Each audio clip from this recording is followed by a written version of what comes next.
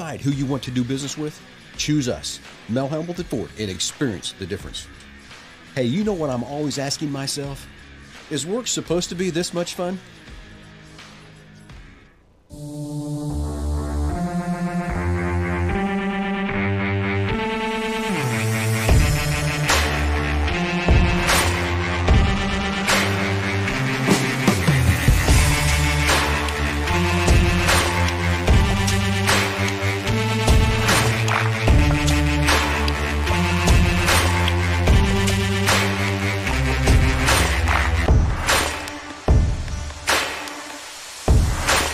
Late model dirt track racing is the king of grassroots racing, and no late model event is more spectacular than the Lucas Oil Show Me 100, presented by ProtectTheHarvest.com. This 29th running of the national event will feature top drivers from all across the country. It all happens May 27th through the 29th, and it's only at Lucas Oil Speedway in Wheatland, Missouri. For tickets and info, visit LucasOilSpeedway.com. LucasOilSpeedway.com. Lucas Oil Speedway, where motorsports come to life.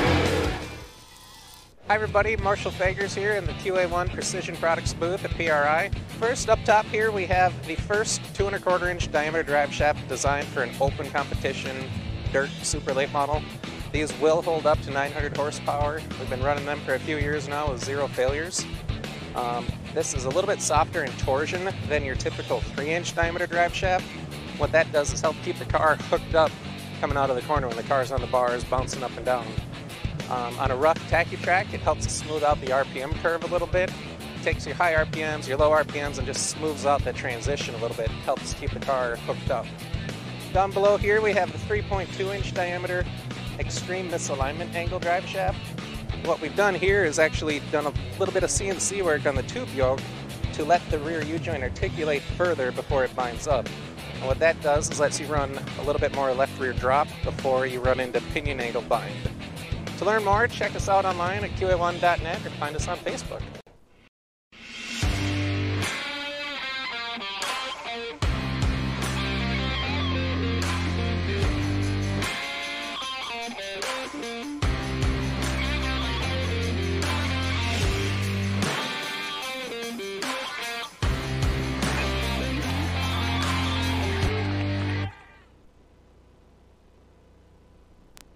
Good evening, race fans, and welcome to the Rev here in Monroe, Louisiana. My name is Trenton Berry, proud to bring you the second ever American Racer USRA Modified Series event tonight here from the Rev as we are situated right off I-20. A great field of modifieds in the pit area tonight, the headline division. There are currently 43 entries that are here this evening signed in for action. What's going to be a great night of racing here at the Rev. Hot laps going on right now. We'll jump back in with you here as time permits throughout the course of the evening. Zach Clark will be on the call. Bryce Hall and Ryan Whitworth making the decisions up here in the booth this evening. Thanks to all of our great marketing partners there, as you got to see their advertisements mentioned throughout the last few minutes.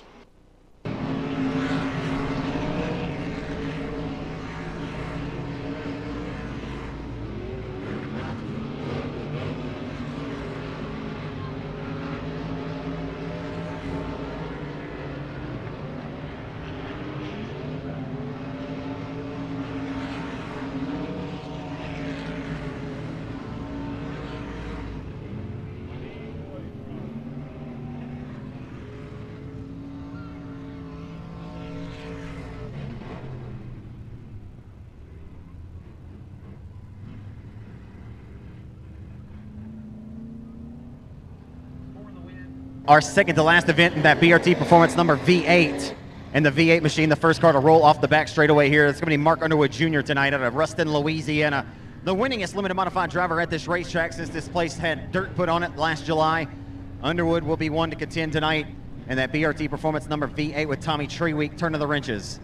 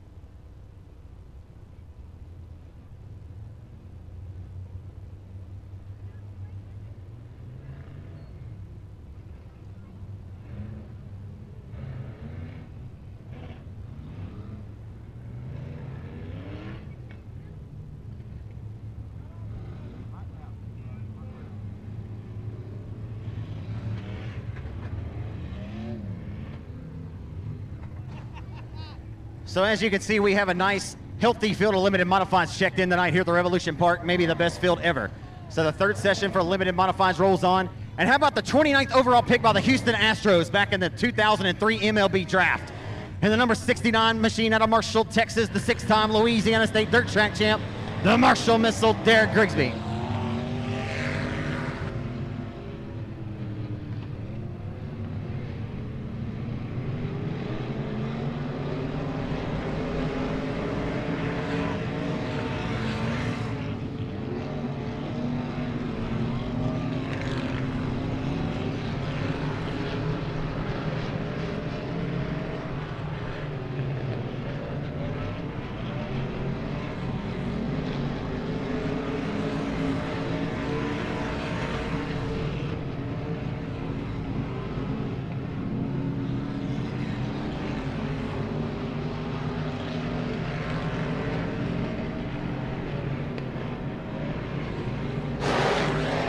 Mic test, 1, 2. Mic test.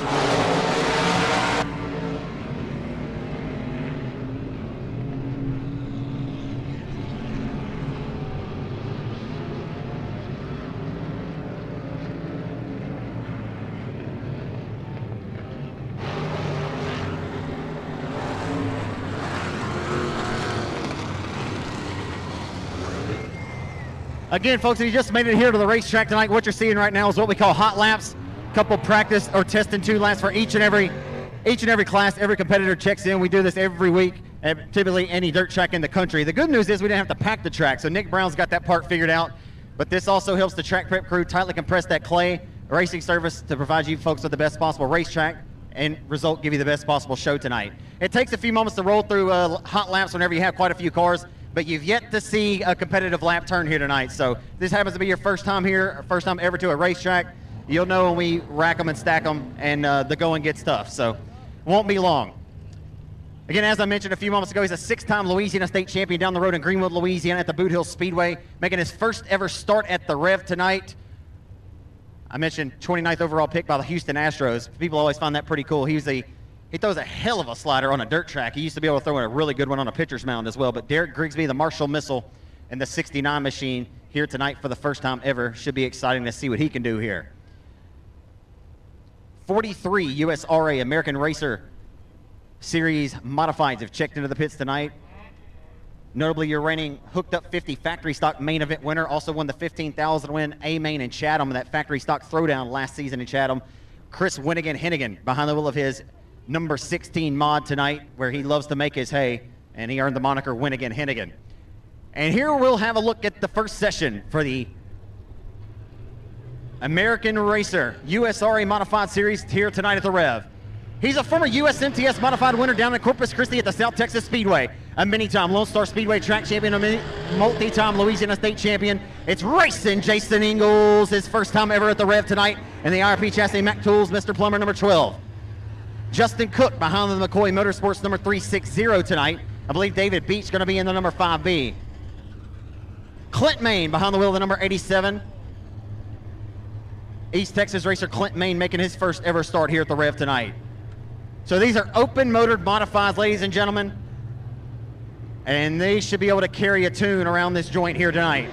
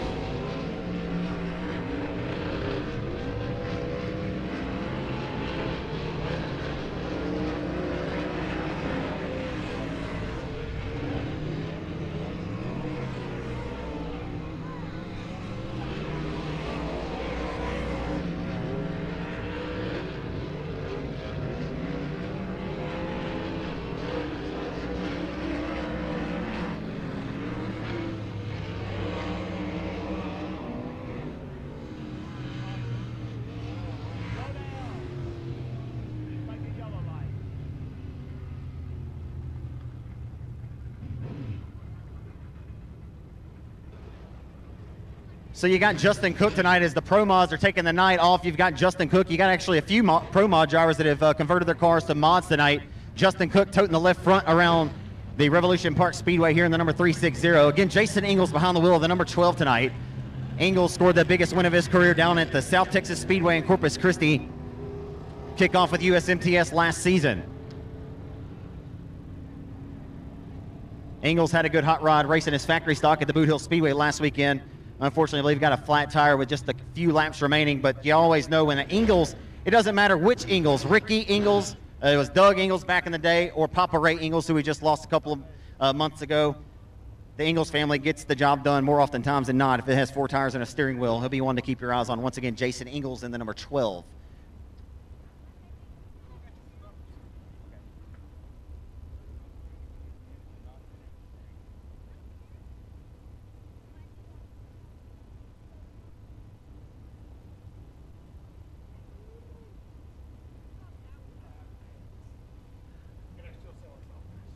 Alrighty. I'd like to know if Mr. Russell Kelly is in the house tonight still. Mr. Russell, if you're in the house tonight, I need you to raise your hand if you're here. He might be at the home chilling. He ate 16.75 pounds of crawfish today. Crawfish eating contest, 16.75. Do you know how much time it took? 10 minutes. Oh my goodness, I bet his hands are scarred up.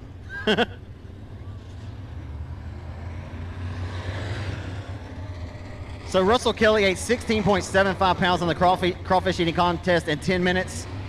D.D. Mims, 13.22 pounds, and Taylor Thomas ate 11.5. I think they was hungry.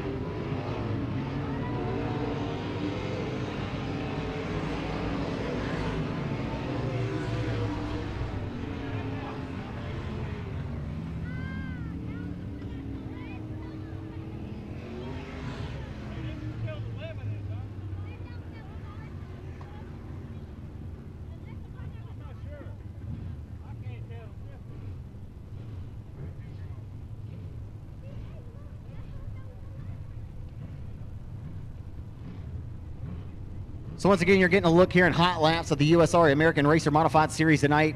USRA sanctioned modified series. These are full-blown modifieds, a lot like, well, pretty much identical to what you'll see here in September when the USMTS modifieds come to town. You got a few of those USMTS regulars that are here tonight. Speaking of Claremore, Oklahoma's Big Daddy Joe Duvall, as well as a few other guys who you'll see here contending for $10,000 to win in the second weekend of September. You want to go ahead and throw that one on the agenda. As your second session of USRA Mods exits the Speedway. This is, of course, your running order tonight. You just saw the limited modifieds. They have 3 rounds of hot lap sessions here. USRA modifieds will roll another one on here in just a few moments as we have 43 of them checked into the pits tonight here at the Revolution Park. Crate Lates will follow the USRA Mods, the factory stocks, and the compacts. Those are our 5 divisions competing in action tonight here at the Rev.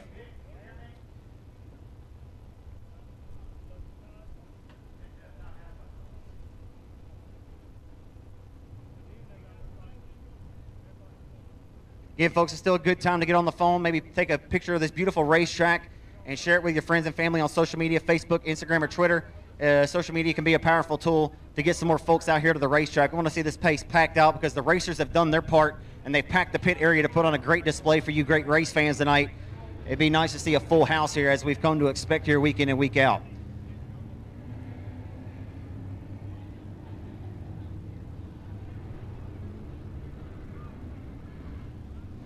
So rolling down the front boulevard into one, the number 16 machine out of Marshall, Texas, a two-time USMTS winner at his home track of Arklatex Speedway. Again, out of Marshall, your reigning $2,500 winner to the Hooked Up 50 in his factory stock, and the reigning $15,000 winner last season in Chatham in the factory stock throwdown. It's Winnigan, Chris Hennigan from Marshall, and the number 16. Hennigan should be a threat tonight. He knows his way around this racetrack. David Winslet in the Art Services LLC, Bill Bryan Enterprises, Stuckey ENT, number 21. Winslet in a GRT race car. Been behind the wheel of his crate late here the last year and a half or so, but Winslet back in the saddle of a car very familiar with him. Randall Settle and Emmanuel, Louisiana, behind the wheel of the number 79 machine tonight. The Mad Hatter Chase Hatton, who has 25 Pro Mod wins over the last 3 seasons here in the Arklatex. He's in the number 211 machine out of DeBerry, Texas.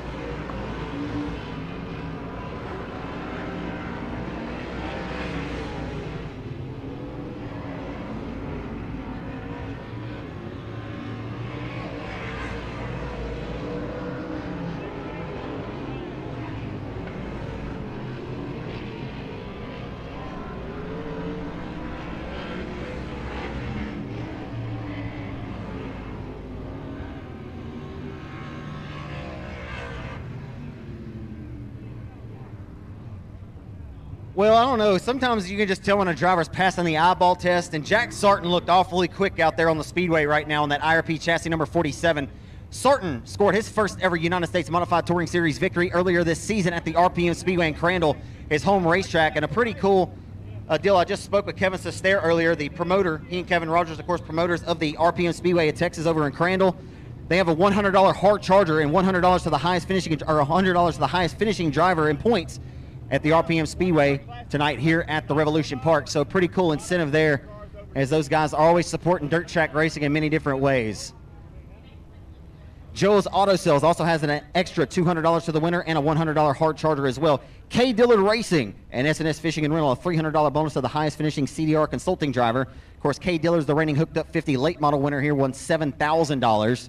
Actually won $10,000 total for his efforts, as he won the Friday night portion of that event as well. Finished second to Tyler Stevens in the crate late. He just about got the broom out and swept the entire weekend.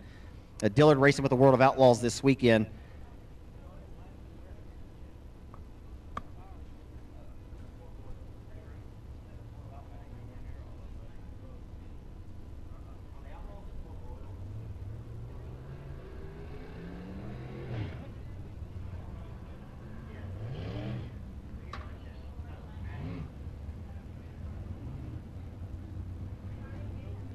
So again, spoke of the World of Outlaws up at Port Royal in Pennsylvania this weekend. K. Dillard, S&S Fishing Rentals, $300 bonus to the highest finishing CDR consulting driver. As we'll keep our eyes on and update you on what Dillard's doing. A lot of you home state race fans like to keep up with what the driver of the 97 MB Custom's doing up on the road. So we'll see Cade back here as well in September, as the World of Outlaws Morton Buildings Late Model Series will storm here to the Revolution Park for a 2-day event, $30,000 to win on that Saturday night. And of course, RacingDirt.com, an extra $700 to the winner and an extra to second, third, and fourth place. Thanks to Austin Kruger, Trenton Berry. Those guys do a fantastic job with the broadcast. So glad to have them here for the first time ever at the Rev tonight as well.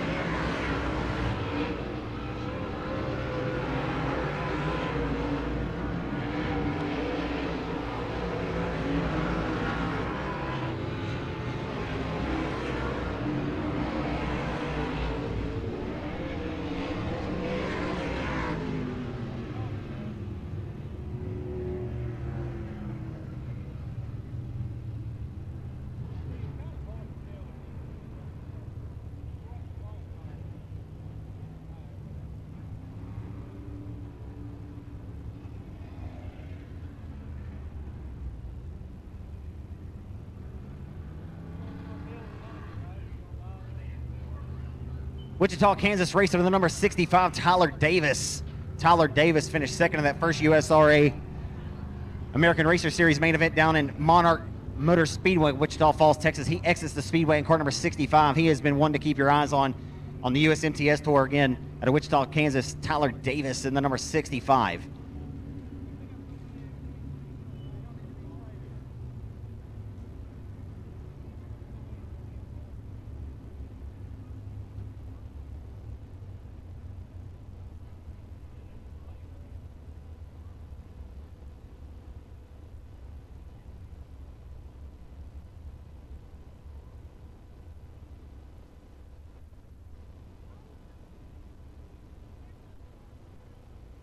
Y'all be sure to keep your general admission tickets you folks got here on the entry to the racetrack this evening. We'll be giving away some stuff this evening.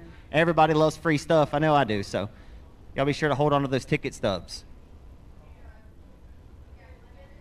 Brother Paul's always bringing us good news here. I want to thank to the American Racer USRA Modified Series sponsors, American Racing Tire, Day Motorsports, Summit Racing Equipment Dealer, Reconditioning Services, 517 Designs, 47 Designs Salon and Boutique, High Tech Paving, Mesili Valley Transportation, MSD, S&S Fishing and Rental, Star One Roofing, and Texas Star Concrete Services. As we roll the fourth hot lap session onto the speedway, and rolling here at the top of turn number 4 in the Evel Knievel, the 91 out of Claremore, Oklahoma. We call him Big Daddy. It's Joe Duvall. Joe Duvall in the number 91. He will certainly be one to keep your eyes on tonight. He's excited to get here to the Rev, and we'll see what he's got tonight. Fort Worth, Texas racer to the number 14T. It'll be Tristan Dykes. Tristan Dykes in the number 14T scored his first ever USMTS modified win at the Southern Oklahoma Speedway in Ardmore, Oklahoma several years ago. Always good at new racetracks. We'll see what Dykes has in store in 14T here tonight.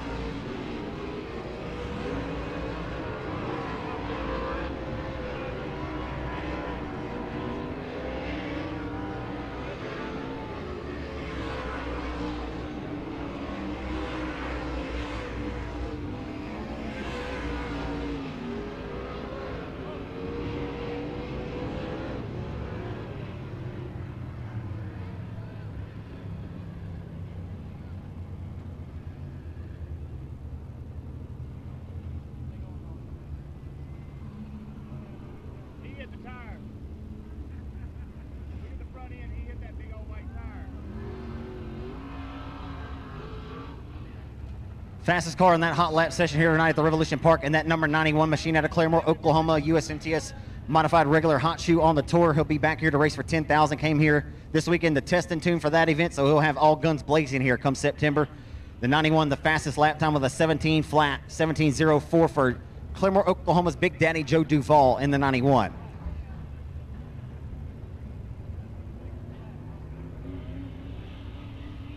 Hermitage, Arkansas racer of the Joe's Auto Sales Johnsonville Company, LLC, number 24.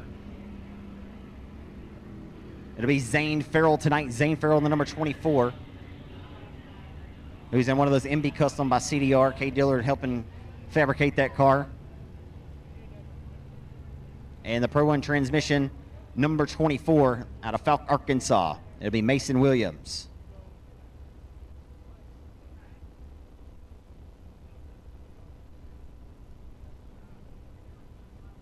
So again, folks, you just made your way into the racetrack. I'll tell you one more time, what you're seeing right now is what we call hot laps, ladies and gentlemen. Just a few test and tune practice laps for each and every one of these drivers in every class here. That can be a little time consuming at times when you have a large field of cars, but if you've been around the sport long enough, then you know this isn't a surprise. This is how we always kick off the racing. And we'll rack them and stack them here shortly after we get concluded with hot laps. and we'll roll them around the racetrack. 8 laps in distance for heat race action tonight, which will qualify them for the main events, and they'll line up accordingly. Jason Sarton out of Terrell, Texas, in the number 17 rolls into turn number 1. Out of Falk, Arkansas, to be big man Manuel Williams. And this year's King of America Modified Nationals winner at Humboldt Speedway in Humboldt, Kansas. In the Triple Foe Show, the 444 is Brooke Strength. The Mississippi Hot Shoe in the 444 won a main event here at the Rev last season.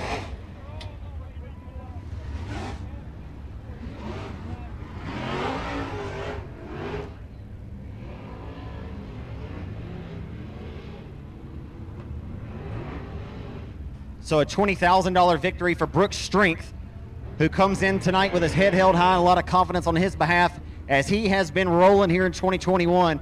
But he hit him where it hurts up at Humboldt Speedway in Humboldt, Kansas back in March. And we'll see tonight what he's got in the Joel's Auto Sales, K Dealer Racing, MB Custom, SNS Fishing and Rentals 444.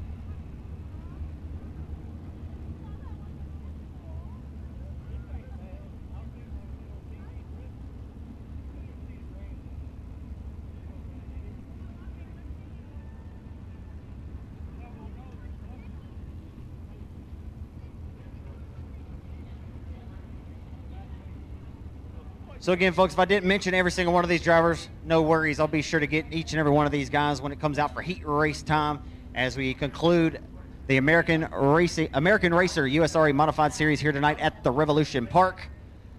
And we'll roll on the next session for hot laps. That will be the Crate Late Model Division. Crate Racing USA sanctioned Crate Late Models race for national points here week in and week out, and has been an outstanding addition to the weekly racing scene here in the Arklatex. Been averaging around 20 to 25 of these things week in and week out, and the racing has certainly been top notch, and I believe these guys will provide it again tonight. There's been one driver who has been on an absolute mission this season. One of our dominant limited modified drivers swapping over to the Crate Late Model Division this off season. He has 3 wins in his first 3 starts here at the Revolution Park. Speaking of Brandon Ball, the Farmerville Freight Train, who has been dominant. He has 3 wins, a second at Boot Hill, and a third at Chatham in his first 5 career Crate Late Model starts. You can't do much better than that for tied with Mark Underwood Jr. as the winningest limited modified driver here at this speedway. But he has the most wins overall between the 2 classes here at the Rev since we put dirt on it. So one more USRA American Racing Series modified hot lap session tonight here at the Revolution Park. And leading the way is the 21-year-old racer, that yellow blue number 2 at the back straightaway out of Hallsville, Texas. It's Sean Gaddis. Sean Gaddis, the 2nd generation racer. And it'll be his father. I'm sorry, that's Kenny. Sean's in the 7, Kenny's in 2G. So Kenny Gaddis in the Big Texas Auto Parts number 2G.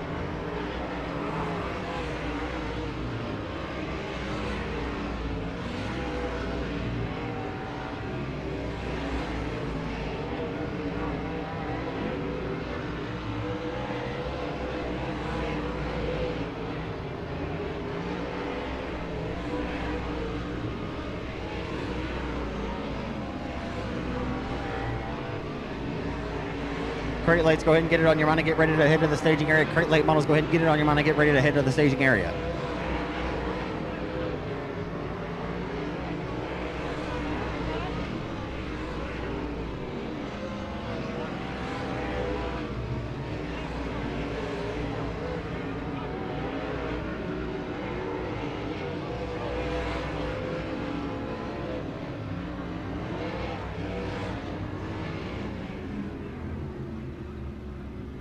So Kenny Gaddis won a main event here, the yellow and blue letter number 2G, the Big Texas Auto Parts entry.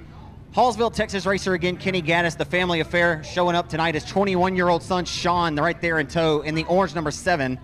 But Kenny Gaddis, the fastest in this group of hot laps with a 17.105. A 17.105 for the Hallsville, Texas veteran racer Kenny Gaddis, who scored a big win here at the Rev last season.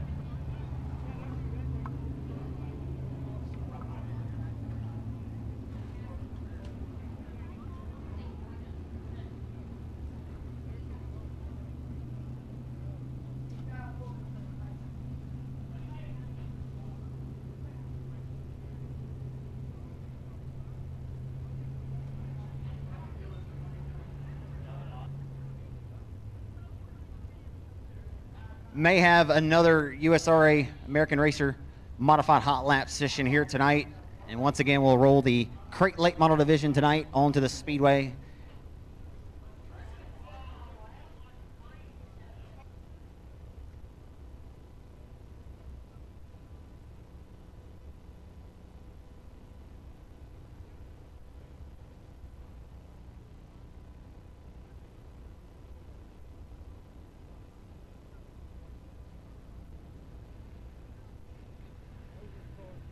Again, folks, I'm going to wear you out about it. You got plenty of time to get your friends and family on the phone, send them a text message, maybe take a picture of this racetrack, post it on Facebook, Instagram, or Twitter.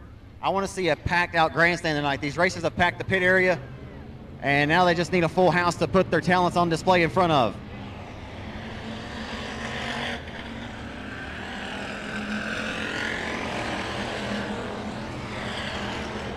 Well, the crate late model's changed a lot in 1 week. No. So 86, the crate late models, we moved to the factory stocks. Factory stock hot laps onto the speedway. These guys fresh off racing for $8,000 last weekend in Chatham.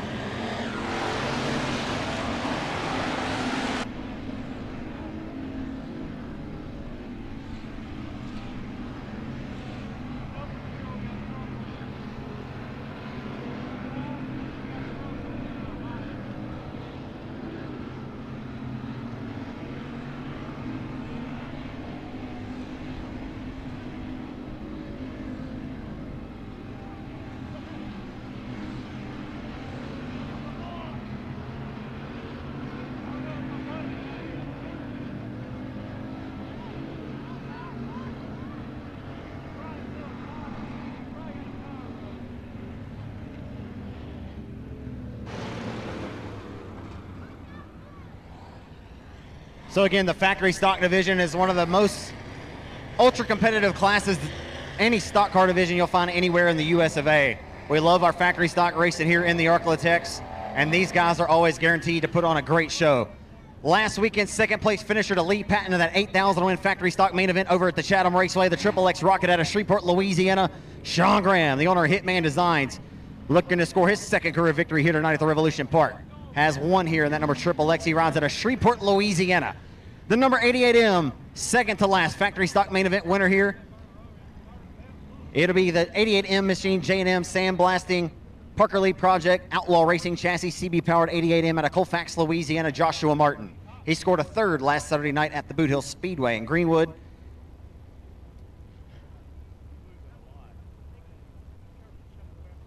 Once again, race fans, y'all be sure to hold on to your general admission ticket stubs upon your entry to the Speedway. Hold on to those. We got some things that will be given away here throughout the program this evening, so be sure to hold on to those.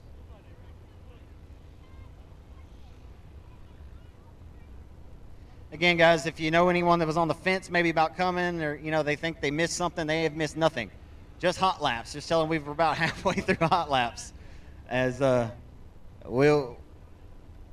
once we get these wrapped up into the history books, we'll rack them and stack them for our first set of heat races of the night, which will feature the limited modified division. They'll have 4 heat races contesting here around the Revolution Park tonight.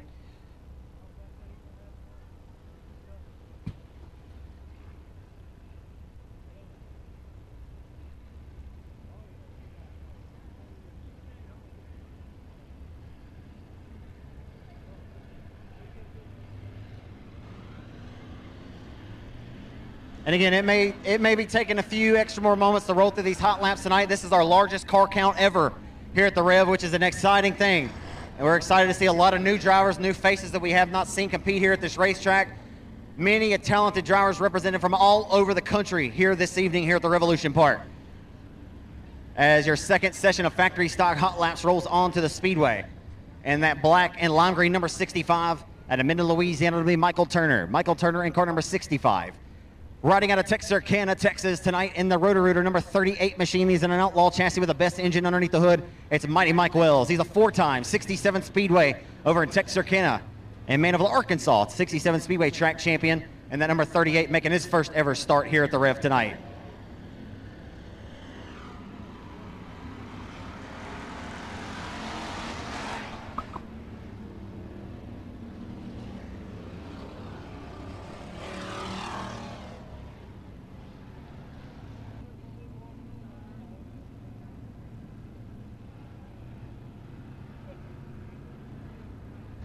So Tyler Morgan to that purple and black number 24 at the midpoint of the back straightaway.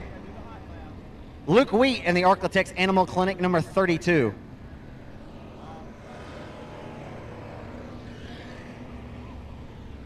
It's Diggin Dubois out of Robeline, Louisiana, or Dalton Dubois in the number 55 out of Robeline. A 5-time Sabine Motor Speedway track champion of the 100 out of Florine, Louisiana. It's Brian Cook.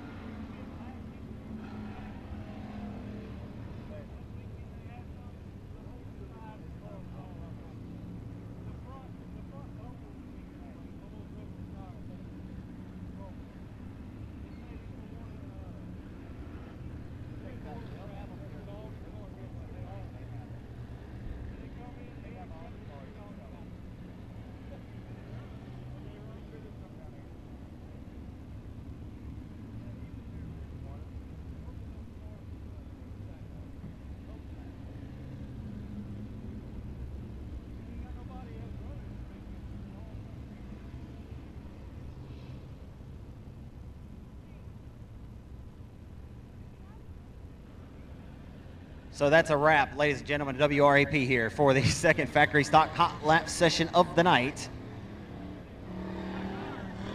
As Dalton Dubois preparing himself for the backwards race we'll have here after tonight's festivities.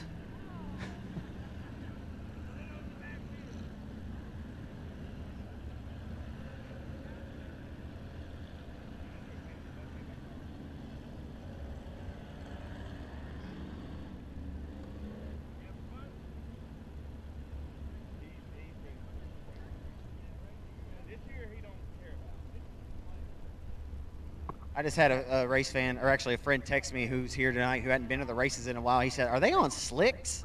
Yes, folks, they are in fact on the F45. Hoosier Asphalt. It's an asphalt pull-off tire. It's the F45. A lot of racers down at Five Flags Speedway, a few of those other tracks down that race the asphalt super late model. They run them and get the stickers off of them a little bit, and they're still good and fully available. And guys like Ronnie Humphrey, the owner of Arklatex Speedway Gene Border, would go back and buy them wholesale in bulk and come back and redistribute them to these factory stock drivers. It's a great equalizer, great tire, and it's not costly. These guys can get 4 of them for around $100.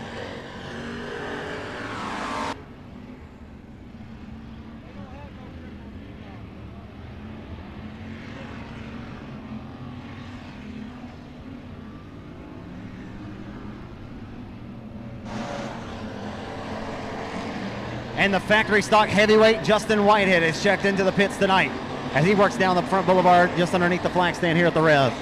Justin Whitehead, the two-time $10,000 King of the Hill winner of the Boot Hill Speedway, and the 8-time $5,000 winner of the Cajun Cruiser Classic at Arklatex. What has he not accomplished or won in a factory stock? There's nothing. He has won them all, but he is out to score another checker flag here tonight.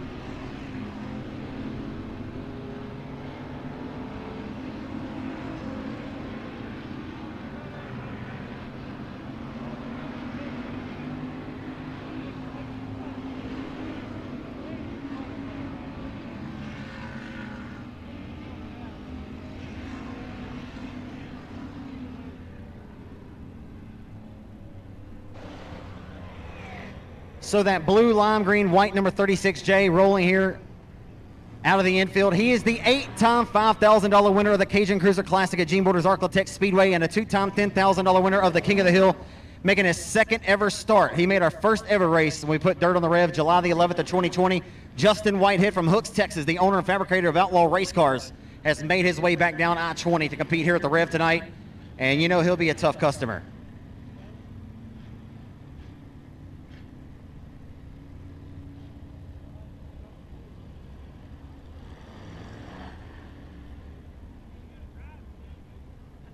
'17-year-old racer in the black number 17, Logan Griffin, will be one to keep your eyes on. He scored a strong third-place finish here at our April the 10th event here at the Revolution Park. Again, if this is your first time here tonight, folks, and or you've been to other racetracks, you're seeing it's taking a few moments to get the cars on and off the racetrack. Obviously, there's only one entry and one exit on the racetrack, so you have to pull them down to the infield here. We've got it down pretty expediently, so we'll see what happens once we get racked and stacked for heat races, as it does take just a few more extra moments, so we've got it down pretty good here.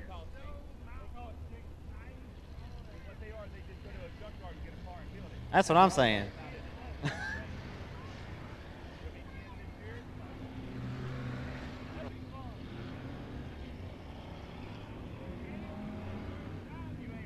We got a whole bunch of cars tonight, folks.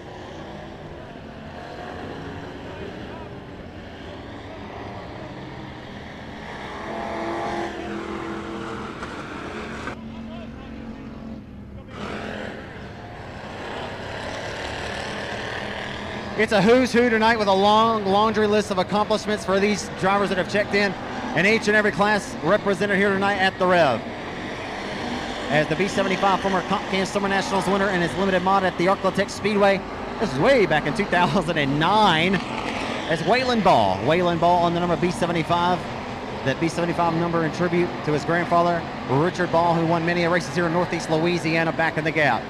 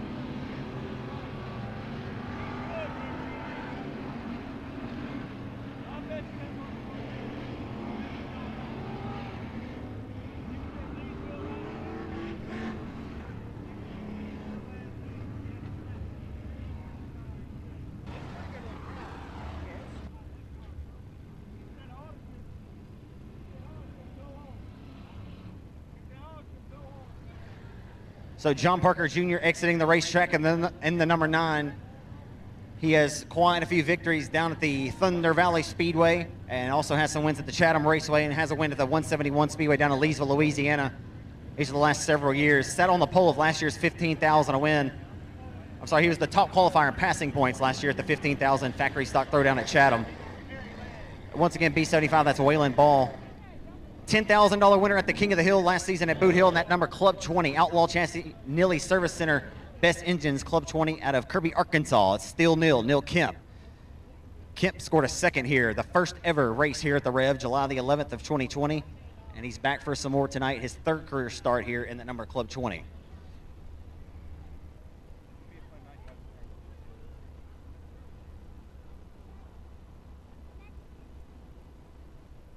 Again, folks, y'all be sure to hold on to your general admission ticket stubs on your entry to the racetrack this evening. We have some free things to give to you throughout the afternoon here, so be sure to hold on to those. Everybody loves free stuff.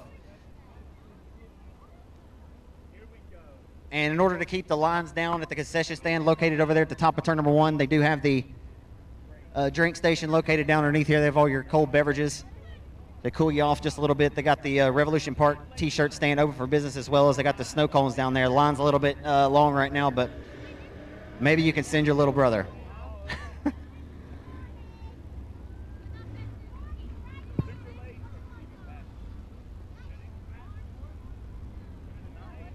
So we make way for the crate late model division rolling onto the speedway tonight.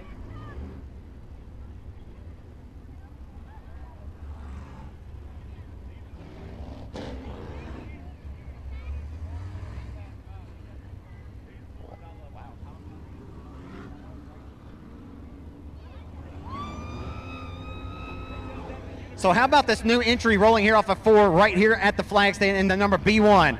And the Childress Fishing and Rentals for a Million Summers, number B1, just had a RaceOnTexas.com featured driver article.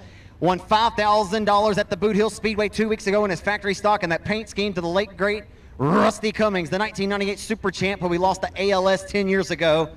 But that's his son, Kyle Cummings, the second generation racer. And that number B1, I believe, making his crate late model debut tonight. Of course, Kyle Cummings began his racing career in the late model division in the 2000s at Champion Park Speedway. But it'll be fun to see what Kyle has tonight. He'll be doing double duty. Sid Scarborough rolling underneath the flag stand of the number 33, the Mississippi racer. Dalton Patrick in the number DP21 out of West Monroe, Louisiana. Mike Patrick rolls in the number ZK number 21.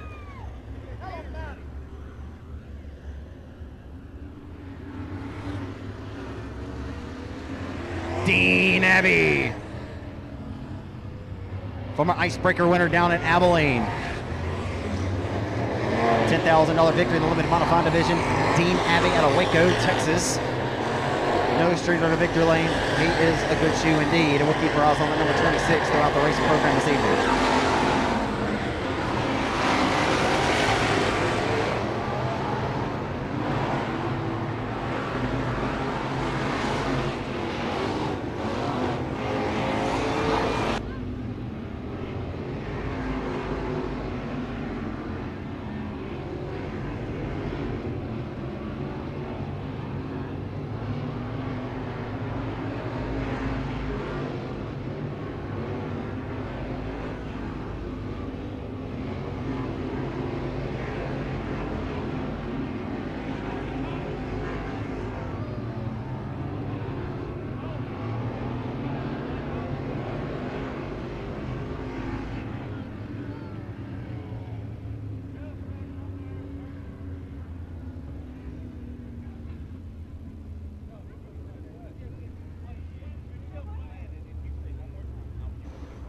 Again, this Crate Racing USA Crate Late Model Division has been an outstanding addition to the weekly racing series action.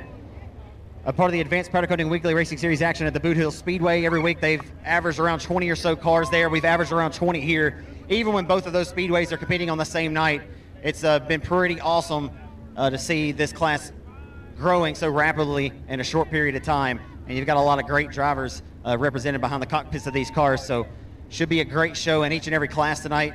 As we will wrap up the crates, I believe they have one more session waiting in the wings over there at the back straightaway. And then we'll see the compacts, and that should just be about a wrap, ladies and gentlemen, for hot laps tonight. I know that the hot laps have been rather lengthy this evening, but it bees like that sometimes.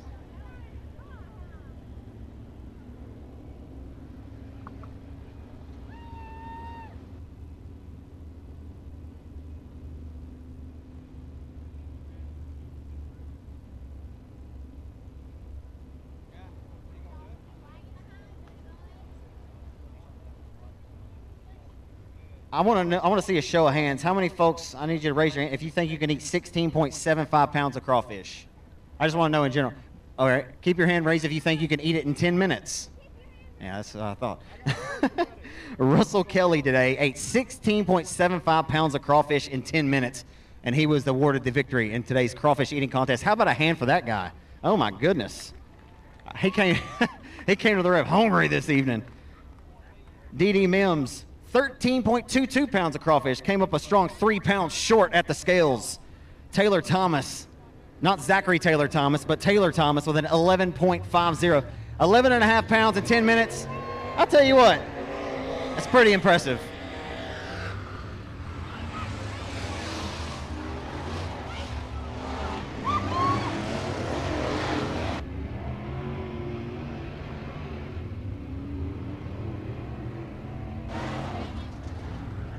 Super late model winner here back on April the 10th in the Mississippi State Challenge Super Late Model Series main event in the WW Timber number 5 at a Texarkana. It'll be the Catman, John Mitchell. John Mitchell in the number 5 tonight. The reigning Revolution Park track champion in the number 27 out of West Monroe, Louisiana, the Johnsville Company LLC. Longhorn chassis number 27 right here out of West Monroe, Louisiana. 3 wins here a season ago. It's Chase Del Rio, number 27.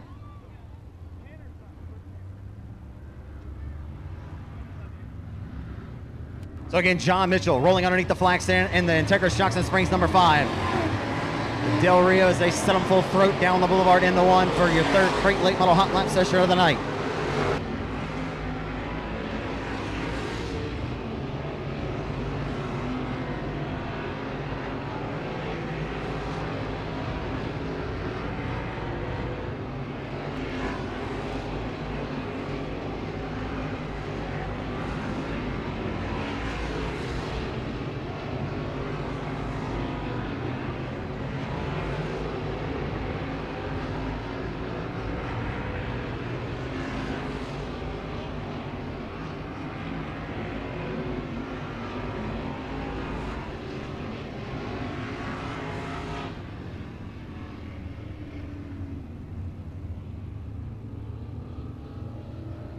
Another crate late model hot lap session on the evening. Your 3rd crate late model hot lap session wrapping up here at the Rev tonight.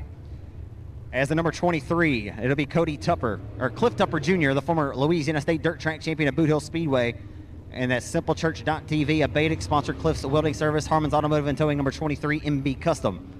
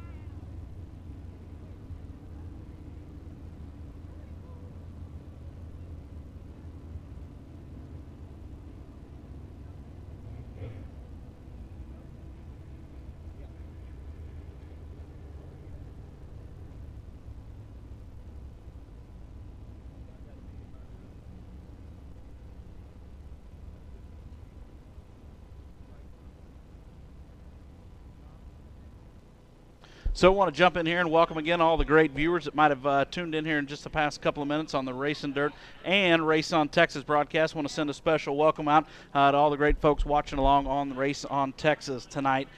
Here as well, 156 cars in the pits, the highest car count during this current Nick Brown and Dylan Scott promotion here at the Rev in Monroe, Louisiana. So pretty cool to see that. 43 USRA modifieds, a great day for USRA racing all the way around. I'm just going to go ahead and throw that one out right there. Awesome to see 43 cars come support this race tonight.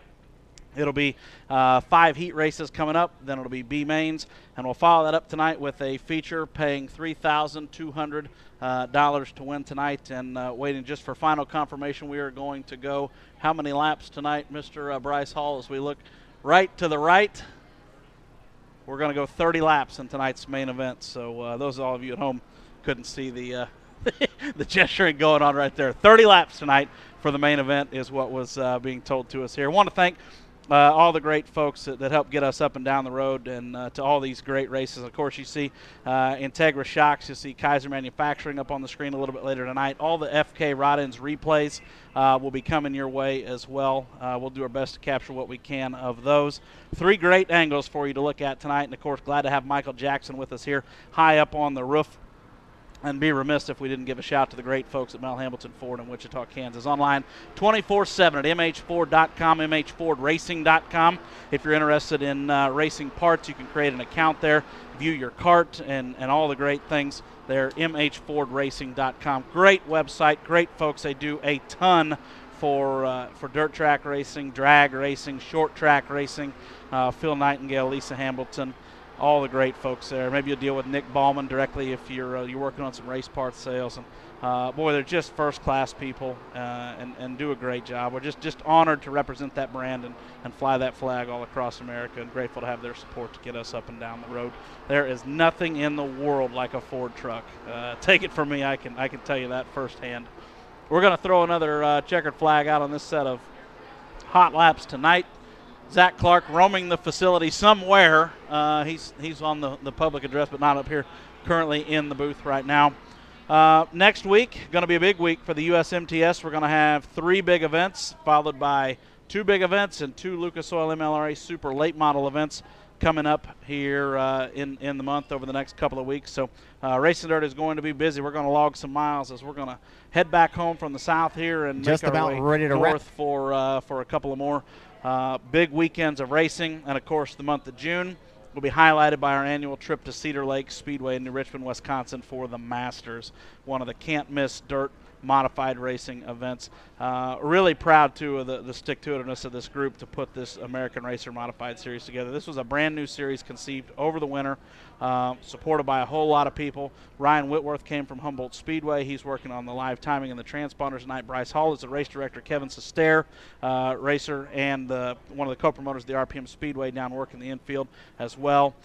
Just thrilled to have all those great folks here working tonight. Truly a grassroots effort. You know, I posted on Facebook, let's raise some money for this thing, and we were able to get the purse up quite a bit. $2,000 to win, $200 to start is the typical for this series, and we got it to $3,200 to win and $300 to start, which is outstanding, and we were thrilled to jump in and support this. I just really felt like this was one to put some steam behind, that it could go really big, and so much of the state has rained out, so much of the country has rained out, and it's awesome. The weather has been warm, it's been hot, it's been muggy, everything you would expect from a hot Louisiana day, and just absolutely perfect for racing. This place is a total show facility. Nick Brown just works his fingers to the bone day in and day out to keep this thing in tip-top shape. First class. They put dirt over the top of it here. This was an asphalt racetrack. The asphalt is still underneath this racetrack, and it's sure a sight to see. I love to come to new places, and I love to come to new places that are ran well and are really trying to make the sport better.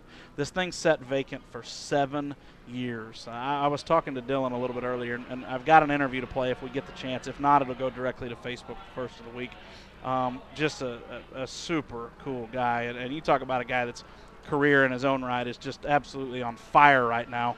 To see his dedication to this, he was here when we got here just after noon today, or really, yeah, right around noon today, and he was already here working and has been going nonstop. So it's a really cool deal, and to be part of a race that has the biggest car count in the history of their promotion is sure neat as well. I want to thank all you great racers, and of course none of this happens without all you great race fans and those folks tuning in to support these broadcasts, to support these events. Whether you're with us at Racing Dirt, whether you're with the folks at Race on Texas, it doesn't matter. It's all one big group to help push the sport of dirt track racing forward. So thank you guys from the bottom of my heart, and I know I speak for the folks at Race on Texas as well. They could not do it without your support. So again, thank you so so much for that. You're making a lot of things possible, and we're able to give back collectively to help make this sport better and put on events like we see tonight. So hope everybody enjoys this one. I'm going to jump off here and be back with you throughout the course of the night.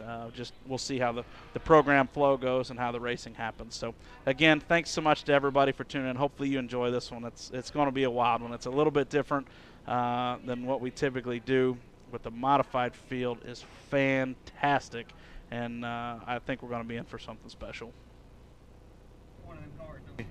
Yeah. Go beat the windows out your ex-girlfriend's car, and she'll let you take it for a stroll.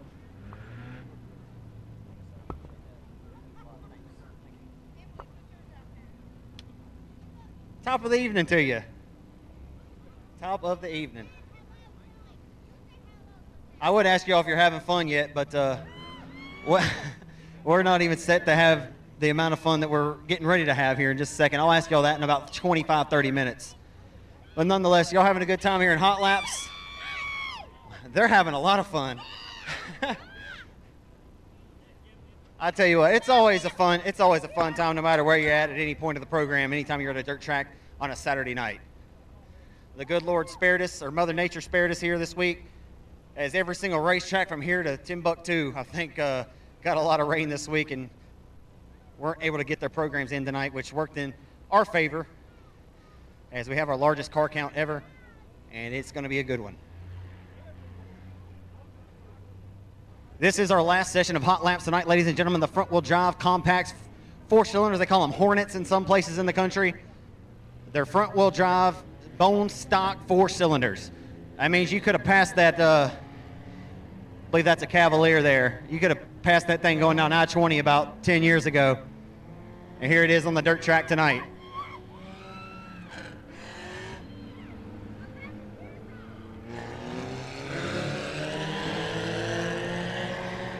Racing here for the first time ever tonight in the number 75 machine. It'll be Chase Davis. Chase Davis in the number 75 tonight out of Bossier City, Louisiana.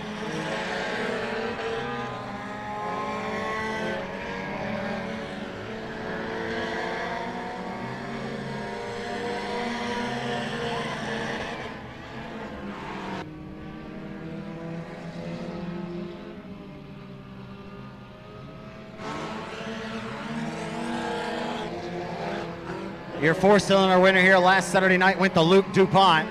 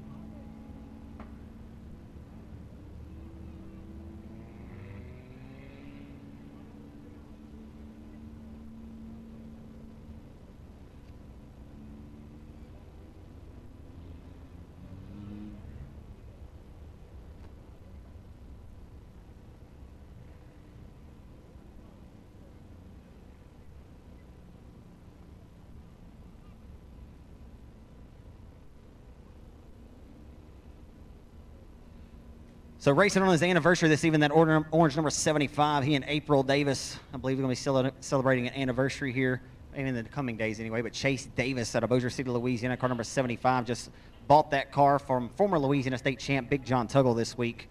So we'll be making his debut tonight here at the Rev as well.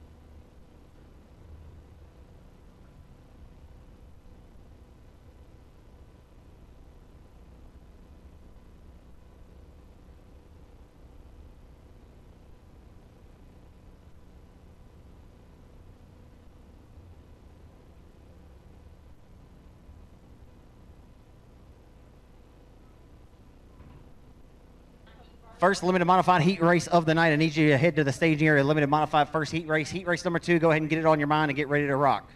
Again, limited modified heat race number 1, you should be getting ready to head to the staging area right now.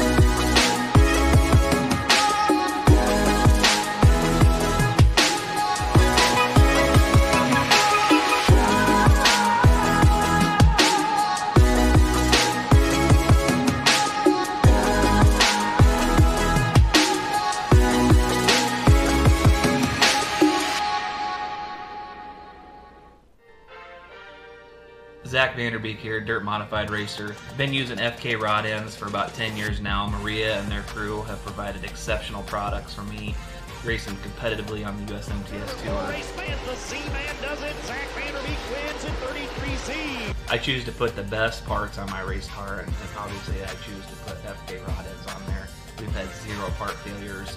The durability and the product, you can tell, is second to none. FK rod ends provide strong and durable parts for us so we can stay on the racetrack in some of the worst conditions and keeps us finishing races. I highly recommend their product. If you're looking for a really high quality rod end, go check those guys out, see what they got. They've got multiple options, and their product is awesome.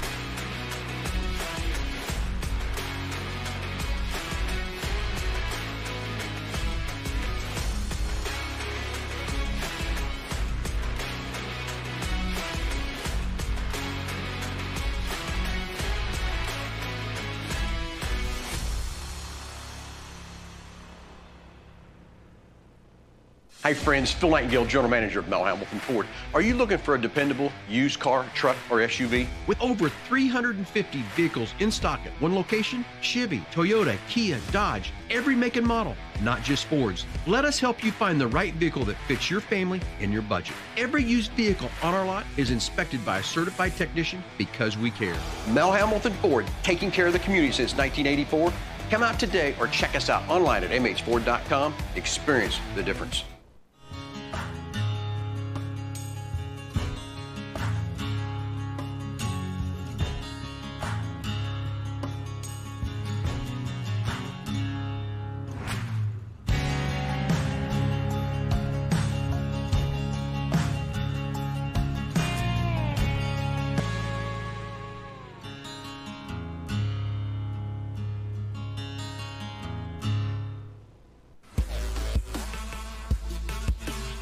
Really appreciate Greg.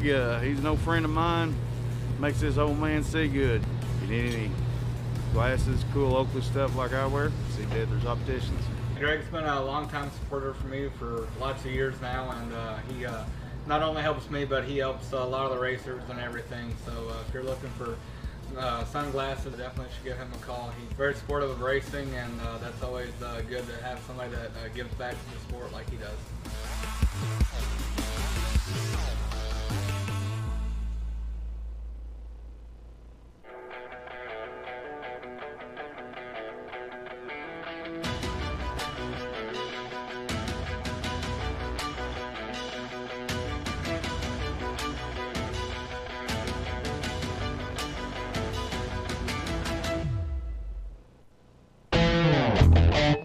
Since 1999, Fregola Performance Systems has been helping to make the most complex performance plumbing jobs easier.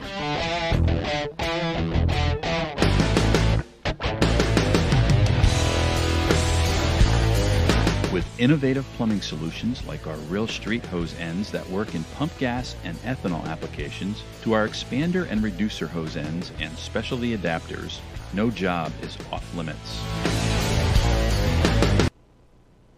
on a Louisiana Saturday night as we get ready to roll up the, turn up the wick anyway, and dial up a lot of great racing action around this Batfast high bank 3/8 mile oval that has dirt put on this the Revolution Park once again by Dylan Scott, Nicholas Brown. The entire staff here have done a fantastic job here. Really, like I said a few moments ago, bringing a dream and making it a reality. It's been really awesome here. If this is your first time here ever, we hope you enjoy your stay. We know you bought the whole seat, but as Mountain Man says up the road, y'all are gonna need the edge. So we thank y'all so much for spending your hard-earned money and choosing to join us here tonight at the Revolution Raceway Park. The USRA American Racing Series Modifieds will headlining tonight's main events. 43 of them have checked into the pits. Drivers as far away as Kansas have checked in the race tonight. The factory stocks always bring a good herd of a big car count. They should be here ready to lay it on the line, as well as the limited mods, the Crate Racing USA Crate late models, as well as the compacts. 5 classes racing to lay it on the line to display their talents for you great race fans. Real quick, before we go to the Lord in prayer, I do highly encourage you folks. I know the sun hasn't yet set. I want to see a bigger crowd here tonight. This is the best car count we've ever had here at the Rev. You folks are the diehards. Y'all are here. Y'all trying to encourage some of your friends and family to get out here, man. Let's see a packed grandstand. Again, these drivers have done their part and packed the pit area. Just up to us now to pack these grandstands for them to display their talents in front of. Alrighty, ladies and gentlemen, if you go ahead, please rise to your feet here so we can go ahead and go to the Lord in prayer with Brother Paul Atkins tonight. And please remain standing for tonight's singing of the national anthem by Joshua Bill, the announcer of the Boot Hill Speedway out of Shreveport, Louisiana. Before we go to the Lord in prayer, I want to mention that one of our all-time guys that's been around these racetracks for many years, Jolly Jordan, his wife passed away. He drove the number 62 car, if you know who I'm talking about. He was a Jonesboro native, and he's been around racing for many years. Let's remember him tonight. And John 3:16, and many of you know this, and you can repeat it with me if you want to. For God so loved the world that he gave his only begotten Son, that whosoever, that's us, believeth in him should not perish, that's die, but have everlasting life in heaven. Let us pray together. Lord God, our Heavenly Father, we come to you tonight. We just thank you, Father, for this Saturday night in Monroe, Louisiana, that we can be doing what we love to do, and that's watching dirt track racing at its finest. We thank you, Father, for everything you do for us, Lord. We just ask you have your hedge of protection around everyone here tonight. Be with each driver, pit crew, the ones working the concession stands, the ones in the pits, wherever they might be, all the way to the grandstands, Father. We pray that you be with us, keep us in your protection. As we leave here tonight, Lord, that we might leave here and arrive at our place of dwelling safely, and Father, we might rise tomorrow and worship you, a true and living God. Amen. Once again, folks, please remain standing for tonight's singing of the national anthem by Shreveport, Louisiana's Joshua Bill. Oh Glory, located on the back straightaway just before the entrance to turn number 3.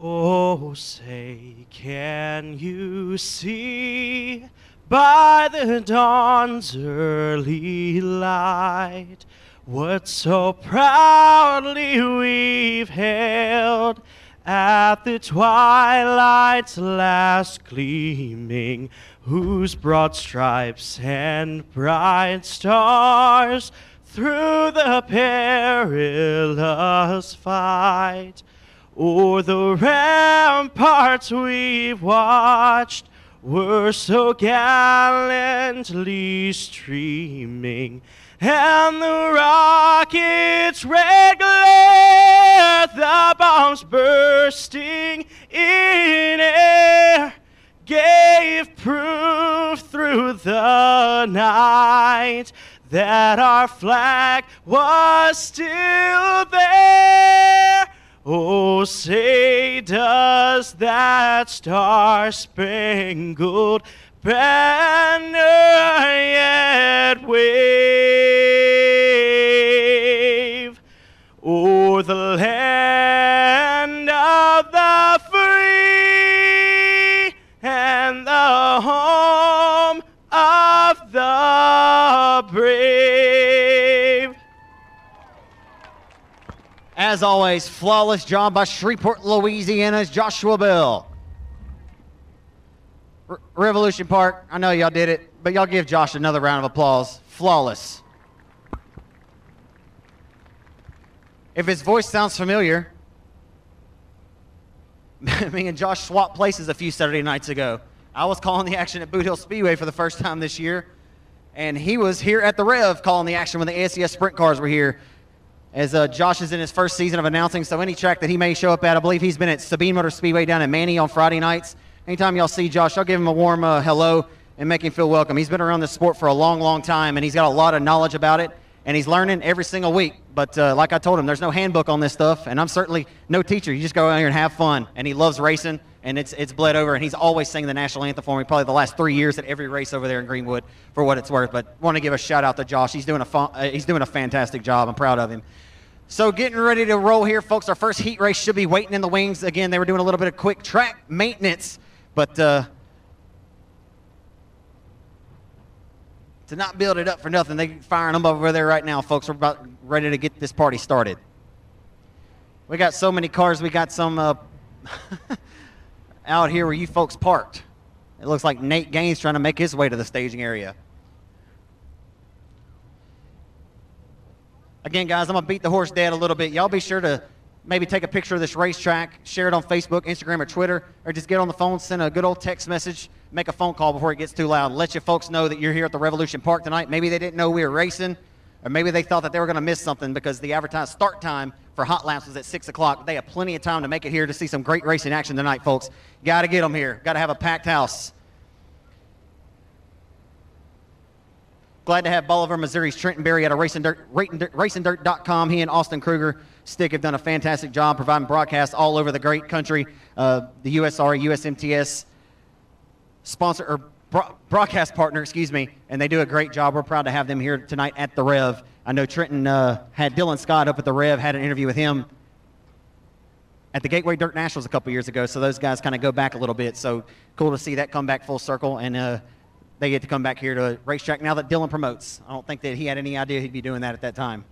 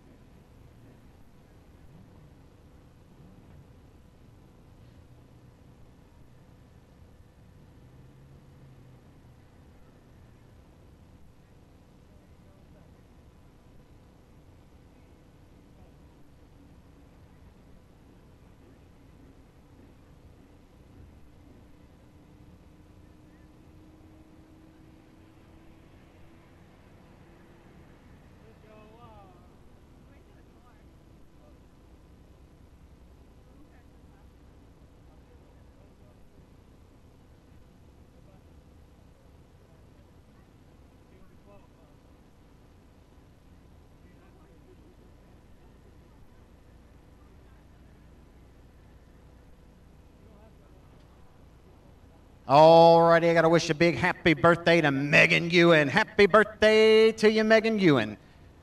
That is the driver to the number 28C, Colton Ewan's wife. Lovely wife, if I might add. I never met her, but I imagine she's lovely.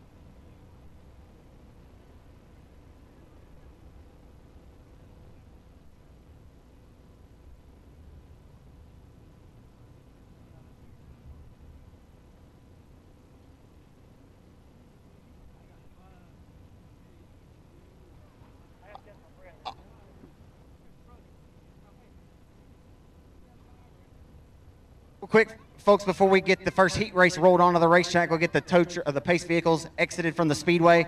Y'all look up here real quick. This right here is Mr. Russell Kelly.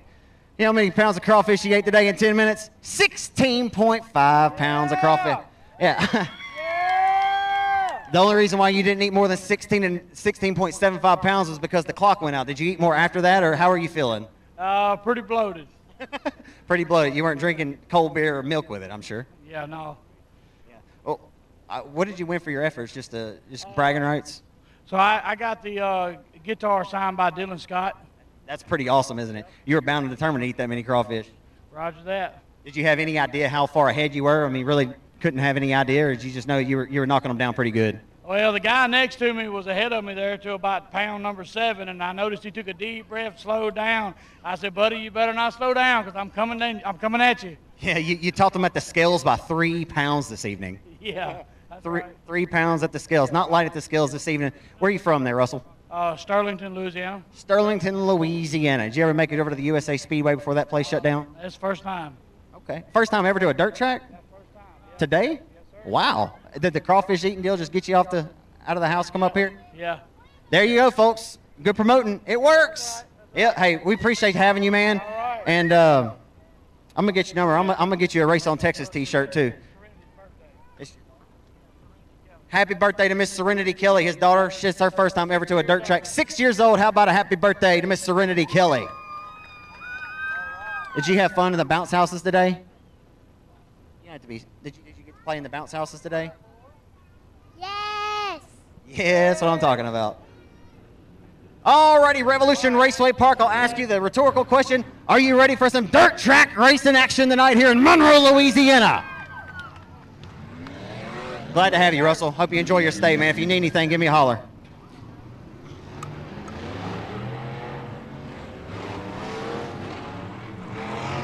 And he's hooked. And Russell will be back for some more. Real quick, I have a quick trivia question before the modifieds come out. If the first person to come and tell me who's driving the number 46 modified tonight, first person to come and tells me who's driving the number 46 modified, I have a prize for you. So the first limited modified heat race of the evening rolls onto the racetrack, scheduled for 8 laps in distance.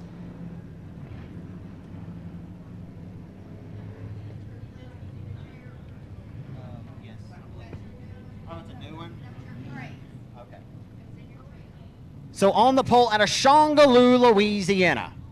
Shongaloo, Louisiana, folks, just over there outside of Minden, near Sarepta, I believe. The IRP chassis Williams painting number 7cc. It's Colby Williams. Outside of the front row to be piloting car number 10 of Colby Johnson. Inside of row number 2, starting third, the T18 is Tiffany Rollins. Tiffany Rollins in T18. Outside of the second row from Collinston, Louisiana, the 12S is Braden Stewart. Inside of row number 3, the Autism Awareness number 88B out of Sims, Texas, it's Mason Brown. Good to see Mason Brown back in the saddle again. Young man began his race career in the beginner cruiser class 7 years ago, and he hadn't raced, I believe, the last 3 or 4 years. Ray Goodman out of Bastrop Pilots car number 56. And we're underway and live on RacingDirt.com for every thrill and every spill and every burn and turn tonight as they hustle into one here at the Revolution Park.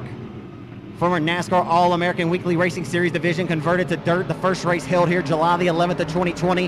What Dylan Scott, Nick Brown, and the entire staff have done here is nothing less than stellar.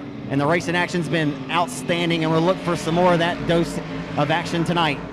As leading lap 1, the 7cc is going to be Colby Williams. The Shongaloo racer hustles and works his way at the midpoint of the back straightaway. Dylan Merrill in the number 6S has quickly picked them up, put them down, and scored 2 into the hip pocket, and he's up to 4th, working on 3rd off of 4. Down the boulevard, he'll head off into 1, going to 3rd now is Dylan Merrill. He's working the wheel and working it well. Off the exit of corner number 2, working down the back straightaway, it's going to be Colby Johnson, still holding on to the 2nd spot right now as Williams up front, comfortable in 7cc.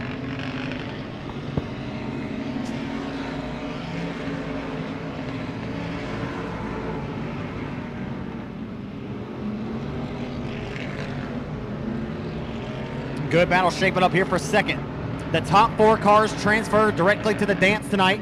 The top 4 will transfer directly to tonight's main event. The rest will have to come out of a B feature later on. 4 8-lap heat races scheduled here for the limited modified division tonight here at the Rev, and Dylan Merrill has taken sole. Oh, and he has lost the handle. Lost it right in front, straightening him out. Wow, Colby Johnson, and Merrill will limp it down to the infield. Heartbreak for Dylan Merrill.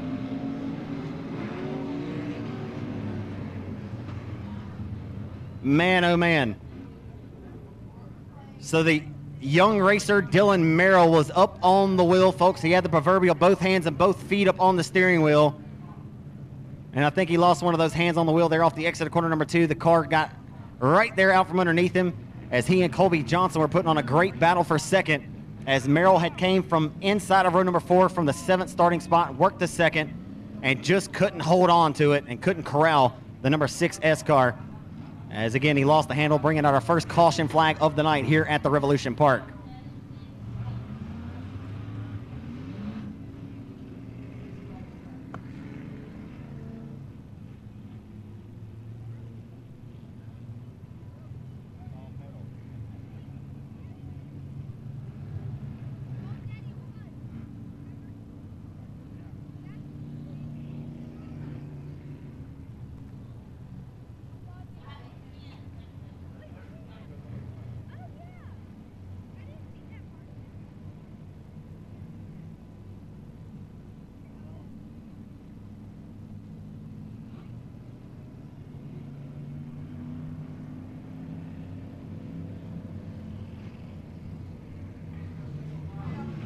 So the beneficiary of that little skirmish there off the exit of 2 is the 6S at Dylan Merrill being assisted off the speedway there off the exit of corner number 2. It will continue to be Shongaloo, Louisiana's Connor Williams, who will be scored your race leader. He's in the Williams Painting IRP Racing Chassis number 7cc. As Colby Johnson will stay holding on to that second spot. May have a little bit of damage on the front nose of that race car. We'll keep an eye on it when we go back to the green flag. Ray Goodman picked up one of those spots for the misfortune of Merrill, and he'll ride up to 3rd. The racer out of Bastrop, Louisiana.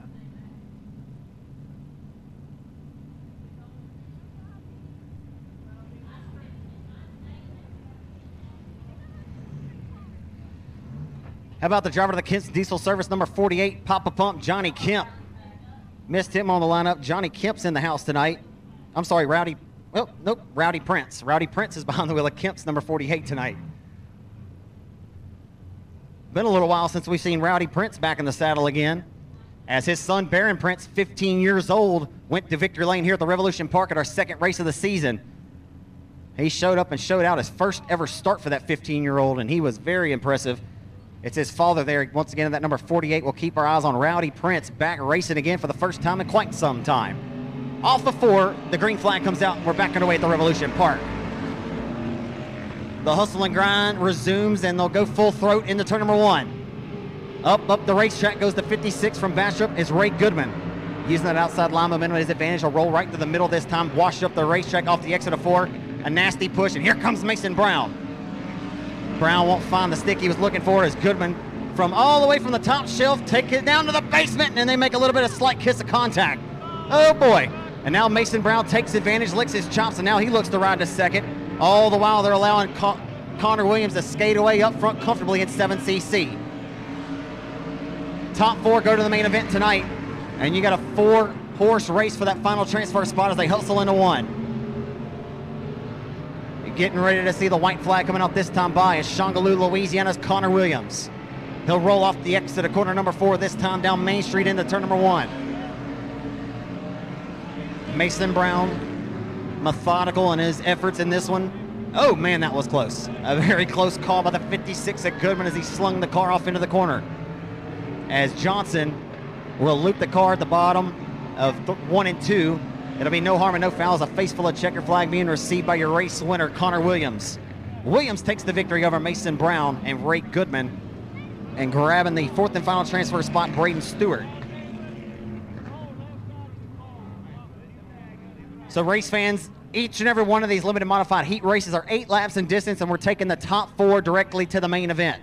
The top 4, so grabbing the 4th and final transfer spot from Collinston, Louisiana, the 12S is Braden Stewart.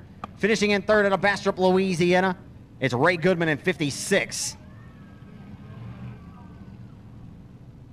And back in the saddle, his first ever start here tonight at the Revolution Park, the young 18-year-old racer Mason Brown. And the 88B out of Sims, Texas rides to second and taking the victory. Got a face full of checkered flag down the front straightaway a moment ago. And the number 7cc Williams Painting IRP Racing chassis from Shongaloo, Louisiana. It's Connor Williams, your winner. Or, I'm sorry, it's Colby. The Williams brothers, I believe both are in the house tonight. Colby Williams this time in 7cc.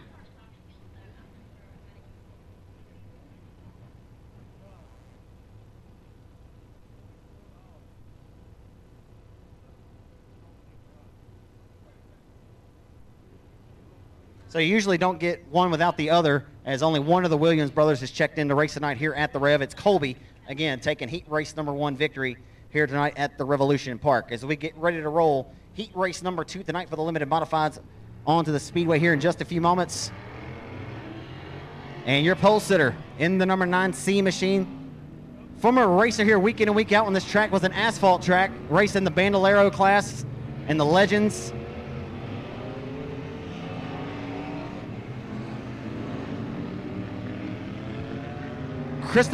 Chris Freeland in the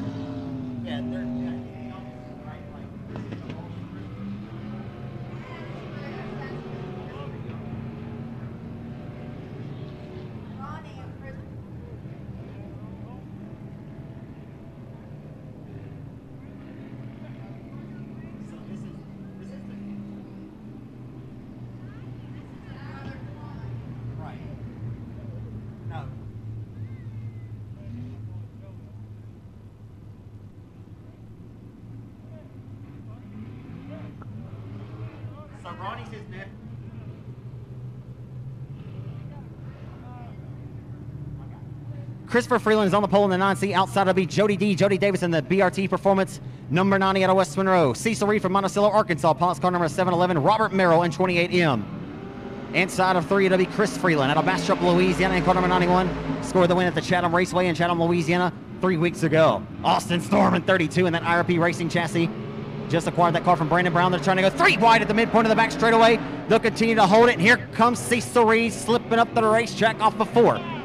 No, keep it down to the bottom. We got contact with Freeland. He'll corral it for the time being as his hands are full, and Nate Gaines will go around. He stays in the throttle, burns some of that Hoosier rubber off that right rear, and the caution flag will come out. Well, that got a little wild there, didn't it, folks? As they were 3 different lanes wide at the midpoint of the back straightaway. And let's be honest, I think they had plenty of real estate. The issue didn't begin until they exited corner number 4 here, as Nate Gaines was all kind of sideways and burned rubber off the right rear of the Hoosier on that number 7 machine.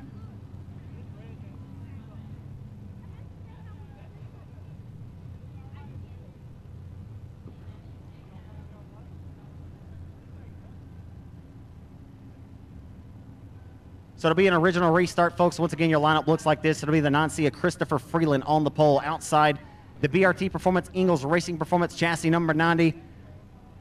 Longtime area open wheel modified A-mod driver Jody Davidson out of West Monroe, who has sat out of the cockpit. He's only raced sparingly the last year and a half or so. With Jody Davidson back in the saddle again in that number 90. Inside in row number 2 in the 711, that'll be Cecil Reed Jr. He's out of Monticello, Arkansas, the IRP chassis number 711. Robert Merrill in the number 28M machine. Inside of 3 was scheduled to be Bastrop, Louisiana's Chris Freeland, who lines up in car number 91. Austin Storm, who's been really quick since acquiring this car off of Brandon Brown. It's that number 32, Austin Storm out of West Monroe. And the final car, the final row in the number 7, former For the Love of Alex Stop Texting and Driving benefit main event winner at the Lone Star Speedway in Kilgore, Texas. A big-time $3,000 victory for this driver. A couple of seasons ago, it's Nathan Gaines, again, piloting car number 7. He's out of Gladewater, Texas. Chad Rollins pilots the 07R, lines up shotgun, and we'll get them re-racked and stacked and ready to go. 8 laps in distance. Once again, race fans, the top 4 will transfer to the main event.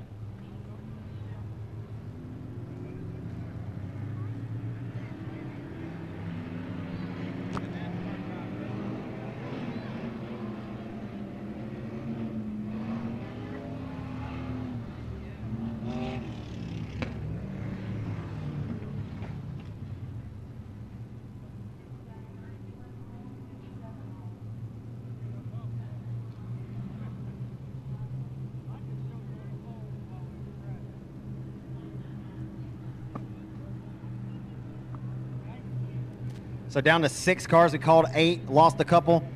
6 cars going 8 laps in distance. The top 4 will go to the dance.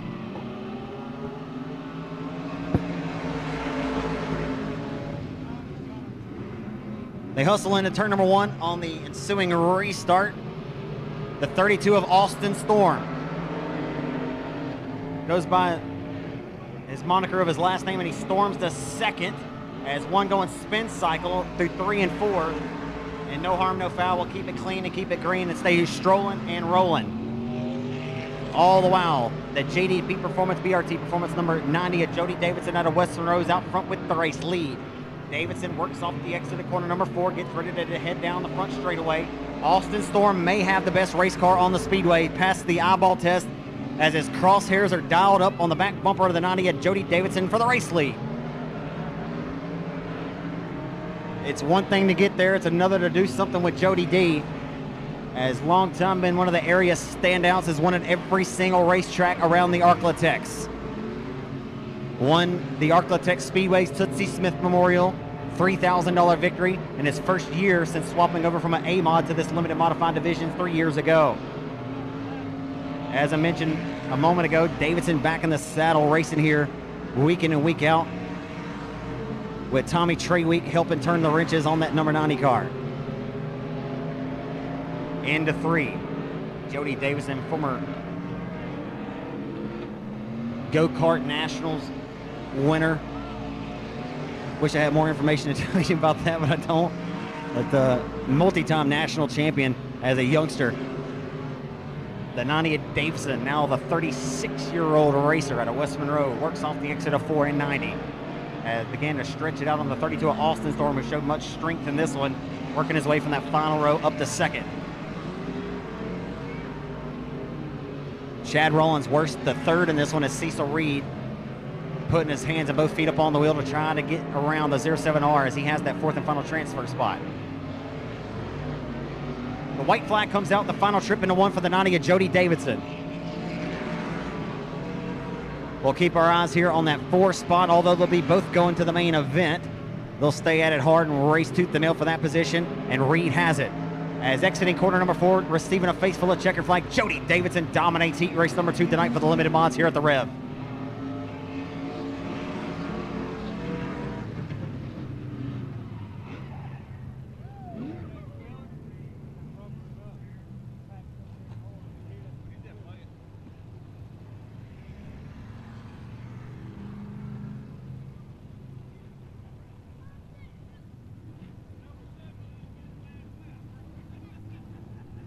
Fourth and final transferee in heat race number 2 for the limited modifieds. The 07 machine was a lap down there, folks. Christopher Freeland grabs the 4th and final transfer spot. The number 711 is Cecil Reed. Cecil Reed Jr. riding out of Monticello, Arkansas tonight. From 6th to 2nd in the IRP Racing chassis number 32 right here at West Monroe, Louisiana, Austin Storm worked his way to 2nd in this one. And taking the victory, the driver of the BRT Performance Ingalls Racing Performance chassis number 90, it's Jody Davidson, your winner in car number 90 in heat race number 2.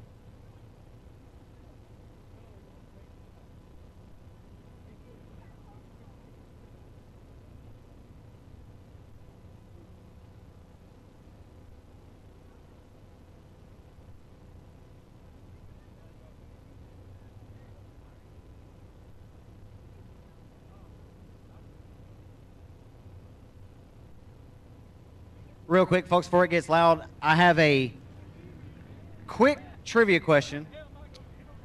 I can only award the first person that comes and gives me this answer. The first person that comes and tell me that who's driving the number 46 modified tonight. This is a really, really easy one. Can't even say it's a trivia question. I just need someone to bring me the answer, and I'll give you a prize. First person that come and tell me who's driving the number 46 USRA modified tonight here at the Rev, I have a prize for you. The first one, and the first one only.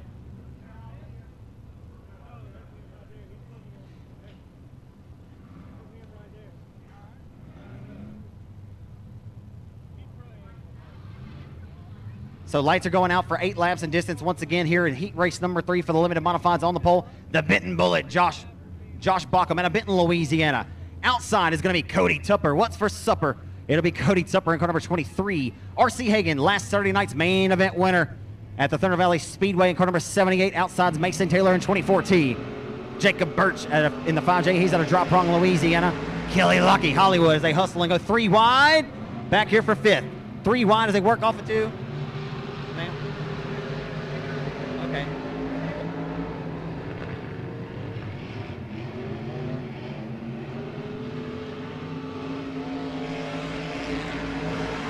So I had to award that winner. It was you? Yeah, there you go. I got a shirt. You know, large or extra large? They are. Yeah, thanks, sir. So heat race number 3 is shaping up to be a good one back here for transfer as they hustle into turn number 1. As they work off the exit of corner number 2 and head down the back straightaway, it's going to be all Josh Baucom all the time. The Benton Bullet down the back straightaway to turn number 3 hustles the hub of the racetrack in 25. Working off the exit of 4. In tow is the 23 of Cody Tupper, who won the Louisiana State Dirt Track Championship at the Boot Hill Speedway as he was a rookie in the factory stock class back in 2015. In only his 7th season of racing action, this young man is with a crate late model around the Bristol Motor Speedway and been back here. He has really showed up and showed out and become one of the top lethal Arklatex area regional drivers week in, week out, no matter the division. As right now he has got the crosshairs dialed up. Oh, and Josh Baucom just lost the handle and he catches the infield tractor tire. Josh Baucom lost the handle. Not sure if something went foul on the race car, but it slipped right out from underneath him with the front end and he had nothing else he could do but hold on for the ride as he smacked that infield tractor tire.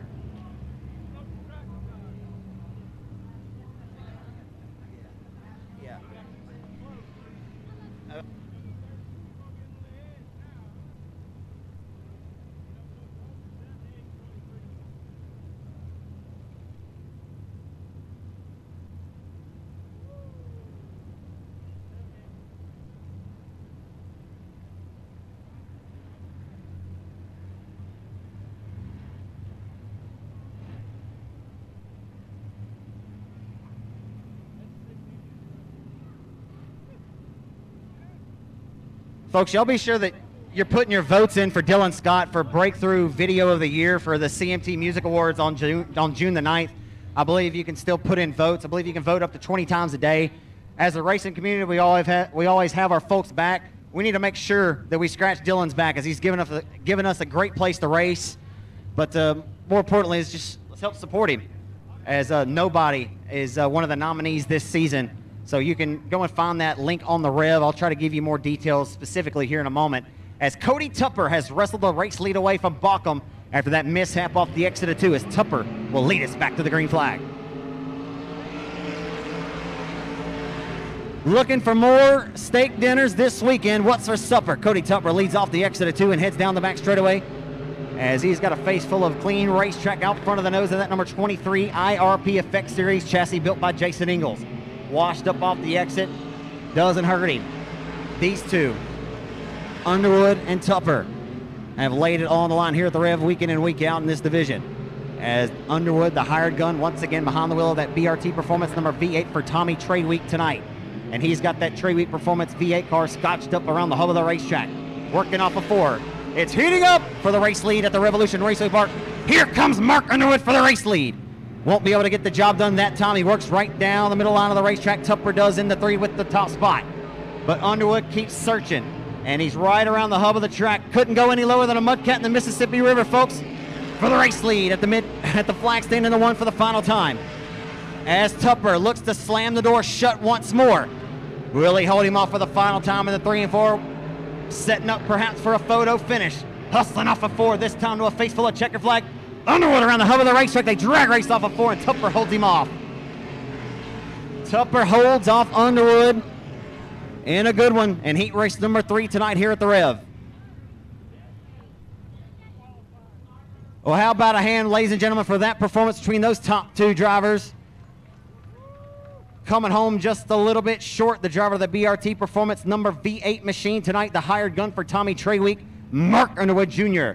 You would typically see Mark in the 99 Junior car, but looking for his 2nd win this season in that V8 car. He doesn't mind getting that old midweek phone call asking, hey, can you come drive my race car once more? So we'll see what he has main event in the main event tonight as your heat race winner. How about a hand, Revolution Park fans, for the driver out of Shreveport, Louisiana, the Harmon's Automotive and Towing, Cliffs Welding Service, number 24, simplechurch.tv. Sorry, 23. It's Cody Tupper in 23. Tupper is your reigning Spooky 50 winner. It was held at Chatham Raceway last October, and he has now won 8 times in that car since he acquired it last July from Denny Gabar, as swapped over from a Western Flyer to an IRP Effect Series chassis, which has been the hot commodity here in the Arklatex, but Tupper has really been, he's been lethal week in and week out, as consistent as any limited modified driver in this division anywhere in the Arklatex.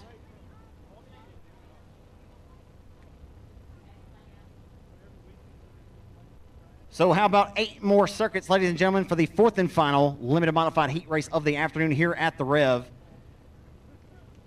Again, folks, I know I'm going to wear you out about it. I've warned you. Y'all be sure to get on your phone if you can. I know the sun's just about set here. We're going to pack these grandstands tonight. Y'all let your friends and family know they haven't missed a thing, I promise you. Lots of great racing action to come. If you know anyone that was on the fence, then guess what? If they can't be here, then we'll take the #1 alternative. Tell them they can tune in to racingdirt.com, as we have every single thrill and every spill of every lap of every class all night long here from the Revolution Park on racingdirt.com. Limited modified heat race number 4, you'll find on the pole, it's P. Daddy, Paul's of the Wall, Paul Leedy out of Jonesboro, Louisiana. The elder statesman in 202 will be your pole sitter. Outside of the front row to be car number 24, Stanley Patrick out of West Monroe. Inside of 2, Drake Green, pilot's car number 823. The Marshall Missile, the former 29th overall pick by the Houston Astros. It's the Marshall Illuminato, one-call staffing, 5-star builders, number 69, the 6-time Louisiana State Dirt Track champ, making his first ever start tonight at the Rev. It's Derek Grigsby, the Marshall Missile. Inside of 3, 15-year-old Baron Prince, won week number 2 here in his first ever start. 15-year-old Baron Prince in the black number 9R. Ronnie Freeland out of Bastrop in 19, Joey Shirley in 88, and Greg Armstrong, pro mod driver behind the wheel of the number 7-8 tonight for Ricky Axton. As the Missile from Marshall. Nope, they do like it. The green stays out. Thought we had an issue there. Nonetheless, no harm, no foul. We'll stroll and roll off the exit of 4 as Grigsby will take a stab for the race lead. They'll roll into 1. Grigsby trying to score a heat race victory in his first ever outing here at the Rev tonight. He's got his crosshairs dialed on the veteran racer, Paul Leedy. Paul Leedy to the inside comes Grigsby for the race lead off of turn number 4. Grigsby smells blood in the water, can't get the job done. The middle line momentum works to the advantage of Paul Leedy for the top spot, and he'll continue to find a head of steam off the exit of 2 as he did off of 4. Grigsby going to continue to give him hell. He'll serve him more papers here in 3. We'll see if Paul Leedy rolls off of 4, and he says, we'll see you in court. Down the front straightaway, neck and neck at the line. Nearly a dead heat. I believe you had to give it to Paul Leedy that time. And up the racetrack goes Grigsby. He'll take the race lead. Grigsby will take the race lead that time. Grigsby sliding up just a little bit and taking the line away from the 202. Nothing egregious there as Grigsby takes that line away and now sets sail out front as the battle back here for 3rd, 4th, and 5th. It's a good one. Trying to go 3 different lanes wide. Baron Prince, the meat in the bun, just got around Freeland. Now he sits 4th. So the young 15-year-old Baron Prince going to put it up top and let the big dog eat here off of 4, and he's going to find a head. He'll find some steam off of 4. Here comes the 15-year-old Baron Prince now. Boy, this kid has been impressive. You know talent whenever you see it, and this young kid has not spared any expense when he shows up to any racetrack around the Arklatex. Led laps of this year's big-time Ronnie Adams Memorial at the Boot Hill Speedway. I mean, we're talking, folks, less than 12 career starts And this young man won his first ever start here at the Rev earlier this season, as he's doing battle for transfer. That's where all eyes should be right now. Fourth and final transfer spot as you got one more 3/8 high bank mile trip here as they roll off of 4 down the front straightaway. Joey Shirley has the third spot. The battle for the fourth and final spot comes between Freeland and Prince. And Prince finds a head of steam. He'll roll to the outside of the racetrack into turns 3 and off of 4 they'll come. Grigsby wins it. Leedy will be second. Joey Shirley snags it and Prince tries to cross underneath Freeland. He does not find the run he was looking for, and a great battle for the transfer spot.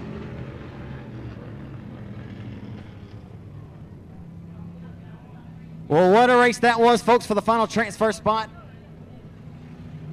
As Ronnie Freeland will snag the fourth and final transfer spot. But how about that 15-year-old Baron Prince?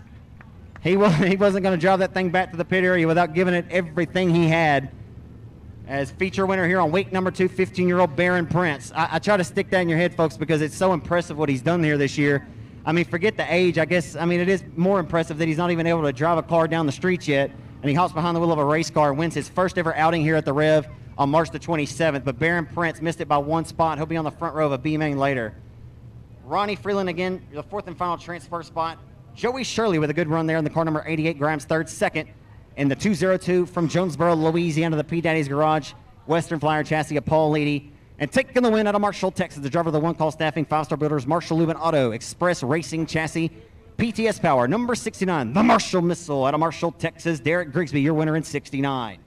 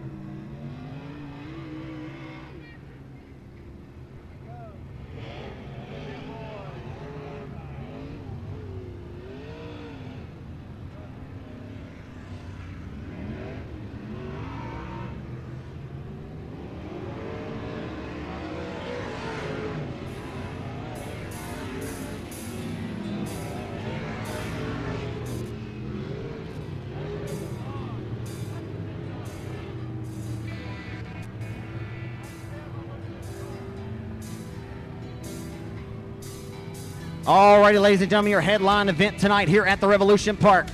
The USRA American Racing Modified Series, their second event of the year. The last 4 have been rained out. As RacingDirt.com heat race number 1 tonight, we will find on the pole position. In the number 3 machine out of Prentice, Mississippi, that'll be Chad Shivers. Shivers to the outside. In the number 12, USMTS winner at South Texas and Corpus Christi last season. In the 12, it's racing Jason Ingalls. Inside of 2, it'll be Jade Lusenberg from Saucher, Mississippi in 46. Outside of car number 82, a Max Eddie Thomas. Max Eddie in car number 82 won it last Friday at the RPM Speedway in Crandall. Kyle Taylor, K Daddy at a Longview. I'll get you the complete lineup in a moment. As they work off of 2 and head down the back straightaway to turn number 3, racing Jason trying to find some stick and some dig, and here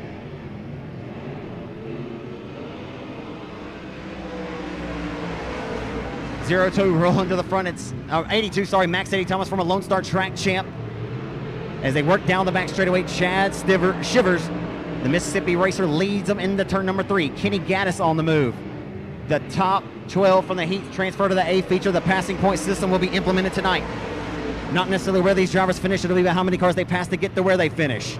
As they work off the exit of 2, it's Shivers with the race lead. Max Eddie Thomas is disposed of the 12 of Ingalls. Ingalls is third. Fourth is Jade Lusenberg, who's looking to travel. They're 3 wide back here for 4th. 3 wide off of 4. Kenny Gaddis right there, the sandwich in between that battle. The 24M. It's Manuel Williams Jr. down the back straightaway, the Falk, Arkansas racer, and that Pro 1 Transmissions entry. In the 3, they come. Up the racetrack goes Shivers. Thomas on the move. You got to think that this big, fast racetrack really plays into the wheelhouse of Max Eddie, who has won so many races over the years at the Devil's Bowl Speedway. And this track mimics Lone Star Speedway to some degree, and he has always been good on these fast, bigger racetracks. as he has his crosshairs down for the race lead. Ingalls can only watch them, trying to storm to the front and get around Shivers. Right there behind Ingalls is Kenny Gaddis, who has worked his way up the 4th spot. Gaddis looking pretty good from the tail to 4th, has a nice bushel of passing points in this one. Kenny Gaddis in the Big Texas Auto Parts, number 2G, the Hallsville, Texas racer, longtime veteran racer. Won a main event here at the Rev last November. And nobody had anything for him, and right now he is looking to dial up the 12 of Jason Ingalls. All the while, for the race lead, Max Eddie Thomas has been chipping away at it, but not enough mustard to squirt by for the race lead, as Thomas will continue to step on the catch-up packet into 1. As Gaddis continues to do the same to Ingalls. Into 3 and 4 for the final time. Here comes Max Eddie for a final ditch effort, and he won't be able to find the run he was looking for. Chad Shivers scores the victory in the number 3 and heat race number 1 for the American Racer Modified Series.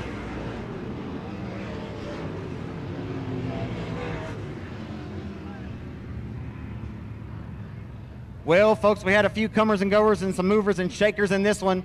How about from worst to 4th feature winner here at the Rev last season? Brought that notebook back from when he dominated here last November. From Diana, Texas, the Big Texas Auto Parts, number 2G for Kenny Gaddis. From worst to 4th has some passing points. Finishing in 3rd out of Longview, Texas is racing Jason Ingalls. 2nd, who had a hot rod. 4th to 2nd for 82 out of Quinlan, Texas, Max Eddie Thomas. And taking the victory, how about a hand, Revolution Park race fans, for the driver to the number 3 out of Prentice, Mississippi, Chad Shivers, your winner in car number 3. Again, folks, I didn't explain it to you, but this modified series is utilizing the passing point system tonight. If you're not familiar with that, the best way I explain it to you is you get finishing points as well as passing points, but the name of the game is passing as many cars, obviously, as you possibly can. It's not necessarily where these drivers will finish, it's about how many cars they pass to get to where they finish. As Kenny Gaddis is set the bar from heat race number 1, from worst to 4th. We'll see what the rest of these have, as his son Sean starts dead last in this one in heat number 2.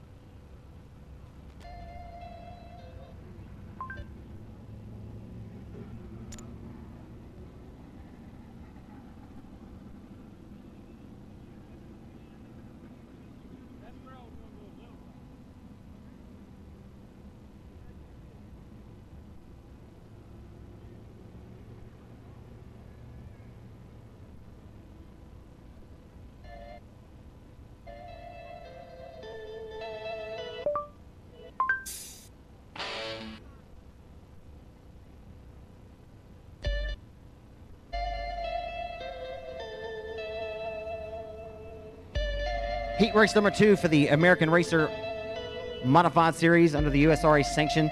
Again, they had one race held at Wichita Falls at the Monarch Motor Speedway a couple months ago, and it was won by the Rocket Rodney Sanders, now the 4-time USMTS National Champion. You will see him here second weekend of September, as the USMTS Modifieds will be competing here at the Revolution Park for a $10,000 payday.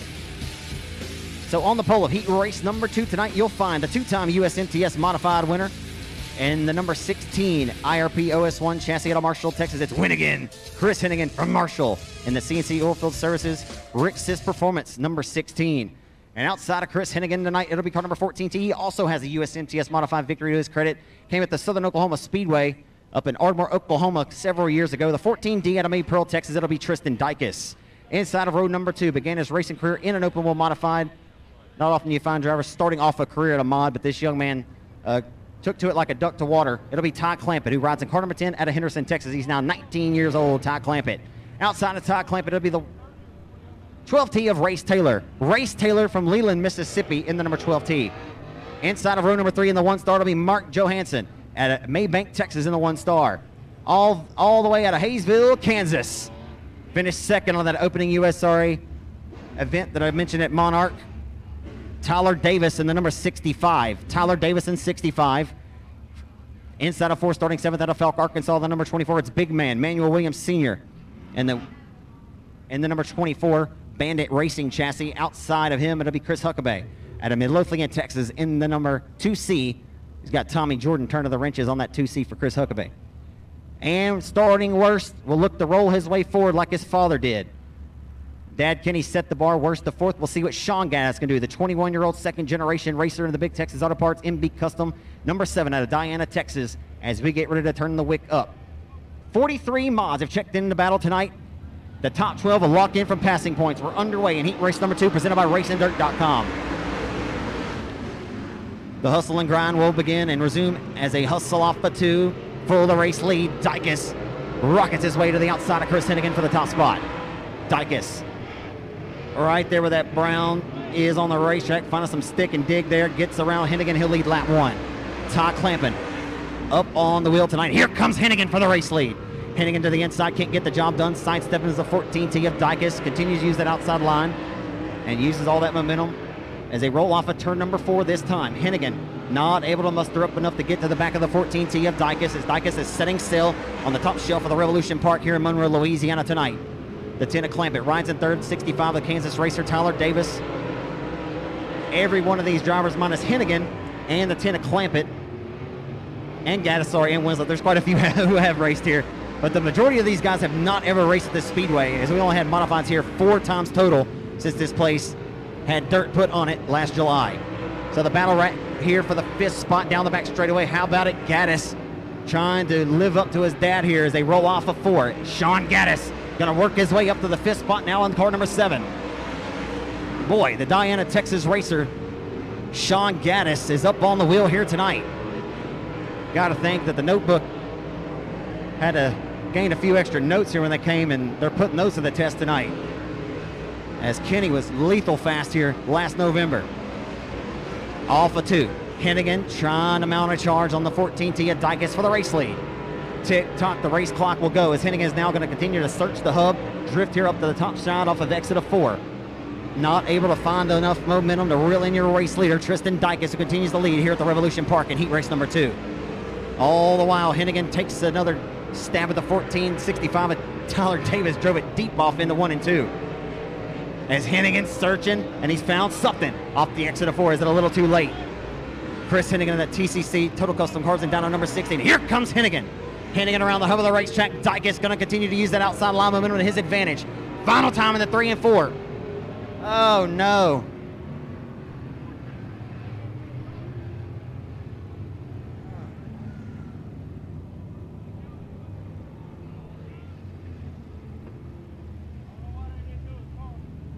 Oh, man. I often say, folks, I'm just a fan armed with a microphone. But that's the old rule of thumb in dirt track racing. We had cars in harm's way there coming to the checkered flag, and so the yellow checkers displayed. But Chris Hennigan was, who knows what would have happened, folks, as he was mounting the charge on the 14T of Tristan Dykus. But how about a hand, folks, for those 2 drivers putting on a whale of a display here for the top spot. As coming up just a little bit short there that last time by, and the Career Search CNC Oilfield Services Rick Sis Performance IRP OS1 chassis, the number 16 of Winnigan, Chris Hennigan out of Marshall, and car number 16 will come home second. And the driver of the TaylorMade Countertops, number 14T out of Maypearl, Texas, your winner of heat race number 2 for the USRA American Racer Series tonight. How about a hand for Tristan Dykus and 14T?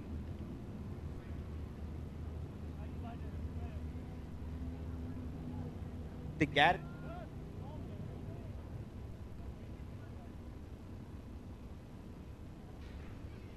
So to not be denied there, folks, as mentioned, Kenny Gaddis setting the bar in that first heat, coming from worst to 4th. Well, as I mentioned before the green flag, keep your eyes on that other yellow entry of Sean Gaddis, his 21-year-old son there. Using the lessons learned from his father, Kenny Gaddis. Sean worked his way, I believe, all the way up to the 5th spot. Maybe he'd have got more if we'd have contested that final lap there.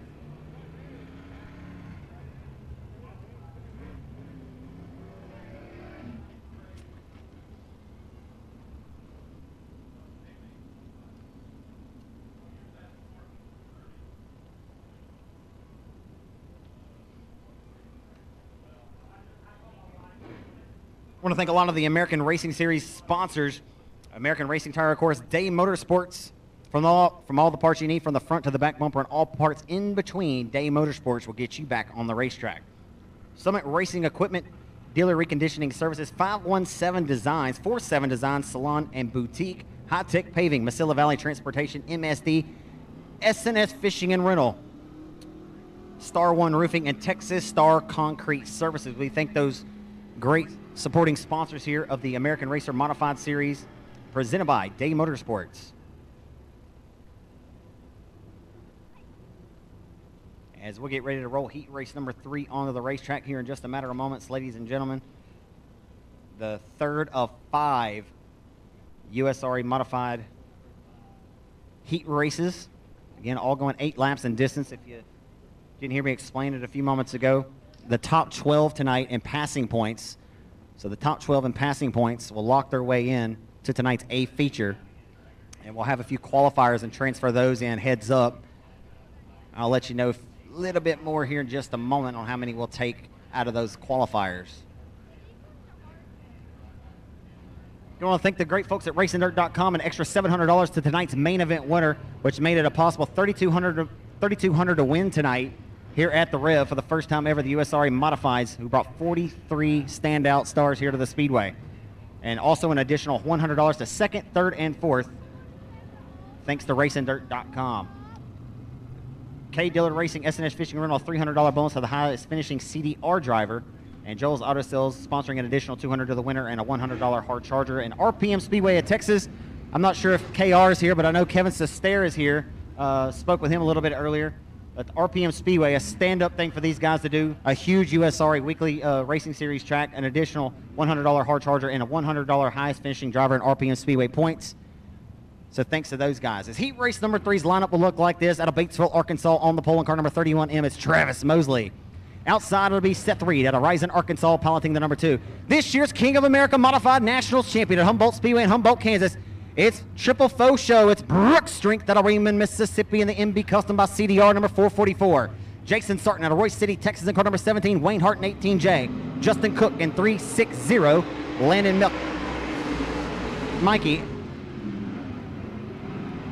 Milkey in the number 14. He's out of Jonesboro, and we work off of 2 down the back straightaway. Michael Walker in this one as well in 34, and the 45 is Chase Holland. As they're underway, oh boy, we got one around. Look out. He had nowhere to go, or couldn't see it. As a hard hit there, folks. Hard impact here.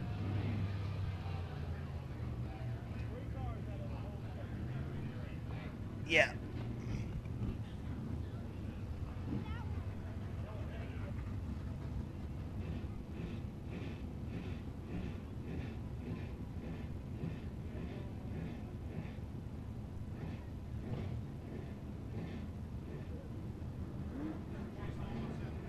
So we'll get a look here on the RacingDirt.com replay here, presented by FK Rod Ends and Integra Shocks and Springs. As you look at them rolling off the exit of 2, Brooks Strength got that outside line momentum, a lot like we saw in that previous race, and Seth Reed was flanked to the outside of your pole sitter, Travis Mosley. So Seth Reed lost the handle up on the outside and just rolling through. It's hard to tell from my vantage point who that driver was, but obviously just sitting duck there and a victim of circumstance. And a hard hit there for Seth Reed on the front end of that race car.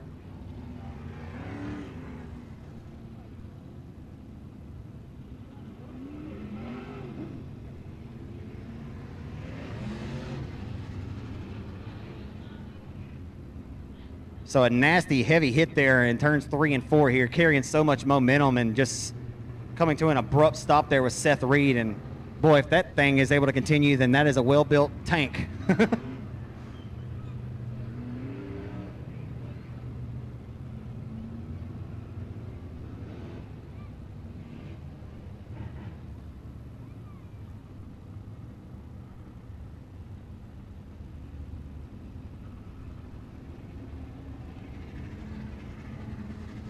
Well, you can see there, Michael Walker's got a lot of right side damage, but the good news is all 4 tires are still inflated on the machine, and looks like he'll may be able to continue here. As if you're looking at it from this vantage point, it wouldn't even look like the race car has any kind of sheet metal damage to it. But in a hard hit there from Michael Walker out of McAllen, Texas.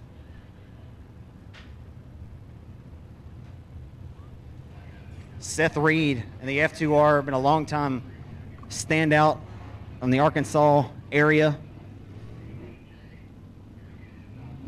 has won many races down at the Diamond Park Speedway over the years.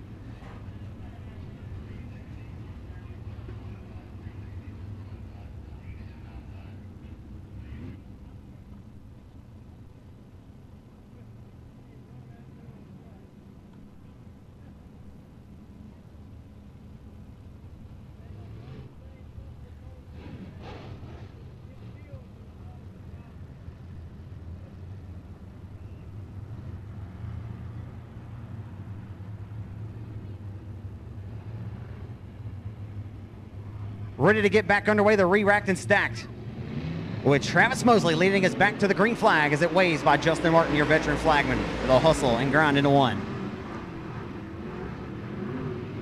Boy, Walker as well as Holland got the right side sandwiched in. We'll see how forward they can roll through the field here as we roll off of corner number 4, and the caution comes right back out for debris.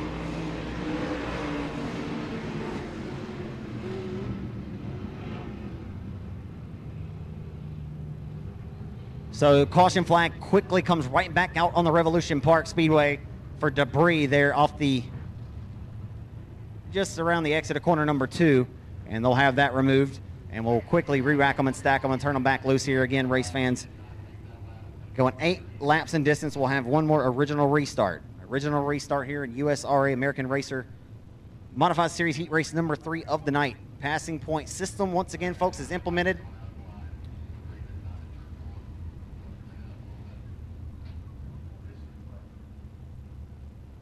So passing point system, if you start on the pole, you had better capitalize on it, because you don't have a chance to pick up any passing points, as finishing points are worth something too.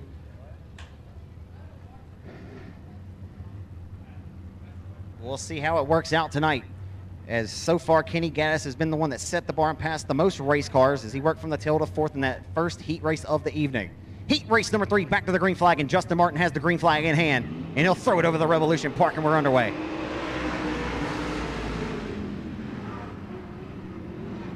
They'll hustle off the exit of 2 in the Triple Foe Show, the 444 of Brooks Strength, the driver of the Mars MB Custom by CDR.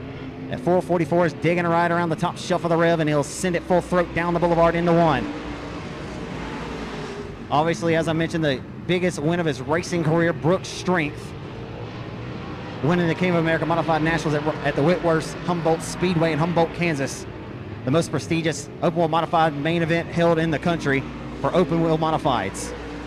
As they hustle into 1, Strength stretching that advantage out, the battle for second shaping up to be a dandy.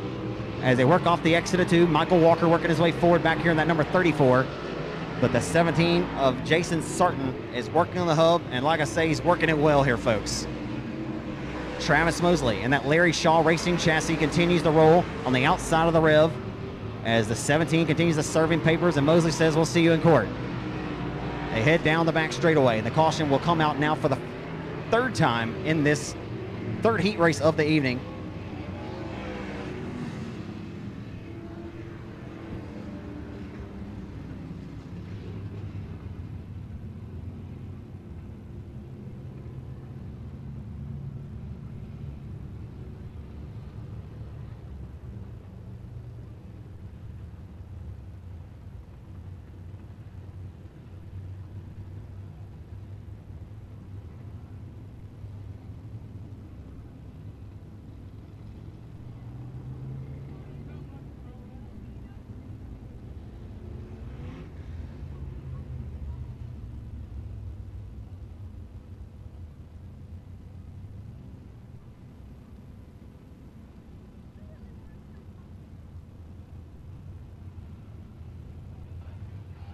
Lights are going back out here in heat race number 3 presented by Day Motorsports. Again, for all the parts you need from the front to the back bumper and all parts in between, Day Motorsports can get you back on the racetrack no matter which class or division you compete in week and week out. And, well, not quite ready to drop the hammer here, as we'll take them for one more stroll and roll around this 3/8 mile high banked oval here in Monroe before we go back to the green. I'm going to tell y'all one more again, race fans. Still got a lot of racing yet to go here. I know we got a lot of folks sitting in the comfort of their homes tonight, probably don't even know we're racing tonight. Let's get them out here to the Rev. They still will get the price worth of admission, I guarantee you. Also, race fans, y'all be sure to hold on to your general admission ticket stubs as we have a few things to give away.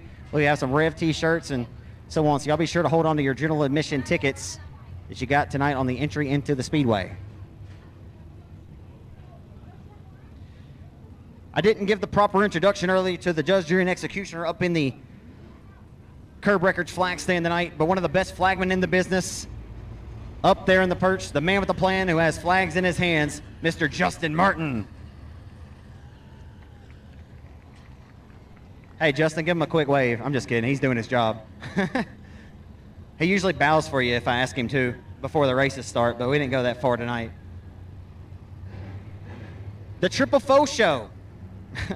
The 444 of Brooks Strink, $20,000 richer after the biggest win of his career at Humboldt Speedway, Humboldt, Kansas, 2 months ago, as he'll lead them in that Joel's Auto Sales MB Custom by CDR 444, trying to make Kay Dillard proud tonight. We're back on our way.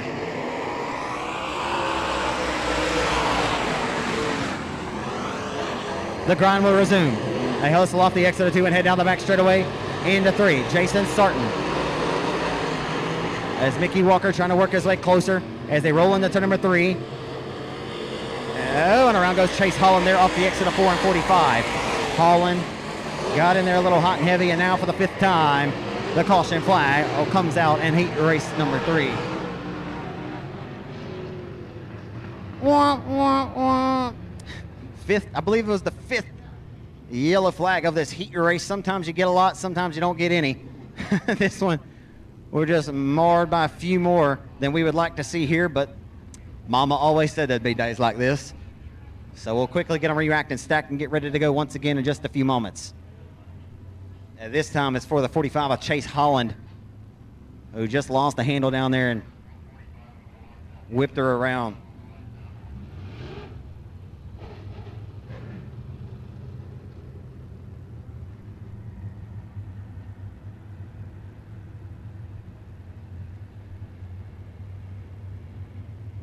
Getting ready to come back to Justin Martin's green flag as he'll wave it high over the Revolution Park.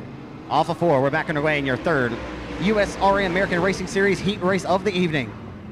It's been all Brooks Strink all the time, using much of his last name.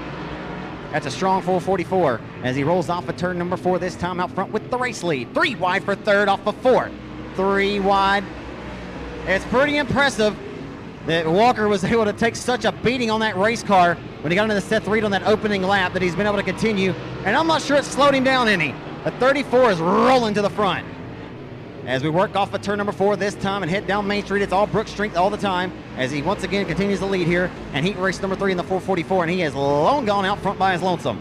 31M of Travis Mosley holding on to a comfortable and respectable 2nd as Jason Sarton continues to work and hold on the 3rd and fend off the 34 of Walker. As tick-tock the race clock goes. 2 laps to go that time by at the flag stand for your race leader, Brooks Strink. So we'll see if Michael Walker can find any stick and some dig here to get a run on the 17 of Sarton, who is right around the hub of the racetrack. You couldn't slide the Holy Spirit right now between the left front of that American Racer tire and that infield tractor tire. You don't know if you slide your mom's credit card in there. As they work off of 2, and he's got the bottom working well, folks. Jason Sarton gonna try to snooker and snag that 2nd spot, and they'll drag race off of 4 the line. He's gonna get it, maybe. He's got it. Off of 4. Final corner pass for 2nd for Jason Sarton. And that position's so very valuable when it comes to this passing point system. So your unofficial top 4 in the 34. How about that run, folks, after that car took a beating there on that opening lap for the number 34 of Michael Walker out of McAllen, Texas, as he comes home a respectable 4th there. 3rd, getting disposed of there off of 4 to the line. The 31M out of Batesville, Arkansas, Travis Mosley could not hold on enough to snag 2nd. As, wow, working the wheel around the hub of the racetrack, folks. How about the driver of the 17 of Jason Sarton out of Terrell, Texas. So Sarton will snag 2nd and taking the victory. Started 3rd. He took the dub in the Mars race car by CDR. The Joel's Auto Sales SNS Fishing and Rental 444. How about a hand for Mississippi, Raymond, Mississippi's Brooks Strink this year's King of America Modified Nationals champion. Brooks does have a victory here at the Rev. I think he won the first ever Open Wheel Modified main event here, as a matter of fact.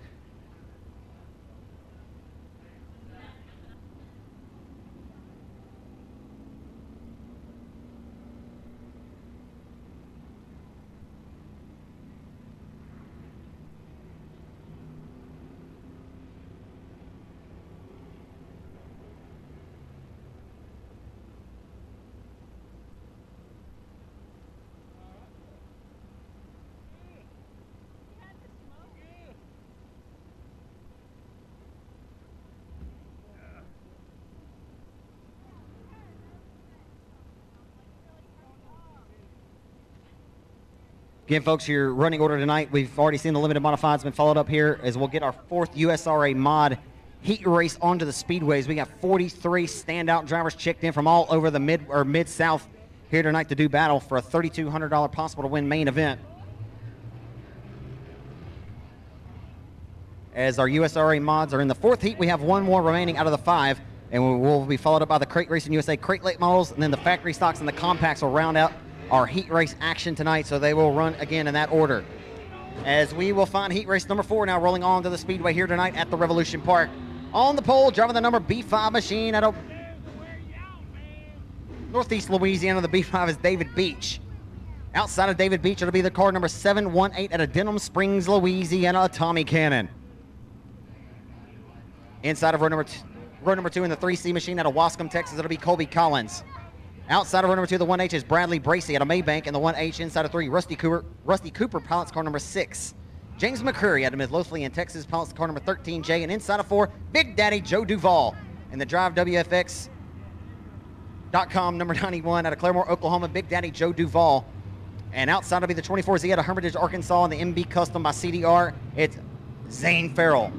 Lights are out, we're underway for 8 laps in distance in heat race number 4. They hustle into 1. Fanned out all over the Revolution Park here, going 3 wide back here for 5th, and Big Daddy trying to peek his nose around the hub of the racetrack. Trying to find anything around that bottom. We saw what Jason Sarton was able to do with it a moment ago, and Duval looking to pick the pockets of 2, and he will. 2 for the price of 1, as Joe Duval is on the wheel here early. He's already got around 3 hot rods, and he'll set his sights down the back straightaway. Duval will now roll forward to the middle line of the speedway. Right in front of him, 1 gets loose here off the exit of 4. Bradley Bracey just about lost the handle as Duval may sit in the bar here. As Duval from 7th now working to grab 3rd, and he looks to have it, and he's got it off of 4. Rolling the hub and rolling it well. Here comes Duval for 2nd. Joe Duval methodically working the wheel around the hub of the Revolution Park here tonight. Big Daddy trying to get a big-time victory and head back to Claremore, Oklahoma tonight with a smile on his face and look to head back here in September to race for $10,000. And he has got 2nd now. Oh boy, he may not need a caution. And all the while the 718 of Tommy Cannon is rolling the same line that he is, but we'll see who works it better. The early advantage and distance between the 2 may be the difference in this one. But have a caution.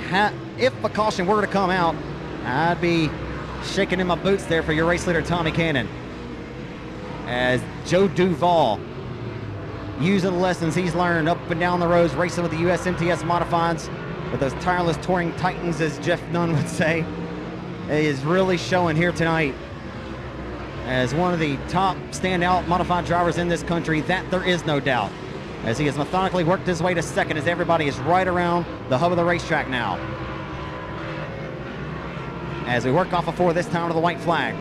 Barring a mechanical setback or a catastrophe with a huge racing chassis 718 of Tommy Cannon, the Denham Springs, Louisiana racer has had his race car dialed up and set on KLLL.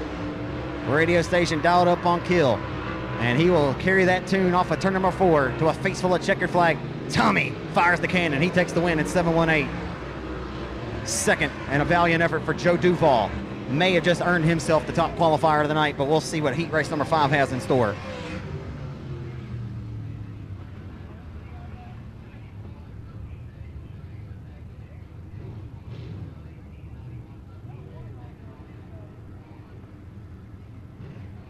Well, how about that run, ladies and gentlemen, from 7th to 2nd. Just ran out of TIME, but that car was on a RAIL. Didn't know you were coming to a spelling contest, did you?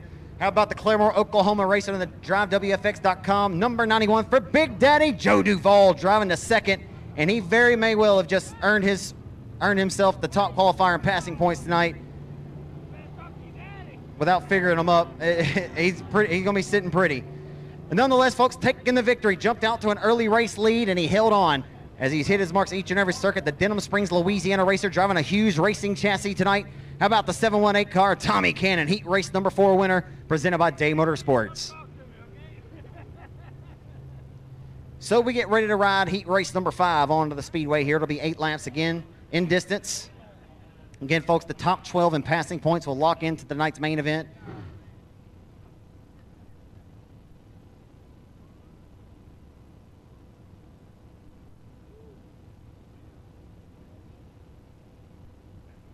So starting in tonight's USRA Modified main event, either 24 or 26 mods this evening, as we again had an impressive 43. The last time I checked, 43 checked into the pit area here tonight at the Revolution Park. As again, you'll find the 5th and final heat ready to stroll onto the racetrack here in just a few moments, and I will get you that lineup. But again, the top 12 in passing points, and then we'll take however many accordingly in the few last chance races that we'll have. Again, when we get to that point, I'll explain that to you thoroughly. But that will make our 24 or 26 car starting field tonight here at the Rev for their 25 lap, 3,200 to win main event. All right, Revolution Park, got to wake you up a little bit. Make some noise, folks. You guys having a little bit of fun out here tonight? Good deal. How many of you folks listen to me and y'all took a picture of the racetrack and shared it on social media for me? If you didn't, I wouldn't mind if you still did it. I think we can still get some more people out here. We got plenty of time still. I promise you, got worth the price of admission here. Plenty of time. The USRA Mod Beefy or Last Chance qualifiers are going to be worth it. We haven't even seen the factory stocks yet. You know they always put on a display. See if we can entice a few folks to get off the couch. But if not, we've got the number 1 alternative for them. No better broadcast than RacingDirt.com right here. As Trenton Berry has brought Michael Jackson to the gang here and always do a stand-up job. And we're happy to have him back here in the Arklatex for the first time this season as the USMTS races were rained out back in April. And we'll look to have him back here, imagine in September, for the USMTS events that'll pay $10,000 to win at Arklatex Speedway and here at the Revolution Park.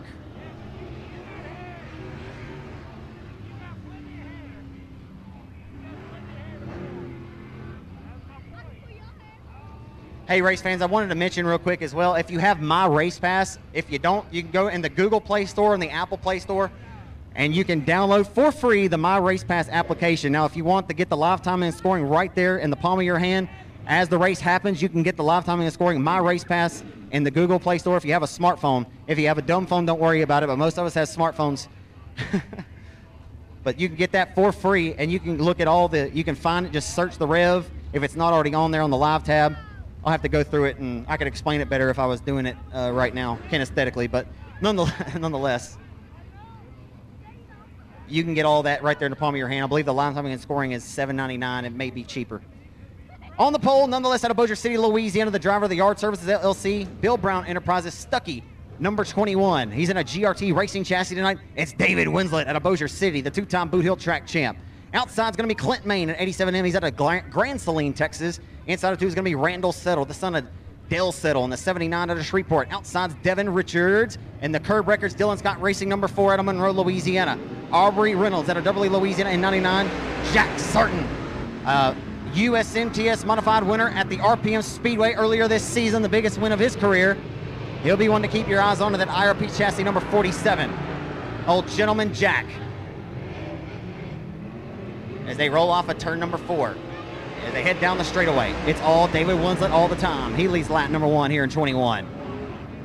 Winslet been racing US or Open Wheel Modifieds since 2006. Winslet began his racing career in mini stocks at the former champion Parker Webster Speedway, and quickly earned his stripes in the respect of his counterparts. And he has been a stand-up, stand-out driver in the Arklatex for just about 20 years now. to mention career began in 1990 time in the mini stocks, as right now he is at the Rev in his mod. Been racing crate late models the last 2 seasons, but it's good to see Winslet back in the car that he has always performed so well in. And Jack Sarton, Jack Sarton rolled his way to second. Enough about David Winslet. Holy smokes. Jack Sarton has rolled up to second. From 6th to 2nd as we work to the halfway point. 4 in and 4 laps to go in this one. Sarton has got it on kill tonight. Oh, and the caution comes out. Kind of hard to tell from my vantage point who we've got sitting there in 3 and 4.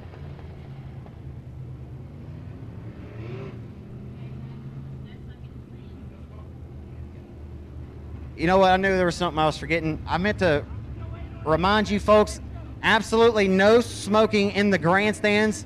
We don't mind if you have a smoke, but you have to go underneath the grandstands down to the concourse near the restrooms, as far as to the fence as you can. There's no smoking in the grandstands, please. We appreciate your cooperation in that matter in advance. Thank y'all.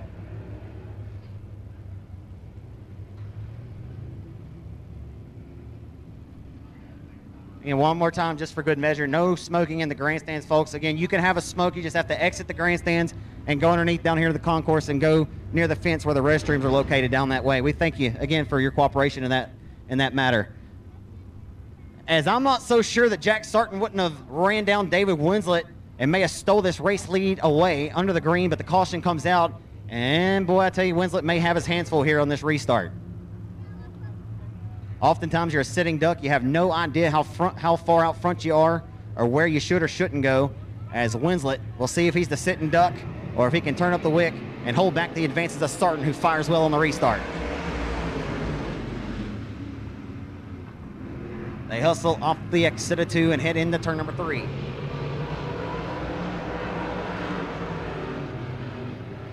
Casey Roderick working the outside of the speedway here tonight off the exit of corner number 4. Roderick is digging worse to try to grab second, or is he holding on to third? He used that middle line momentum, and the caution comes right back out for Clint Main. And the caution comes back out here as Clint Main didn't see what happened, but looking to roll back onto the Revolution Park surface here in the 87M machine, the Grand Saline, Texas racer. Uh-oh, Sarton just started showing Casper. Casper, the friendly ghost, or the not-so-friendly ghost, coming out there. Uh-oh. It very well may not be anything too significant. We'll keep an eye on it for Sarton. Just showed a heavy puff of smoke there just underneath the flag stand. Looks like it's calmed down a little bit. We'll see what happens. We're back underway.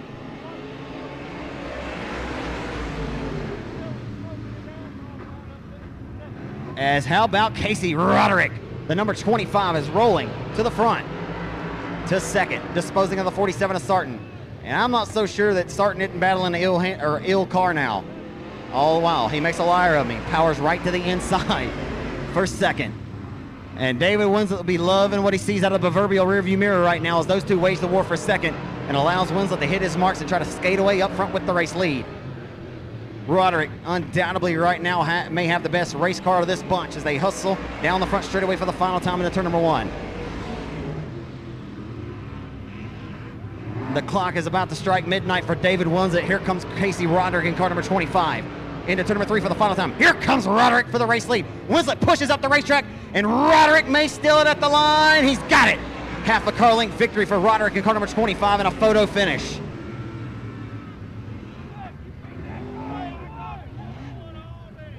Oh, baby. How about that finish, Revolution Park Raceway fans? In a good one tonight. Firing well on that restart. Forget about Jack Sarton. How about the 25 who started worst in this one? I said, don't jump the gun on Joe Duval just yet. Car number 25 just set the bar, and there'll be no other bar that can be broken now. Set it in the final evening, fifth and final heat race. How about it for car number 25 for Casey Roderick making a final corner pass and getting the victory in car number 25. That was impressive. That was pretty good. And snagging second there, just a sitting duck to 21 of South Bossier City, Louisiana's David Winslet. In the GRT chassis number 21, and snagging third of the 47 out of Terrell, Texas, Jack Sarton.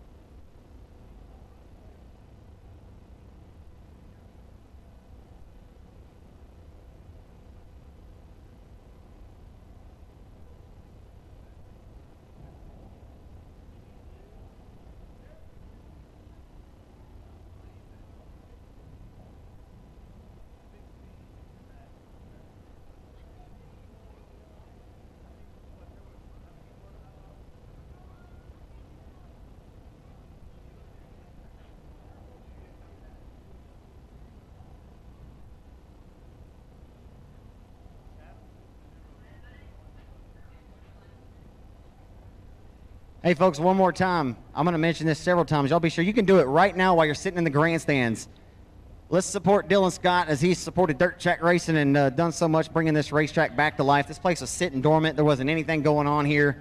And for him to bring it, like I said, a dream back to reality, or to reality, it's pretty cool. But he also puts out some pretty good music, too, or better than good. So, great. CMT.com, and you can vote for him for Breakthrough Video of the Year. It's a fan-voted award. It needs everyone to vote every day as much as you can until June the 1st. So voting will end on June the 1st, but that's so we can tune into the television on June the 9th and watch Dylan Scott win Breakthrough Video of the Year on the CMT Music Awards. Again, CMT.com, and you can find the list right there. It's a fan-voted award.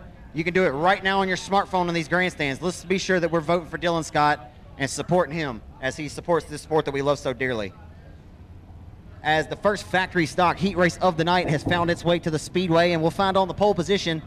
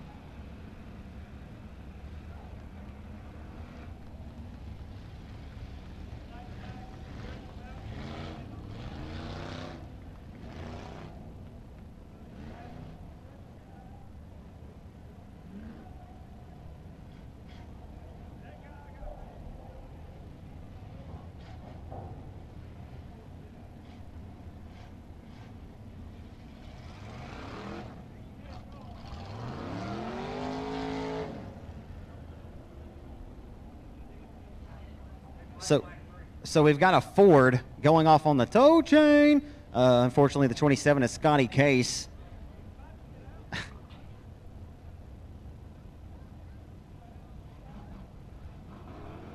So Scotty Case, who had an outstanding effort at the 5,000 Mike Parker Memorial a couple weeks ago at the Boot Hill Speedway, and came home a strong second here the second week of the season to his son. Vic won the race. Scotty got second, and that's kind of the humbling nature of this sport. 1 week you're hero, the next you may be zero. As Scotty Case, who used to live just up the road in Calhoun, Louisiana, now resides out of Marshall, Texas, has to make a much lengthier haul here to the Speedway now. Scotty Case, unfortunately, going off on the tow vehicle here, and I did not see exactly what happened. I didn't see anything of what happened, to be honest with you, so I'm not sure what may have transpired, but I did see the three. It looked like Rodney Howell, who's the other Ford, but there's not many Fords in the factory stock division, and we just lost 2 of them. And I'm not so sure that Rodney Howell was the happiest of campers.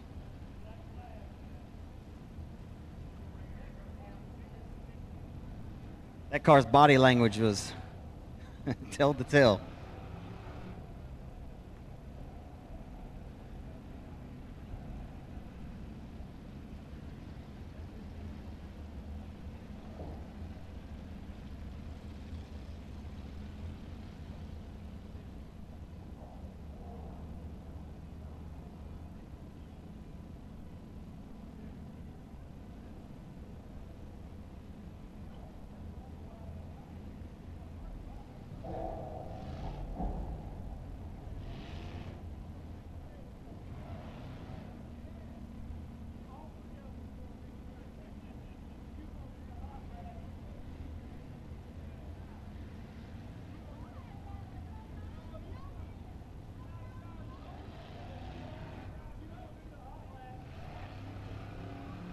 So your flagman, Justin Martin, ready to re-rack them and stack them here after an early race skirmish there. It looked like between the 3 of Rodney Howell and the 27 of Scotty Case.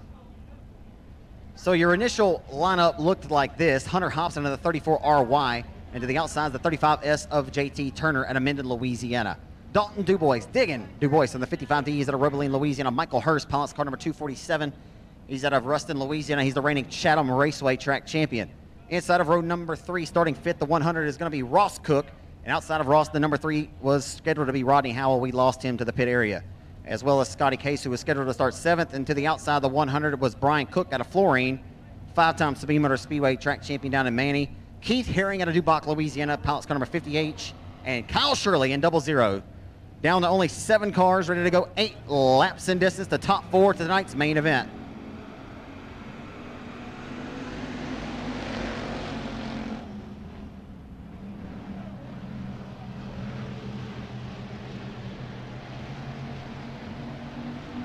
Down the back straightaway, throw your grandma's quilt. Oh boy, Brian Cook just smacked the wall there. Hard hit there for the 100 of Cook, and he continues on. Brian Cook continues on down the straightaway to the 50H of Herring. He'll now drive down to the inside of him, and he may not be too happy. Is it Herring he's upset with? Perhaps not. Disposes of him quickly. And now we'll set his sights on this field up here to the front, who's racing 4 cars underneath a blanket off of 4. It's Diggin Dubois with the race lead. 55. There's some driving 55 tonight. Say what you will, my boy Diggin is living up to that moniker tonight. The 100 of Ross Cook. Been a while since Ross has been behind the wheel, and he is back in, and he's looking good tonight. The Cooks. The pair of Cooks in this one. As Brian had an early race scuffle there, trying to work his way back into the mix. He's going to run out of TIME, but we got Ross Cook up front taking a stab for the race lead. Michael Hurst. 4 cars underneath the blanket off of 4. Here comes Ross Cook and a little bit of contact for the top spot. These 2 cars would wage war down at Sabine and Manny. Come out of the same area. Nonetheless, off the exit of 2, Robeline, Louisiana's Diggin Dubois with the race lead. JT Turner trying to use an outside line. The caution will come out on the speedway with just a few laps remaining.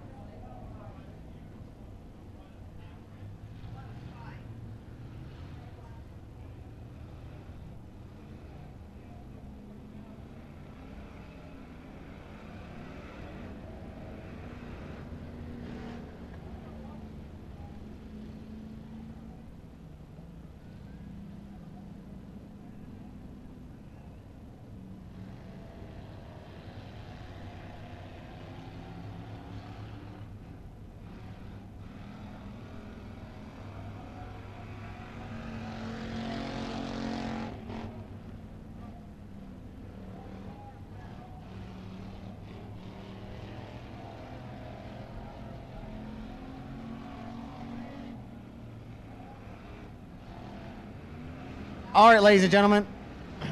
Come here, Granger. I got a young man here by the name of Granger.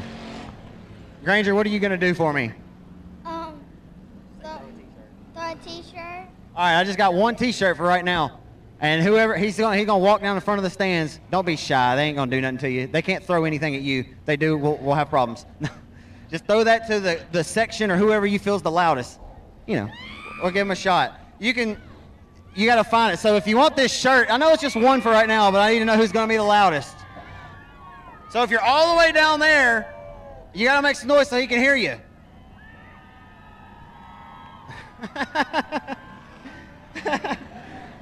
You never know. Might have some more after that. But Granger, you got to find it. Y'all got to make some noise. Oh, well. Hey, he didn't go very far, ladies and gentlemen. I do apologize. We may have some more. That just takes the heat off of me because I'm being honest. I would have took it right here and I went, shoo, and it would have landed in that guy's back pocket probably. Yeah. Well, I probably need to do it because I need a workout, you know what I mean? So I can go. How'd it feel? All right, folks. Ready to go back to the green flag. This is a pretty good race before the caution came out. It's Dalton DuBois out of Robeline, Louisiana. Back to the green flag, this time off of turn number 4.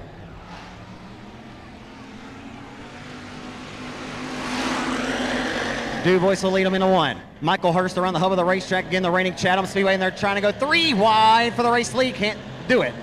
Thought better of it. Turner up on the outside. They are about to go 3 wide. Wait for it.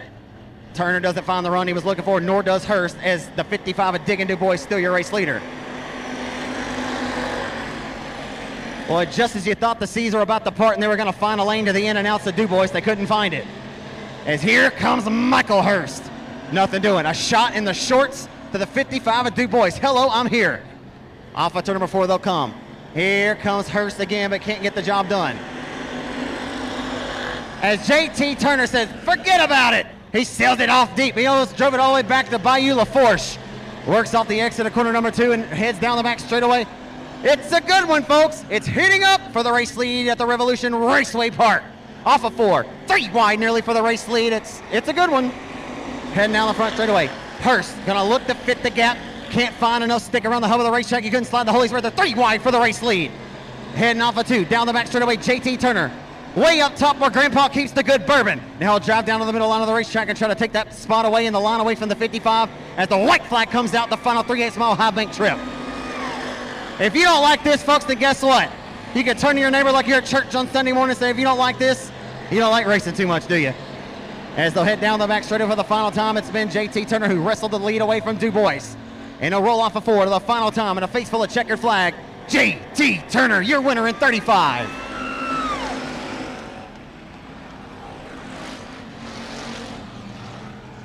Alrighty, folks, if you have a pair of phalanges on a set of hands here, I need you to go ahead and put them paws together for that. That was a good race. If you didn't like that race, folks, sorry about your luck. Like I always say, you can turn to your neighbor like you're at church on Sunday morning and say, if you didn't like that race, then you don't like racing too much, do you? How about that performance to the top 3 cars? The 24, the reigning Chatham Speedway track champion, Michael Hurst, comes home 3rd, and he looked to take several stabs at the top spot, just couldn't quite find enough, as I don't think you could have slid the Holy Spirit between his left front and that skidder tire. Great performance there for the number 55 out of Robeline, Louisiana of Diggin' DuBois. It's Dalton DuBois, but taking the victory, folks. And the number 35 S Hunter's Body Shop sponsored entry out of Minden, Louisiana, JT Turner, your winner of heat race number 1 for the factory stocks. And that is exactly why they raced for $8,000 at Chatham last week, why they raced for $15,000 over there, why they raced for $10,000. Oh boy, we just broke a guardrail, didn't we? Nothing to see here, no big deal. It wasn't on there, right? Toe chain. Yeah. I thought that was silly, but a few people thought it was funny. I was joking one night. I think it was here, but on the way to the track. I don't ever listen to the radio, but you know, I was trying to get my little transmitter dialed in, and I think I skipped over one of the rap stations around, and I heard 2 Chainz. And so when I got to the racetrack, I seen him on the tow truck, so I said, he's on the tow chain. Yeah. Oh, he did it.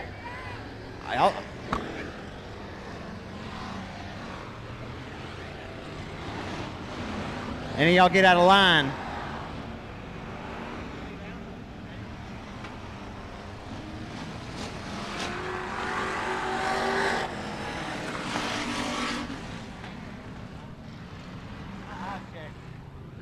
Well, I need my eyes checked. I don't know if that's Jamie Del Rio or not tonight. I'm going to go and double check. I know nonetheless on the outside of the front row that'll be Dalton Smith in car number 55. Just got a new skin on that machine. Out of Shreveport, Louisiana, the Triple X Rocket, second to Lee Patton in last weekend's 8,000 win factory stock main event at Chatham. It's Triple X Rocket of Trouble, Sean Graham. Out of Shreveport, the owner of Hitman Designs.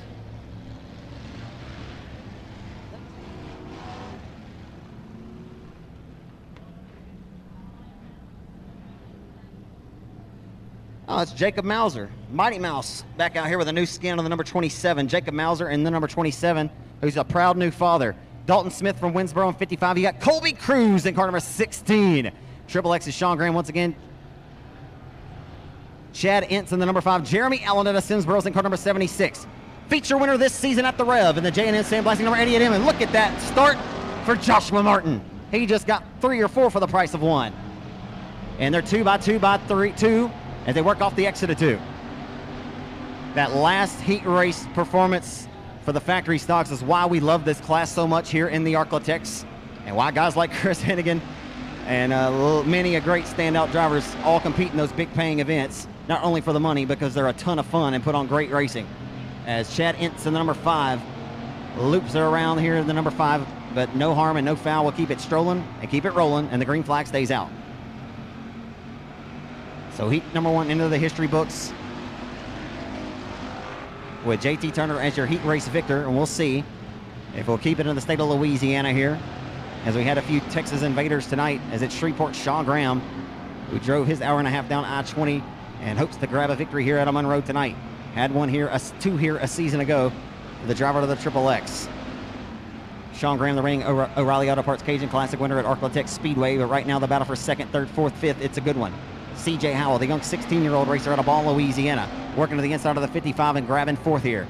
Howell, 16 years of age, led laps at last weekend's 8,000 win factory stock duel at the Chatham Speedway. This kid has been nothing less than stellar in his young racing career. 3 wins on the season for young CJ Howell as he is working the wheel. Like I say, he is certainly working it well. He'll pull to the back of the 16 of Cruz and roll right there to his inside, and Cruz nearly chopped the nose. Good smart driving for the number 2 of Howell to get out of the gas there, to not have that nose chopped off. A stealth racing chassis for CJ Howell.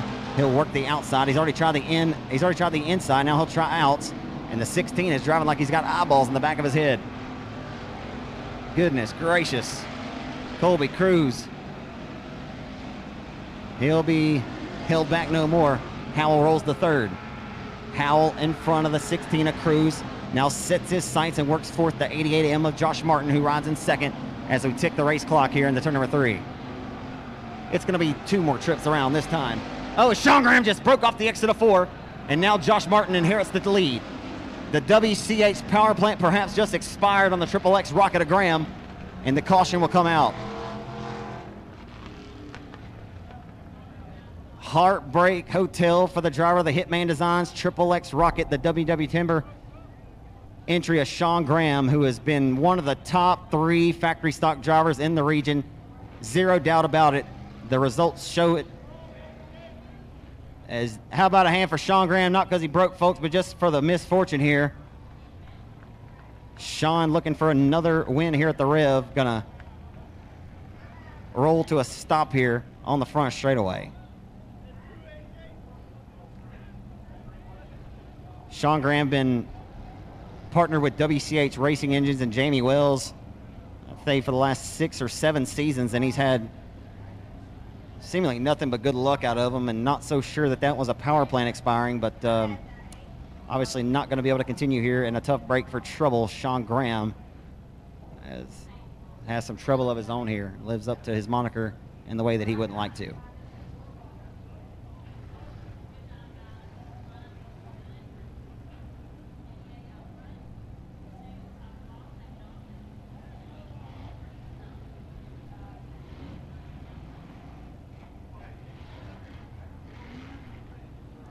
So you'll find the 88M machine, the J&N sandblasting Outlaw Racing chassis, CB powered 88M of Joshua Martin, who swapped over to one of Justin Whitehead's Outlaw chassis in the off-season. He'll be your race leader after the Triple X's mishap of Graham. But Joshua Martin, fresh off a third-place finish last Saturday night at the Boot Hill Speedway in Greenwood, Louisiana. And his last trip here at the Rev was a good trip. He left here with the victory. The 88M car did after a great race with TJ Evans, who finished second that night. And Graham led early in that one as well, but Josh Martin off to a quick start this season with 4 victories at 3 different racetracks. Has a win here at the Revolution Park, also has one at 105 Speedway in Cleveland, Texas, while also scoring one at the Thunder Valley Speedway in Glenmore, Louisiana. Oh, Granger, where you at? Are you down there? Hey, you got to throw it somewhere else this time, man. We need y'all to get live. There he is down there with the red hat. Y'all make some noise if you want that T-shirt. You got to throw it up there, bub. Throw it as hard as you can.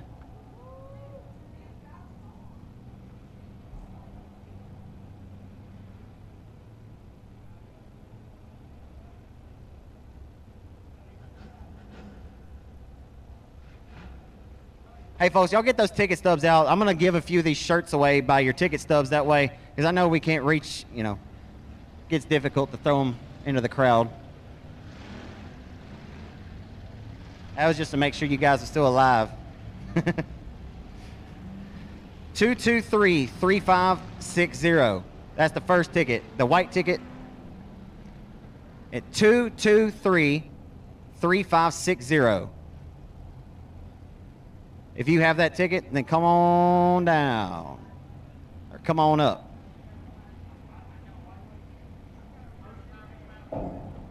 If you're the winner, you got to do the Macarena down here in front of the stands in front of everybody. Oh, sorry. It's going to be 223-3560. 223-3560. Thanks, buddy.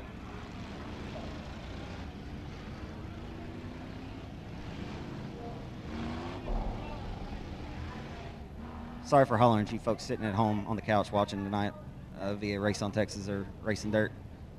These folks have a hard time hearing the number. Does anybody else need to hear the number again?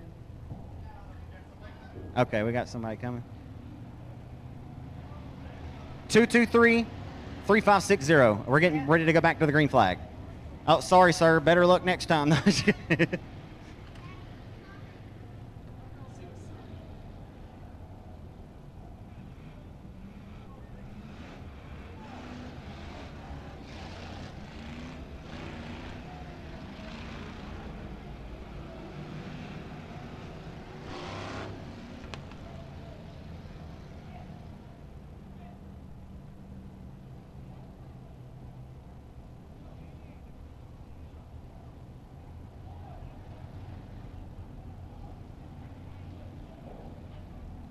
Again, folks, we do want to thank y'all so much for choosing the Revolution Park and spending your hard-earned money with us and enjoying some great dirt track racing action on this Saturday night here on a beautiful Louisiana Saturday night here in Monroe. This place has been a ton of fun since the first one was held July the 11th of 2020 after, again, that dream became a reality to put dirt on the Rev.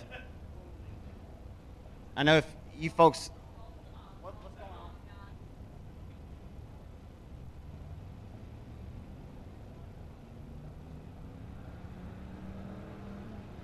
So Sean Graham, yeah. So got word that Sean Graham lost the entire transmission out from underneath the Triple X car. And we're rolling in that fluid up there at the top.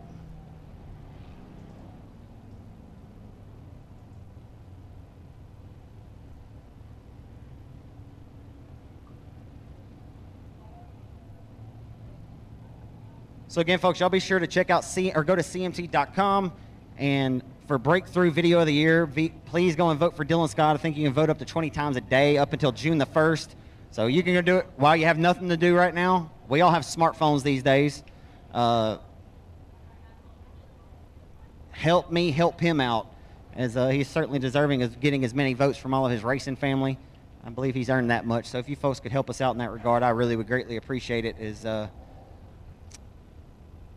Dylan has certainly earned to be nominated for it, and proud to see him up there. But it'd be even cooler. It'd be even cooler if he could come back here to the Rev and say that he won it, as the CMT Music Awards will be June the 9th. Again, you can vote up until June the 1st.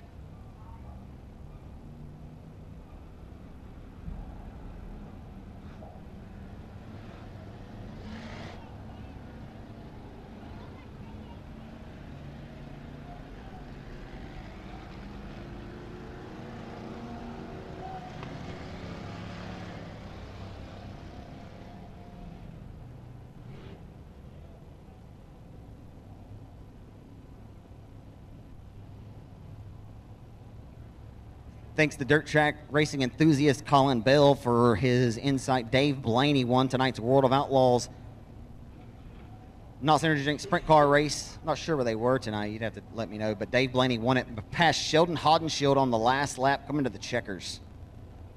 Sharon Speedway. Is that Wisconsin? That's pretty cool. Dave Blaney. Boy, he was one of my favorites when I was growing up.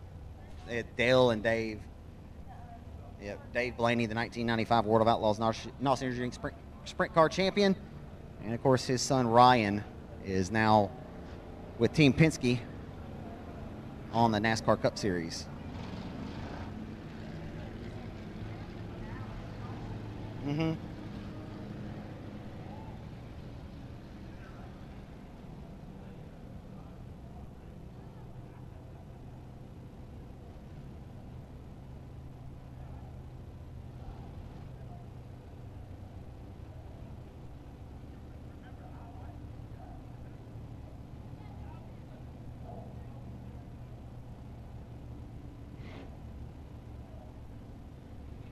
I got to wish a big happy birthday out here to my good friend, Mr. Bobby Davis. Happy birthday to you, big old Bobby Davis.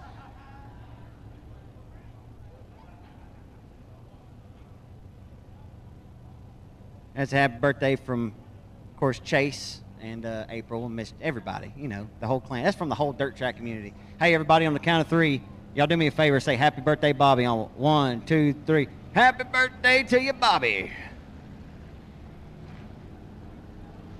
Shame on you if you didn't say it. Bobby's the coolest here. You're the man, brother.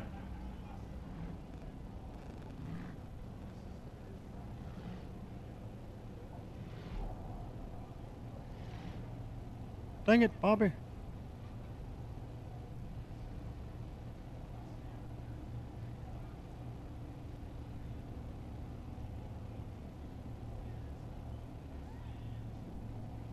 I spoke earlier about, Josh Bell, who sang the anthem for us tonight, who's now the voice of the Hill. I knew that he would be capable to announce some races because he just has so much knowledge. But I just spoke of his brother Colin. This kid has equal, I think, they have knowledge about our sport. And it's funny because, like, I'm sitting up here and oftentimes I get fed information. Like, I could go find it, but I don't think I've ever thanked them for enough for just giving me, like, little tidbits of information like this throughout the night, before I could even get out, like, where Sharon Speedway is. Like, he would tell, he could tell me because he heard it. But, man, I just wanted to thank you for that, I was talking earlier about Casey Roderick, and, I mean, here Colin is right there at the snap of a hand telling me, he's run 3 Xfinity races. Since that race ended, I've been trying to do a little homework and say, who is this Casey Roderick? I've heard his name, but I'll be honest, I'm not stumped by many racers, but that one got me, obviously, right there in the midst of things, but appreciate that, Colin. Apparently, Casey Roderick's a really, really good shoe out of Georgia who won that last heat race for the USRA mods, and he's ran with the Southern Super Series, and he has 3 Xfinity Series starts in a truck race in NASCAR to his credit. He's an All-American 100 winner. That's a really huge race, I believe. So, again, all those tidbits of information, I got to give credit to Colin Bell for that. Thank you.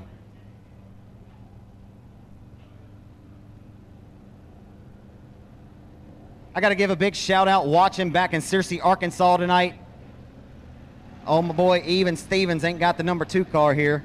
But, boy, he's been quick this year and been quick here at the Rev. Won the Hooked Up 50 last year, held off his good friend Cade Dillard. broke a right rear hub last weekend at Boot Hill Speedway. Of course, Tyler was hopeful to race for $10,000 after the previous week at Boot Hill for the Frank Parker Memorial. Drove from 17th to 3rd in the main event. May had the best car on the racetrack in the waning stages, but just wasn't able to get his crate late model #2 machine here this weekend or get it fixed. But he's 2 for the 2 here at the Rev, and he loves this racetrack. Verbatim what he said.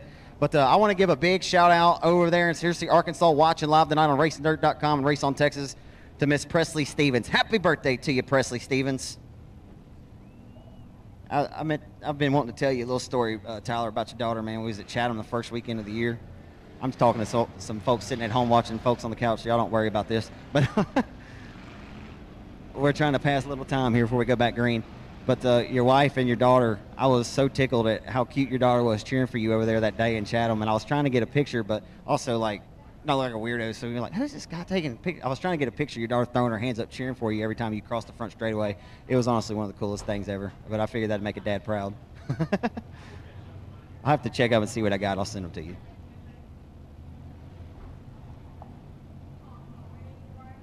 So I'm born to love again. I'm a ramble man. We're going to go back to the green flag here. The J&M sandblasting 88M of Joshua Martin out of Colfax, Louisiana, going to be your race leader. It'll be the number 16 of Colby Cruz, who will be in second on the restart as CJ Howell. I'm sorry, Howell's in second. He picked the outside line for the restart here. As we'll see if young CJ Howell has anything for Martin.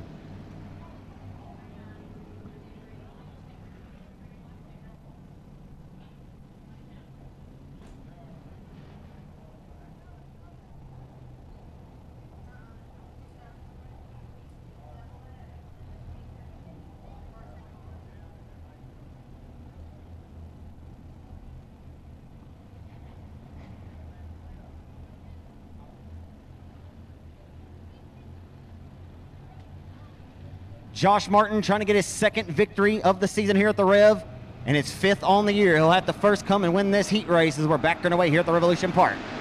And CJ Howell going to bring his #2 stealth race car into 1 and 2 and get flanked to his inside by the 16 of Cruz, as Cruz fired well.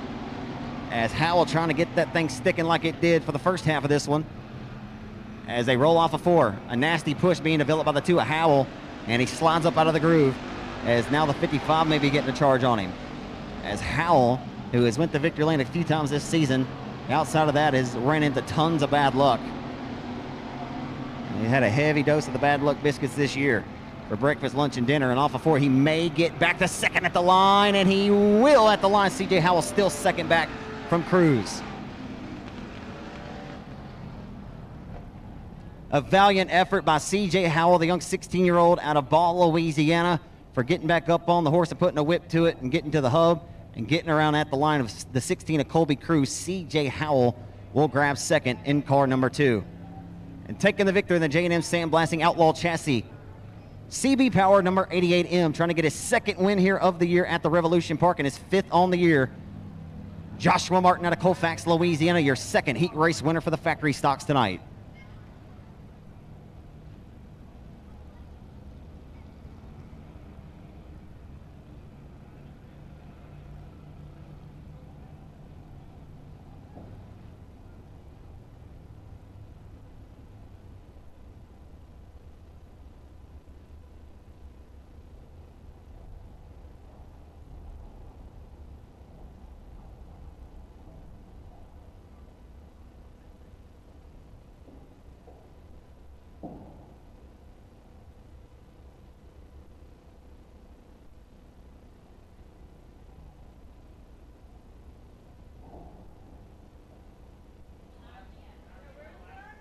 I got to wish a big happy birthday. Hopefully these are from today. To Miss Jordan Davis. Happy birthday to you, Jordan Davis. And Fifi, happy birthday to you, Fifi Wilson out there. Happy birthday, Fifi Wilson. That's a big old happy birthday from the LeBrons and the Sparks.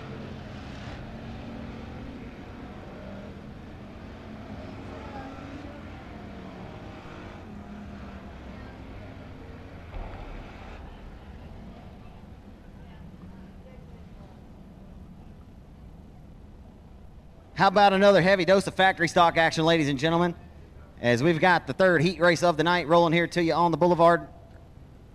Well,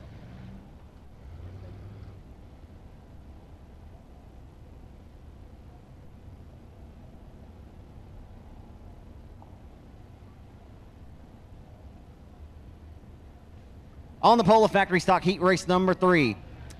If you're ever around Texarkana, I imagine you aren't, but I live around Atlanta, Texas these days, and I just got to give a quick one. The Arklatex Animal Clinic sponsored 32L. Arklatex Animal Clinic, one of the best animal clinics I'd say anywhere. Those folks saved my critter, my dog. He's a pit bull. Love him to death. They saved him. They did an exploratory surgery. Really, we didn't think he was going to make it. We thought he had parvo. To get to the long story very short, as Miss Beth Wheat, the best veterinarian you can find anywhere, I feel like, anywhere with the tri-state area. I'll be sure to give Arklatex Animal Clinic a try if you ever need shots or anything like that for your dogs. I really greatly thank that family. So Luke Wheat in the Arklatex Animal Clinic 32L. Outside will be Pat Gay at Sibley, Louisiana in 2P. It's going to be the 8-time Cajun Classic winner, the 2-time $10,000 winner of the King of the Hill. Over 300 wins since the start of in his racing career. It's Justin Whitehead from Hooks in 36J. Outside in the 215, it'll be TJ Evans out of Gladewater, second here to Josh Martin 3 weeks ago. Still nil. Neil Kemp, the reigning $10,000 King of the Hill winner.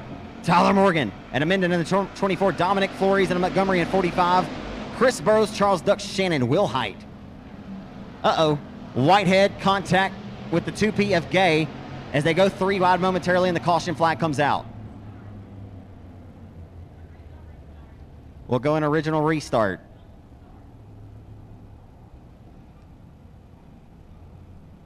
So a little bit of contact there in corner number 2 by the 36J and the 2P of Pat Gay. And Whitehead may be now awarded the front row, which, boy, you hate to give Whitehead anything. As impartial and unbiased folks, you call it like you see it. And I think most folks that pay attention to factory stock racing around the Arklatex would say undoubtedly that this guy has had a stranglehold on the factory stock competition in the Arklatex, and he's had it since 2012, as he's the 8-time Cajun Classic winner, and as I mentioned a moment ago, 2 times $10,000 winner of the King of the Hill. Justin Whitehead has more wins in this region than any other driver, bar none. But he's done it in several different classes and styles of cars. It's not just this car he's good in. He's just a lethal driver and has a good set of talent there. Is look at this log jam. Neil Kemp gonna roll to the inside and splitting the outside. Luke Wheat, your initial pole sitters, TJ Evans, and the Club 20 of Kemp to the inside of Pat Gay. He comes.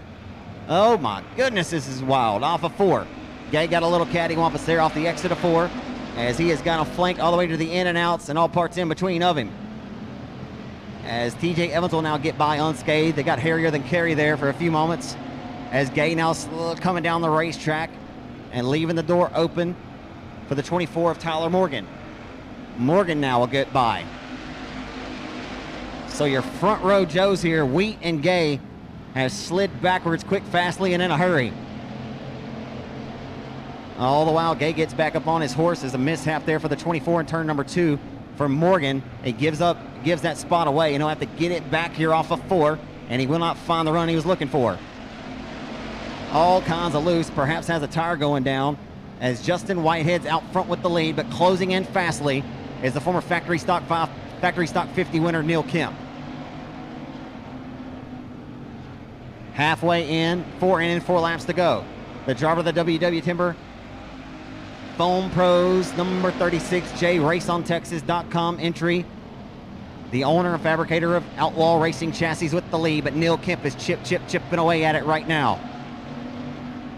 Whitehead has not raced at the Rev since July the 11th of 2020, the first ever race here after dirt was put on the Rev. As he works the wheel down the back straightaway at the midpoint, and we'll get ready to see 2 more trips around. If I did not mention top 4 will go to the main event directly. The rest will have to come out of a last chance qualifier. 2 to go for Justin Whitehead in 36J. So Kemp closed in, but hasn't really been able to pick up any more slack on 36J to this juncture.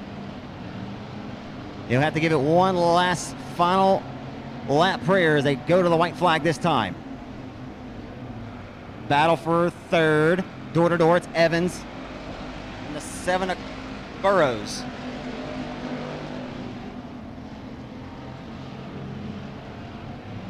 Final time in the turns 3 and 4. The battle for third. They're door to door for it. Whitehead will hold off Neil Kemp and take the victory in 36J. Off of 4 for third. Great run for Chris Burrows to get around this 215 of TJ Evans.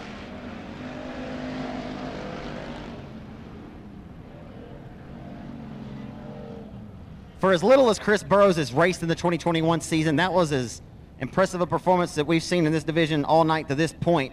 For a driver that's maybe raced 2 or 3 times this year, Chris Burrows started in 8th, and he got around the 215 of Evans and snagged 3rd there at the line. As TJ Evans will come home 4th out of Gladewater, Texas in that 215 machine. 2nd, your reigning $10,000 King of the Hill winner, Neil Kemp, out of Kirby, Arkansas in the Nilly Service Center Outlaw Chassis Best Engines Club 20 comes home 2nd. And taking the victory, race fans, the 2-time $10,000 King of the Hill winner and 8-time Cajun Cruiser Classic winner at Arklatex, Justin Whitehead from Hooks, Texas, your winner in 36J.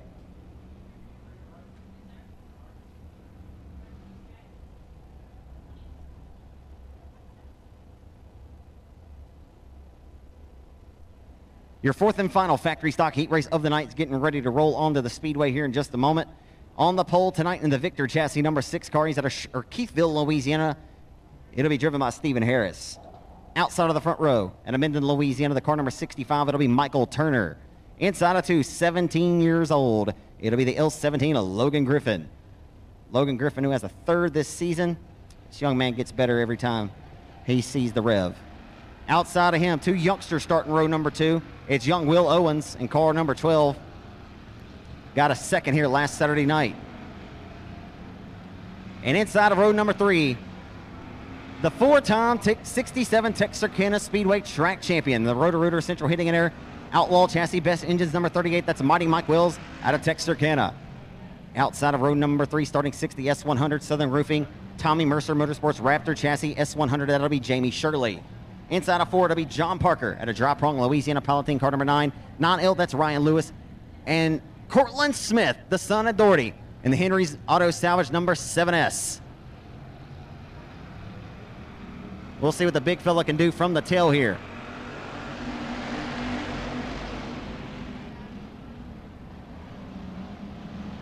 Rolling into 1 and 2.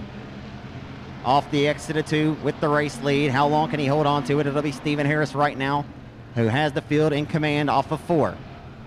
The 6 digging right around the bottom, and Stephen Harris will lead lap number 1.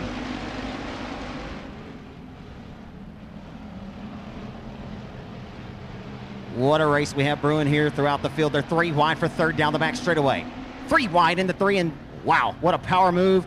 On the entry to 3, just held it down to the mat a little bit longer than Griffin did, and Jamie Shirley rides up to the 3rd spot, S100. That Raptor chassis, the only Raptor chassis factory stock Kent Hollingsworth built out of his shop here in Northeast Louisiana. As around comes 1 here off the exit of 2, but no harm, no foul. We'll keep the green out. As, Harris contact with 65 of Turner, and that got ugly for a moment. Nonetheless, they'll keep strolling and keep her rolling. How about this, folks? The factory stock's delivering again. Factory stocks always putting on a display here in the Arklatex.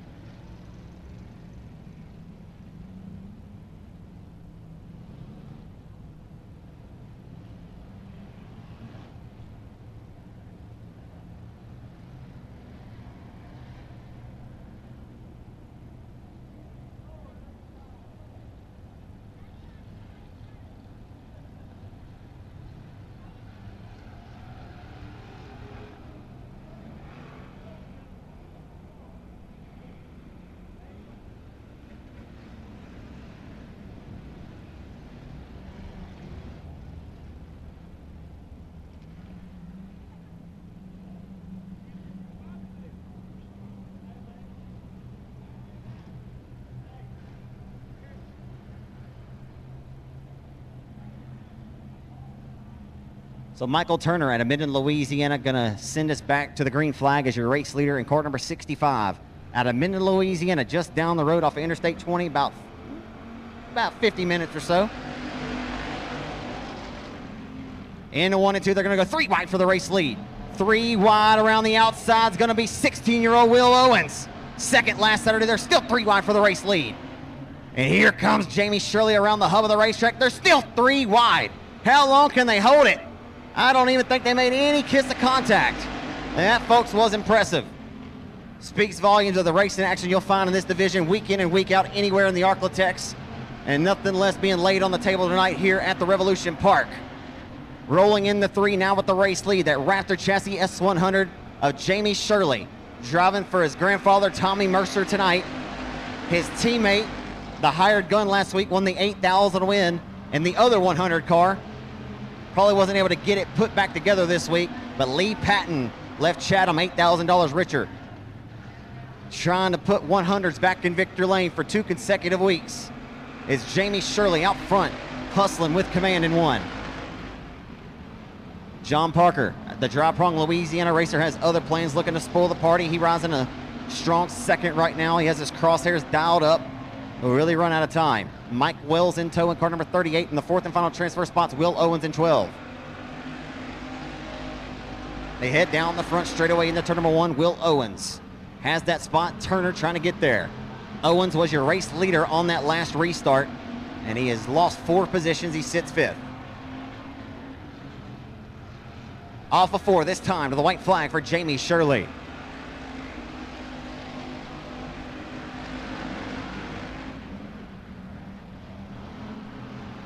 Mike Wills has a run to the back bumper to the 9 of Parker for second. Gives him a little bit of a shot there. As for the final time, and off of 4 to a face full of checkered flag from Justin Martin. Heat race number 4. Your final heat race winner goes to the S100 of Jamie Shirley.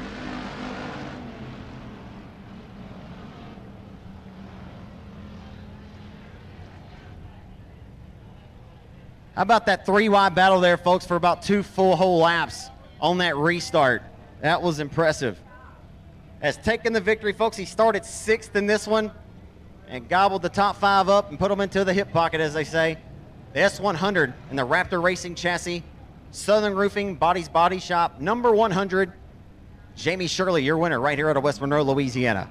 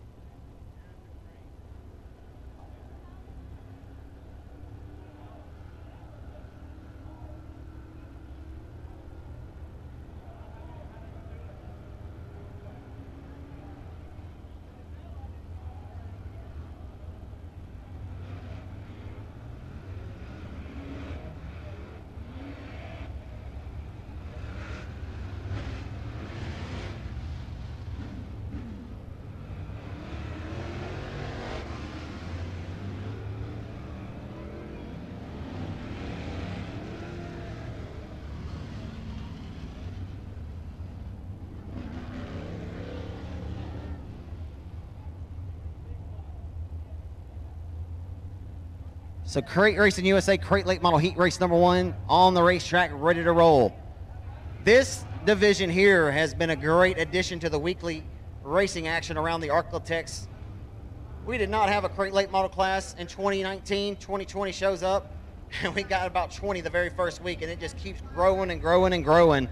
Last weekend, they were set to compete for $10,000 to win, but, well, you know, the old gas shortage over there. No, you got to give props to Boot Hill Speedway, still throwing a $3,000 to win main event, and Tracy Denby Jr. got the win over there last weekend.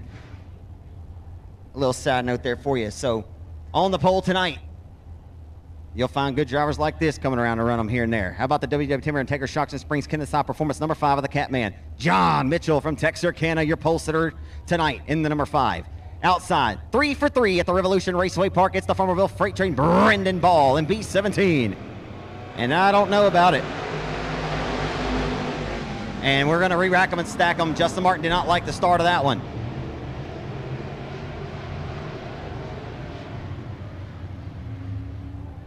I don't know if Ball,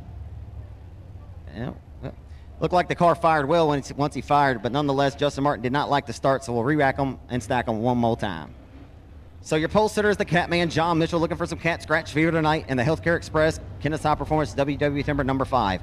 Outside the Freight Train for Farmerville, driving a Black Diamond Racing chassis sponsored by Bubba Green Towing and AB Performance. He's 3 for 3 at the Rev this season, Brandon Ball, limited modified graduate. And inside of row number 2 out of Castro, Louisiana, in the car number 28C. Happy birthday again to his wife. It's Colton Ewan in car number 28C.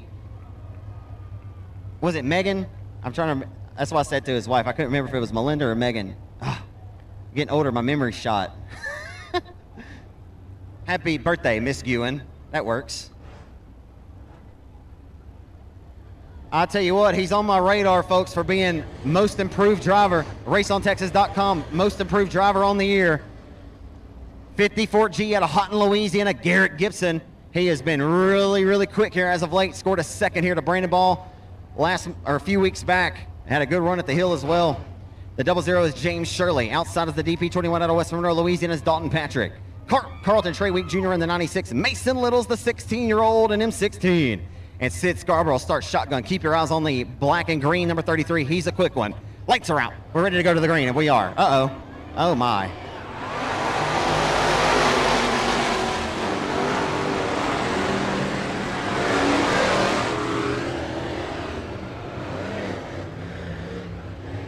And there's about to be a few drivers hot underneath the old collar. And John Mitchell's body language in the race car, you can read his body language anyway. And the body language speaks he ain't happy.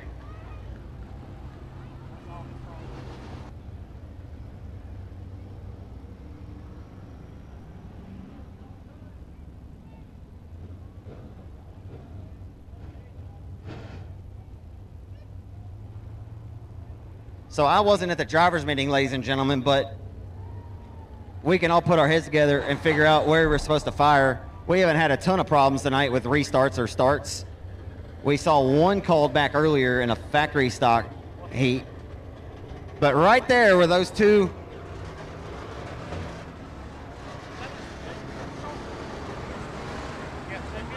That is the JPS Equipment Rental starting zone.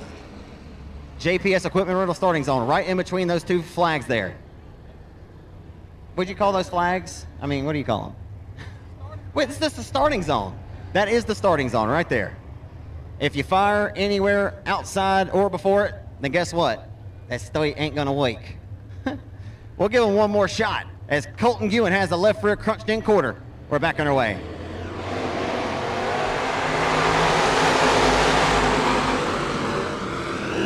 As they hustle into one, Ewan's car not gonna work the way he wanted. And here comes Gibson down the back straight underneath the fuel cell of the 5 of Mitchell.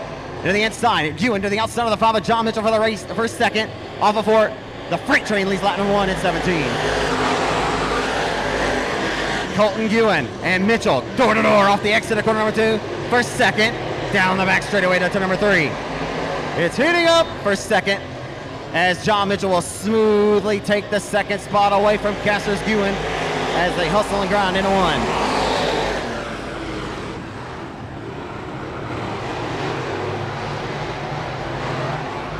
Brandon Ball drawing a good number tonight.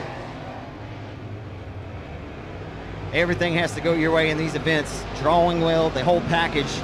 Things have just seemingly gone perfect for the driver of the B-17 machine, formerly from right here in northeast Louisiana, down the road in Farmerville, and now lives in Texarkana, Texas, and has for the last 6 years, as Ball used to make home track laps just down the road at Chatham, where he won his first ever race back in 2009 in the limited modified division, where he spent many a years just up until last season.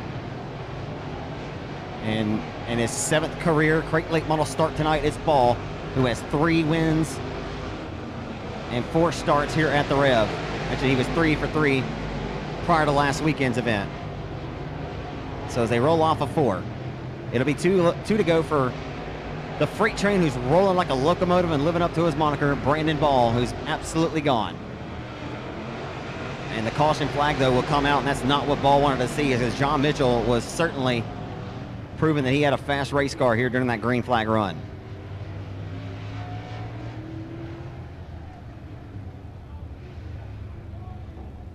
Six laps are scored. 2 laps will remain of this 8-lap affair. And not so sure John Mitchell would have had anything for the B-17 of Brandon Ball on those remaining 2 laps had we stayed under the green flag. But that changes everything here, as Mitchell was picking them up and putting them down around the Rev.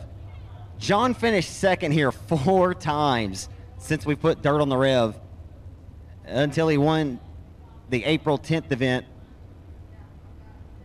which was initially slated to be a Mississippi State Challenge Super Late Model Series sanctioned event, but ended up being an unsanctioned deal due to Mother Nature.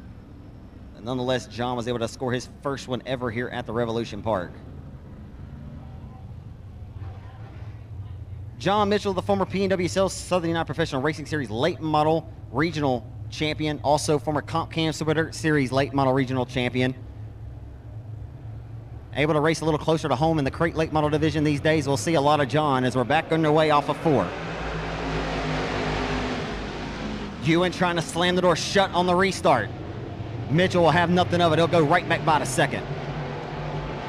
So John now will set his sights on Ball, but may have just dealt with the 28C a little bit too long, got tongue-tied, of Ewan. We'll see if John can pull a rabbit out of the proverbial hat here as they head down the back straightaway for the final time, get ready to head into 3 and 4. And off of 4 to the checkered flag, Brandon Ball will hold on, and he'll take the victory in the Bubba Green Towing AB Performance Black Diamond Chassis number B17. So from worst to 5th, the 33 is Sid Scarborough. Drove around a few cars to get the 5th. 4th, it'll be Houghton, Louisiana's Garrett Gibson piloting the 54G Black Diamond chassis. 3rd, out of Castro, Louisiana, Colton Ewan in 28C. And the Black Diamond race car takes 3rd. 2nd in the W&W Timber Healthcare Express. Number 5, the Catman, John Mitchell. And taking the victory in the Bubba Green Towing AB Performance Black Diamond Racing chassis number B17. Rolling like a locomotive and living up to his moniker. The Freight Train, Brandon Ball, takes the victory in B17.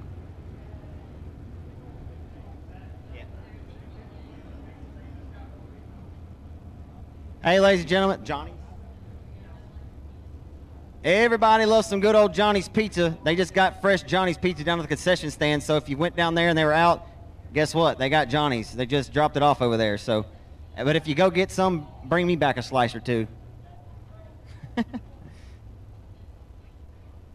That's one thing I do miss a bunch is Johnny's Pizza.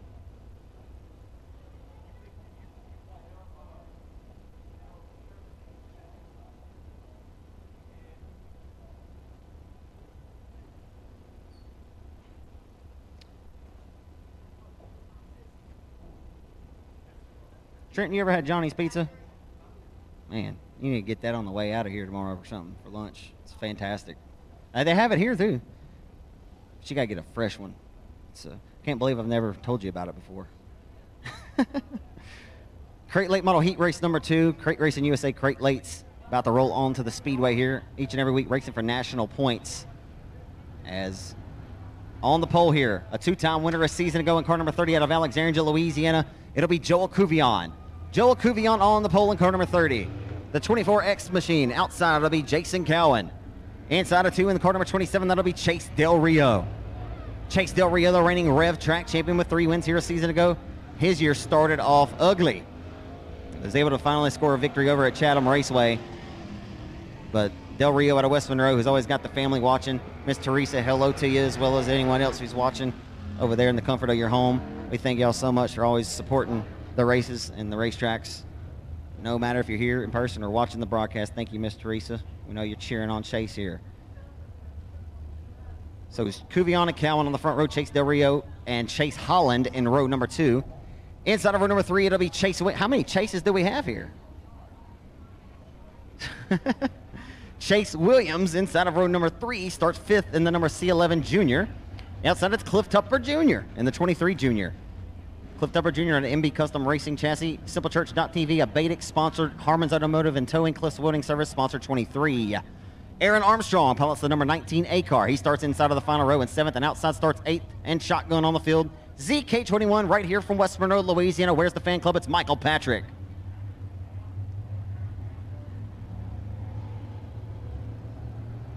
Joel Cuvion in the K. Dillard Racing MB Custom off of turn number 4. He leads them into 1 and 2.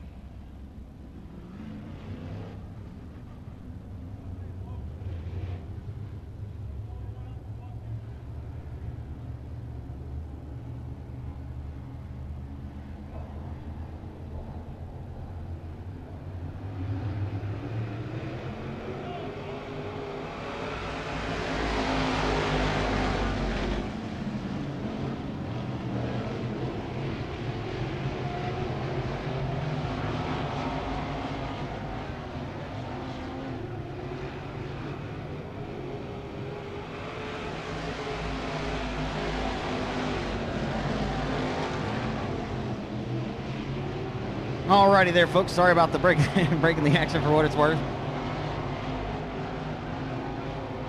I ain't checked my phone in about 3 hours. Probably why I'd never get on it at the racetrack. Alrighty then. Hustling into 1 for the race leads the 30 of Joel Cuvion.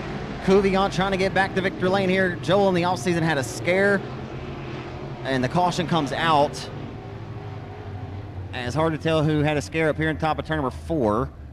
But the caution comes out for here for the second time of this 8-lap affair for the Crate Late Models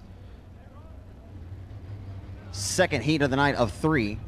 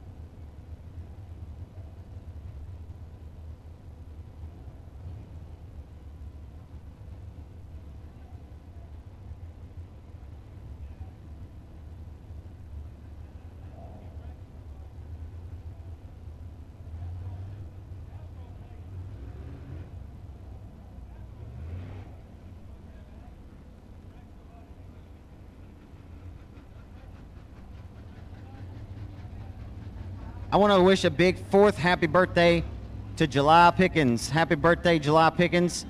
4 years old today. Happy birthday.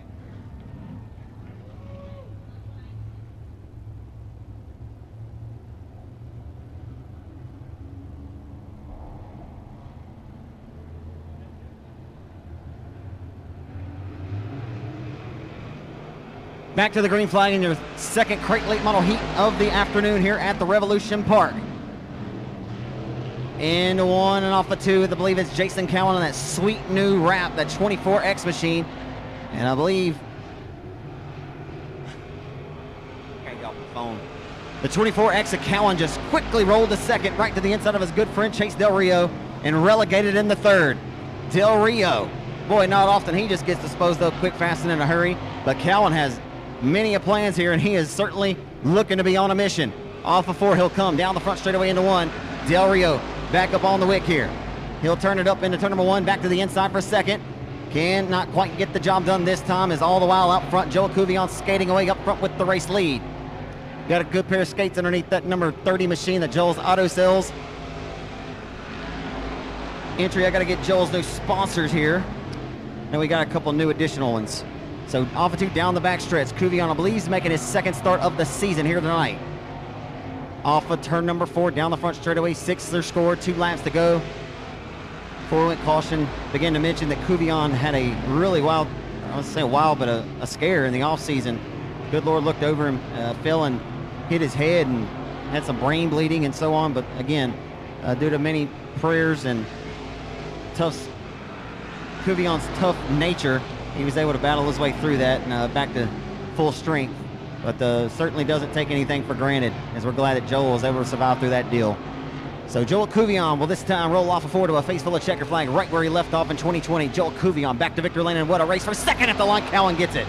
Cowan got it by half of a, boy, that was about a toothpick.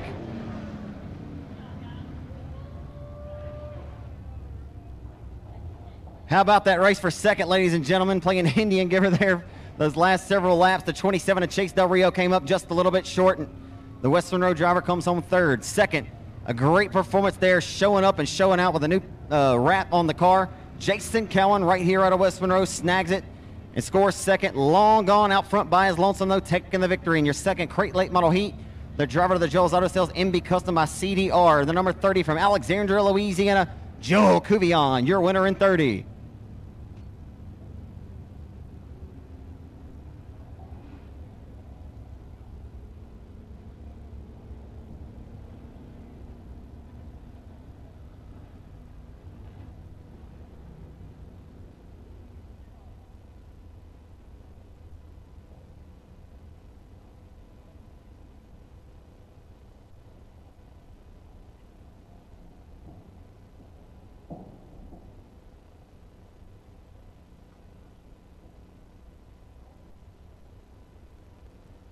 I want to say a big hello to Robert Chapman sitting out there, and I believe he's in the grandstands tonight. I'll say hello to Robert. I don't know where he is, but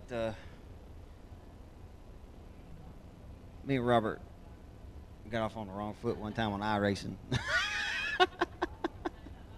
But no, seriously, man, it's good to see you here tonight, Robert. And man, you ought to come up here and say what's up.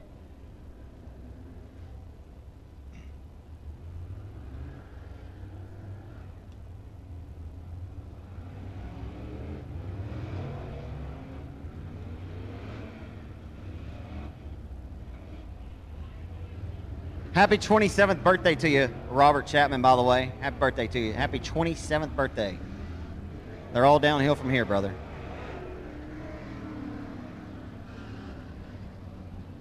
Been a lot of recent high school graduates. Raise your hand if you're a senior this year, about to graduate or did graduate. Dang. I see a few. I say, dang, I didn't think there was many dropouts here in Northeast Louisiana. All right, enough of the silly stuff. Happy graduation. Congratulations to Michaela Kennedy, graduating high school this past week.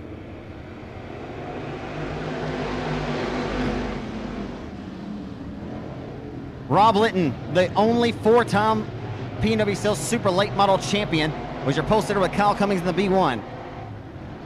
Dean Abbey's here in the number 26 machine. He's out of Waco, Texas. always a tough customer. Jerry Basco's in the 76B, Lance Curls in 7, Jason Page in P79, and Kevin Patrick's in 32, Justin Hendricks in 22Hs. Right now we're going at it for a second. Kyle Cummings, the second generation racer, the son of the late great Rusty Cummings.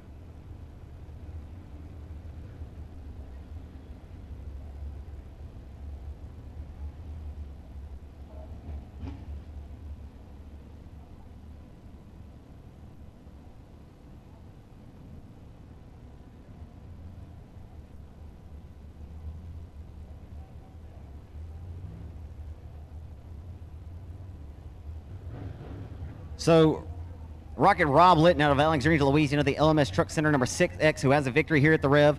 A 32-time winner on the former P&W Sales Super Late Model Tour. He's the only 4-time champion of what was formerly the longest sanctioned late model body in tenure. Ran over 960 or so races before that series went defunct in 2016.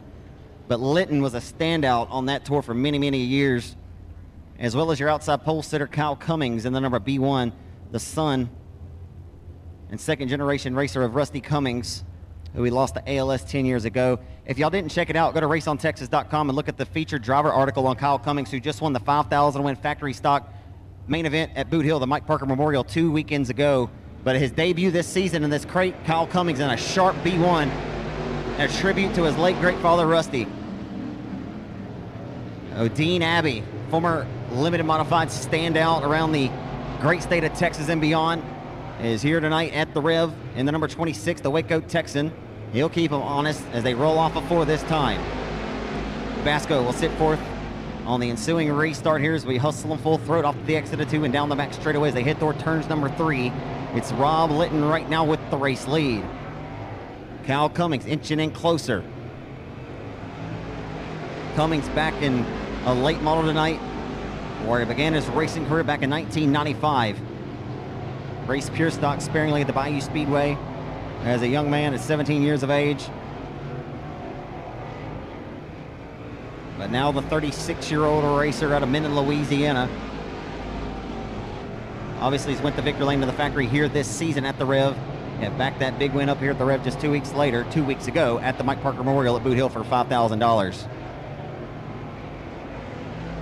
Again, back in these late models for so many years, he drove for Childress Fishing and Rentals.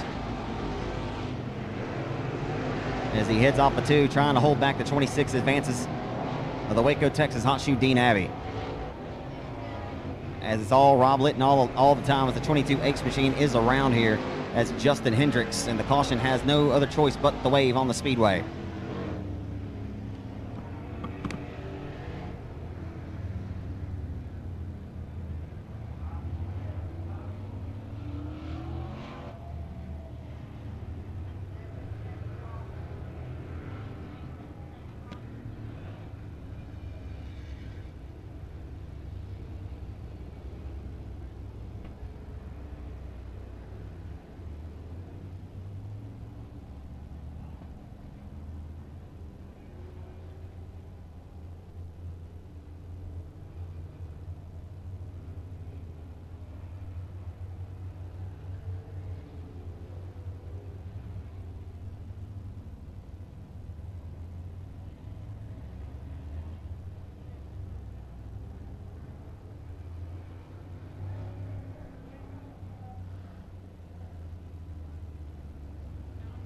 So the 22-8 of Justin Hendricks, the reason for the caution, and he'll be served a dismissal in this one, I believe. Just waiting on him to exit the speedway. So Rob Litton, your race leader in the number 6X. Well, that B1, that is a sharp-looking machine in tribute to Rusty Cummings. If we have any book readers here, a great novel to purchase for 1,000,000 Summers. It's one of the sponsors on the side of that B1 car. It's a novel that Rusty spent about 6-7 years writing. His family had no idea that he was writing that book until he was about to get ready to get it published. And Cummings had big problems that time. And here comes Dean Abbey for the race lead. Oh boy, he's taking a stab. Looking stabby tonight is Dean Abbey off of 4. For the race lead, Abbey gets the door slammed shut. And Kyle Cummings trying to get back up on his horse here. Had a nasty push there on the restart down in 1 and 2. And Dean Abbey's found some stick and some dig right there to the middle, to the high line of the Revolution Park. Here he comes. He's able to drive the car much deeper off into the corner, locks his elbows off of 4, smashes the throttle through the firewall. Just cannot find enough mustard to squirt by Rob Litton for the race lead. Heading off of turn number 2, down the back straightaway. Final time on the catch-up packet, into 3. Dean Abbey will not be able to get the job done. It's Rob Litton all the time. Your third and final Crate Racing USA Crate Late Model Heat Race victor of the afternoon here at the Revolution Park.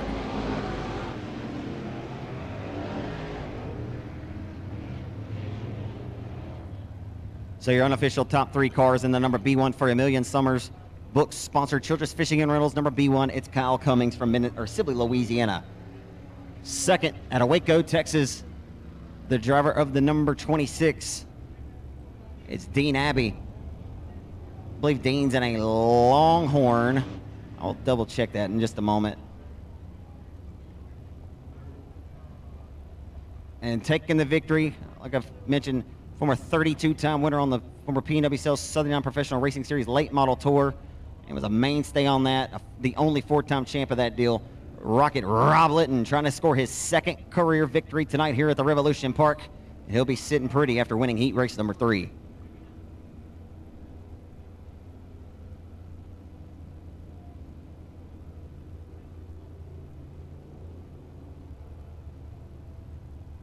All right, folks, get those general admission tickets out. I'm going to draw for another Revolution Park t-shirt here.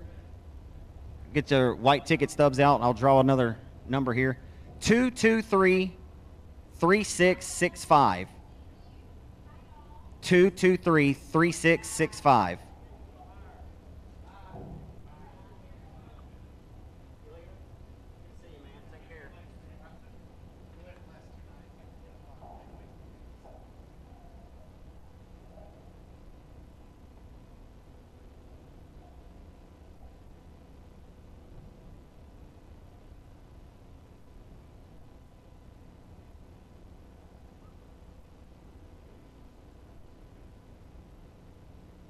So we have one more set of heat races to come for the compacts. And folks, y'all can't go nowhere now. All right, y'all gonna hang out here till the final whistle. I see some of y'all ladies like, I don't know what this dude talking about.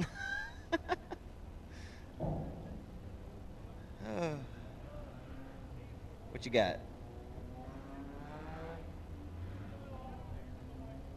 Man, your numbers were swapped. It was 3665. You're close. I almost feel bad, but it's just 3 off. Hey, once again, that ticket number is 223-3665. 3665.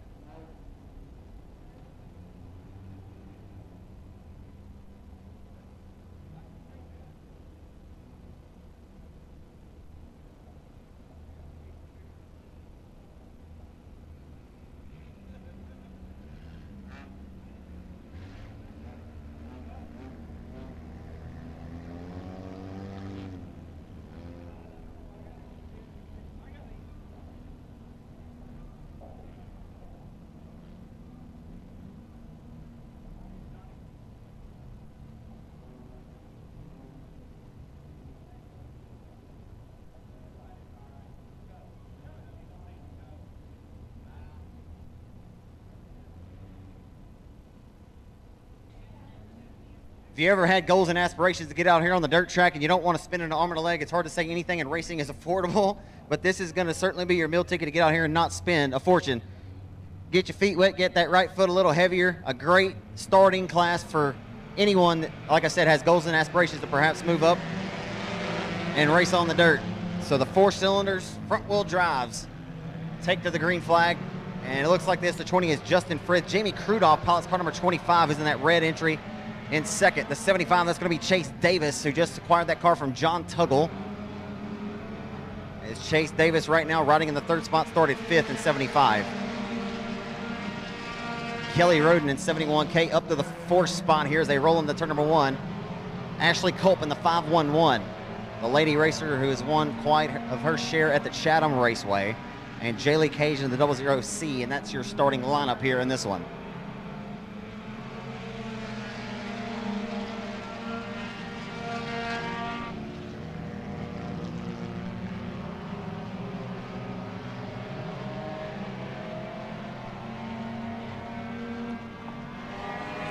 Rolling into turn number 3, Jamie Crudoff trying to reel in your race leader.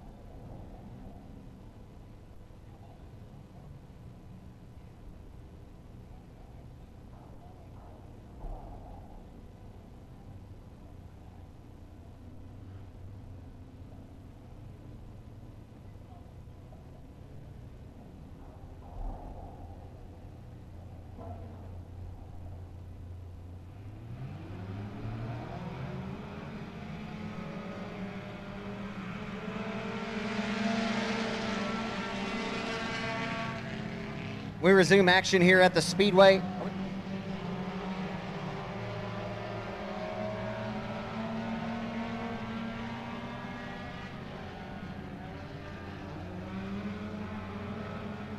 Off of 4 up front with the race lead in this one in the 33.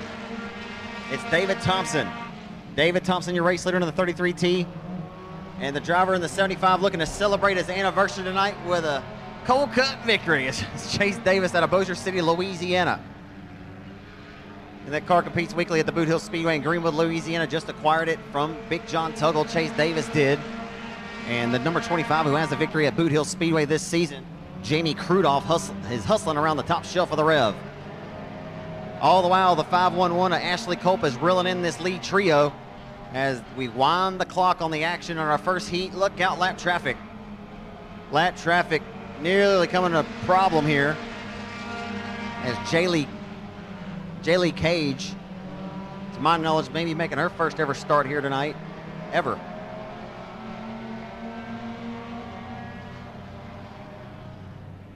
So still able to fend off all comers in this one with 2 laps to go. 6 are scored, 2 remain for David Thompson. Able to keep the momentum wound up and the car straight as an arrow. Rolls off the exit of 2 with Chase Davis in hot pursuit. The 25 of Krudoff still using the outmost part of the racetrack in 25. Ashley Colt reeling in that lead trio. She's got third maybe at the line, not yet.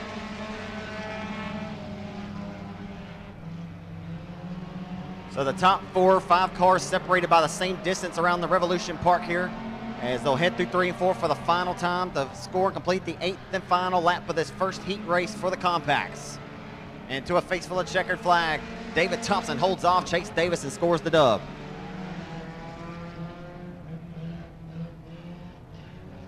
And something, whew, that was close.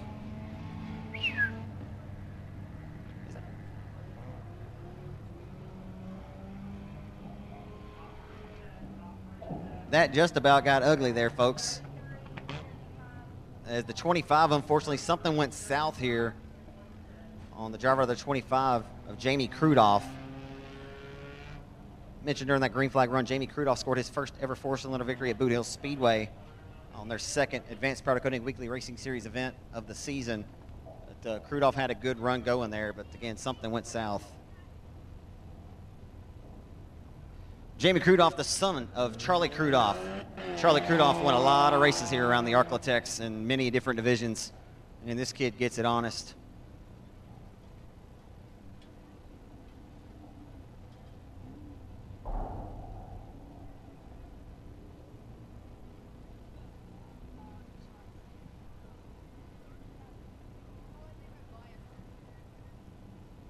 Of course, folks, this is our last heat race, or our next race is our last heat race of the evening. And we'll have a brief, I don't even think we'll have a brief break. We're not having an intermission tonight. We're rolling right into the next set of races. So, of course, I'm always in favor of not having one, so. But I hope you folks will hang out with us. I know that I look out here and the crowd's thinned out a little bit. I can understand that if you've been here, especially all day, if you're here from one or whatever time to get crawfish. I know it's been kind of a longer one as we have a huge car count here tonight, and hot laps take a little while, I understand. But if you guys are new to this deal, we do appreciate all of you folks for hanging out with us for as long as you can. But I hope and try to encourage you to hang out and see these guys all compete whenever the big money's on the line.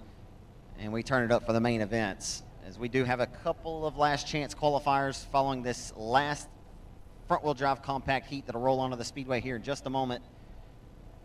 And once we conclude those last chances, we'll roll right into our feature events.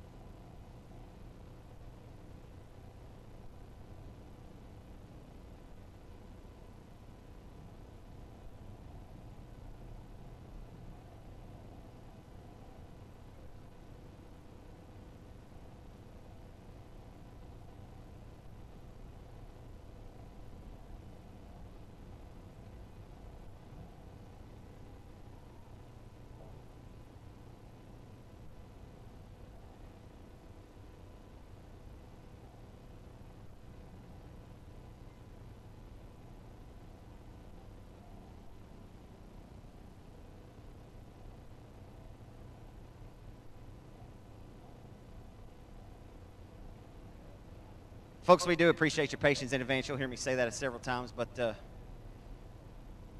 we do appreciate your patience here as we get ready to roll to our last heat race of the night. I understand some of you guys brought little ones too and may not be able to hang out. Heck, that young man who was throwing the T-shirts for me a little bit earlier, he was tired because he's been playing a Little League baseball tournament all weekend, or so far this weekend, and was up late last night, and boy, he was tired and ready to head on to the crib, so might have to find me another right arm.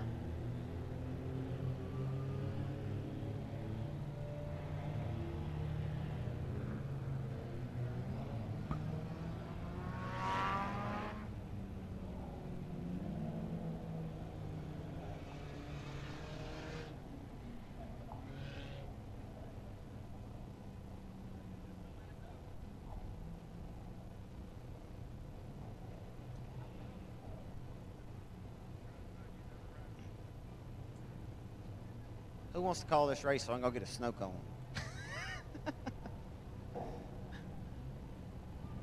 I'm thirsty. Your final heat of the afternoon, ladies and gentlemen. And the front wheel drive is ready to lay it on the line here, going 8 laps in distance.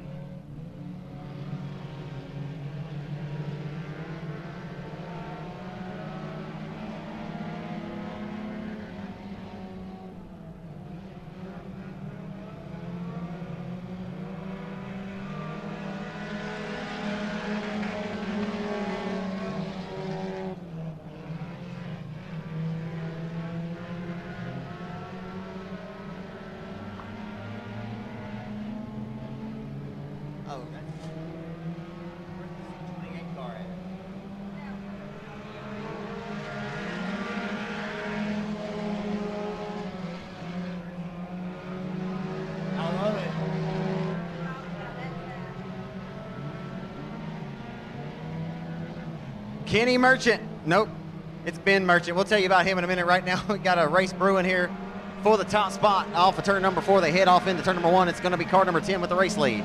Your pole sitter in the 10T is Robert Thompson. First name Robert, last name Thompson. As they work off of turn number 2 and into turn number 3. 13 machine rolling up the second now.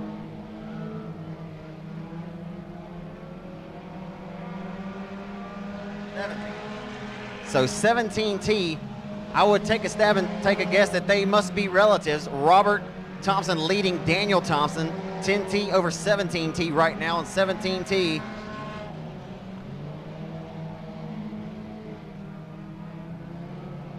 T's rolling off of 4, trying to reel in the 10 here for the race lead.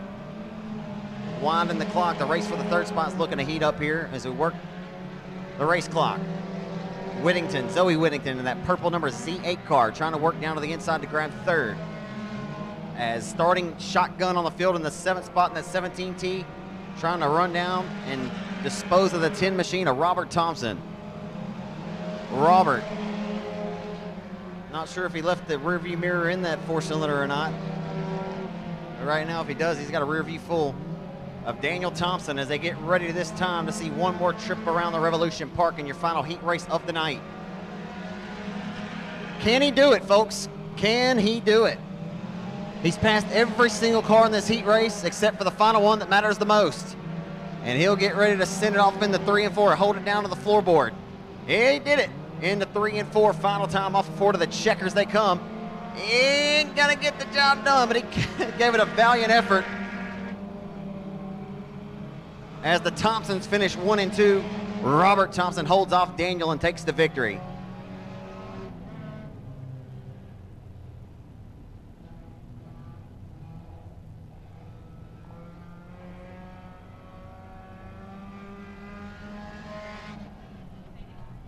Limited B features should be over there in the staging area, folks, waiting in the wings. So how about that race, folks? The final heat race of the night, and it was a good one. Starting dead last on the field and tried to get around Robert Thompson. Daniel Thompson gave it a last-ditch effort, and, well, folks, he left nothing on the table there. Threw everything he had in the Hail Mary, as Daniel Thompson going to come up 1 spot short to your winner in the 10T of Robert Thompson. Haven't seen those two guys race here around here very often, so not sure if they're father and son, maybe brother, who knows. They may not be related at all. Thompson's a pretty common last name, who knows.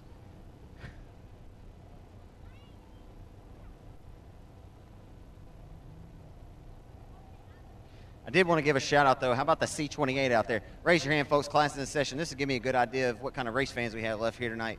If you've ever seen a number C28 around this neck of the woods, take a victory, any racetrack around. He's won them all over the country. Hava, Tampa. Yeah, speaking of the Rustin Rocket, Kenny Merchant, it's pretty cool to see that C28 car out there, isn't it? That wasn't Kenny. I believe that was his offspring. I think that was his youngster there, Ben Merchant. It's pretty cool seeing the old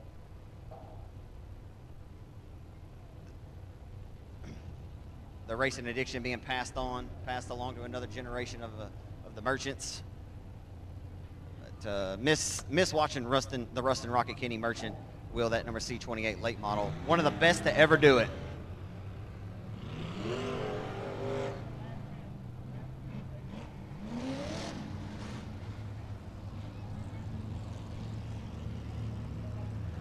If you're listening in Florence, Kentucky, induct the Rustin Rocket Kenny Merchant into the National Dirt Late Model Hall of Fame.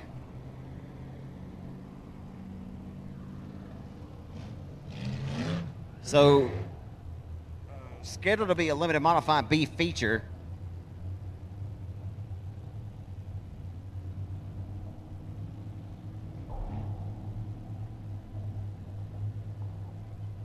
We're taking the top 4 out of this last chance for the limited mods.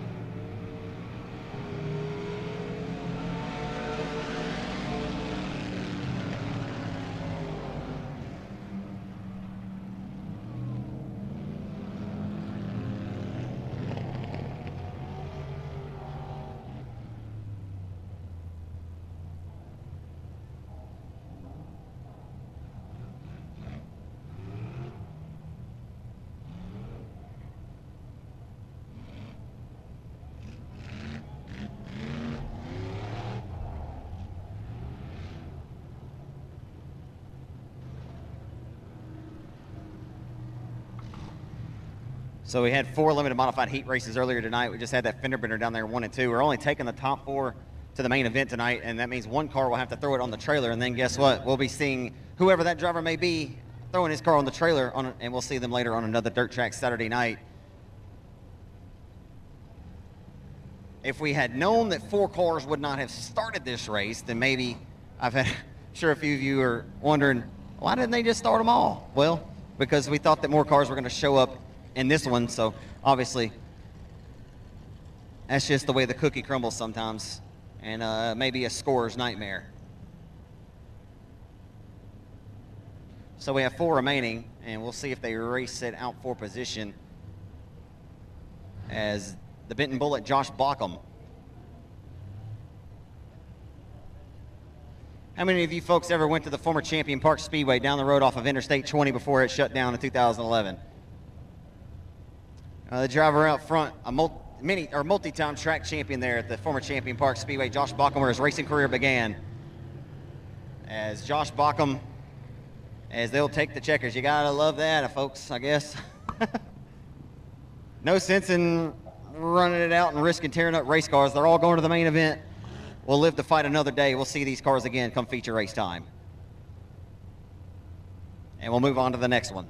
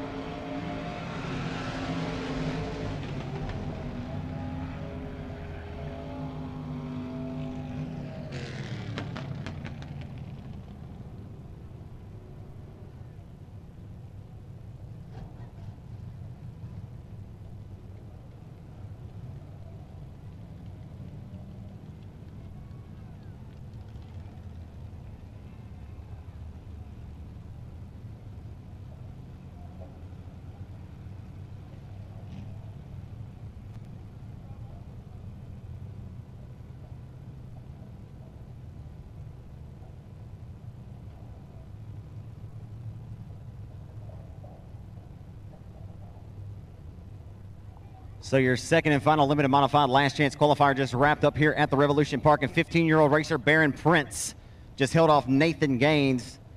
Baron Prince, who scored the victory here in his first ever start here on our second race event of the 2021 season.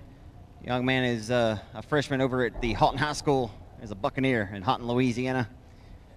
And boy, he's been nothing less than impressive, and a great finish there coming to the line with Nate Gaines. And how do I know that? Because I was down here getting a snow cone real quick, folks. I'm really thirsty.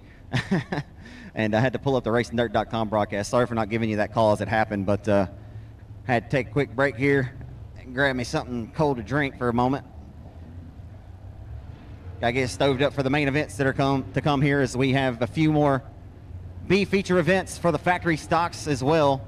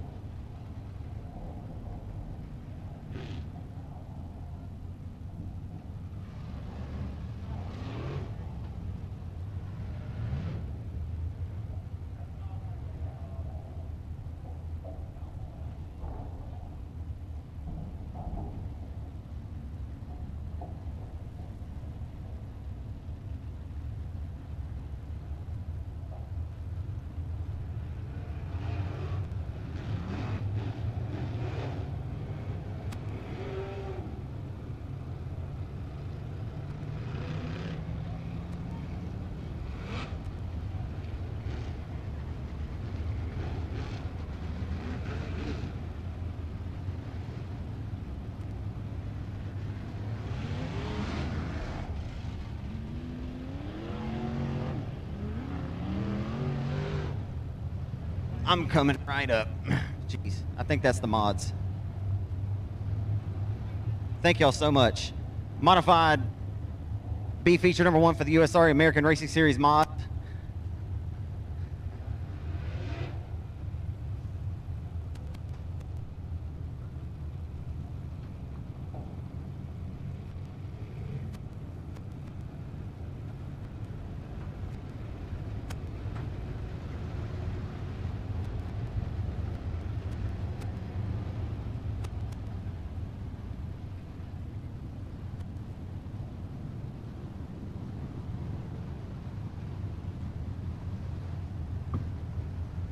Jack Sarton starting on the pole of this one. Alongside the Big Texas Auto Parts Transmissions Unlimited number 2G, it'll be Kenny Gaddis. Inside of 2, it'll be racing Jason Ingles and East Texas Honda Ring and RP chassis number 12.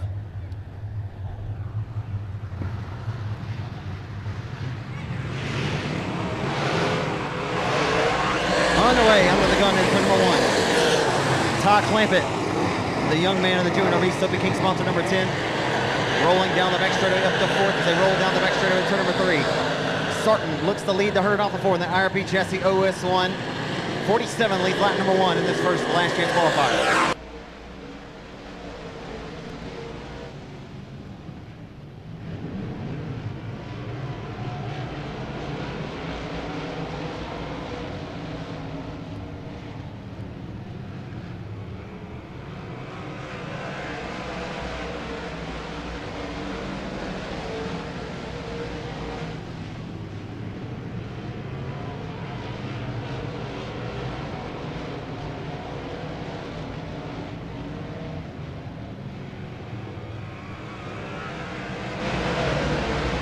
So Sarton with the race lead in 47. Leading the Hallsville, Texas racer Kenny Gaddis off the exit of corner number 2. And off the 2 into 3, Jason Ingles looking to fend off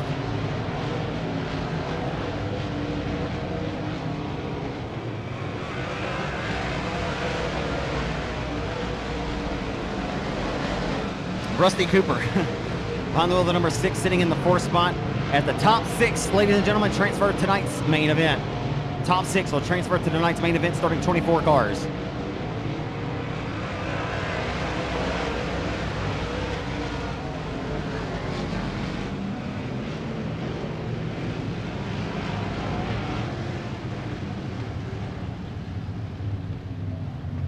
And the caution flag comes out here. in turns number 3 and 4 for the number 14 machine of Landon Mikey.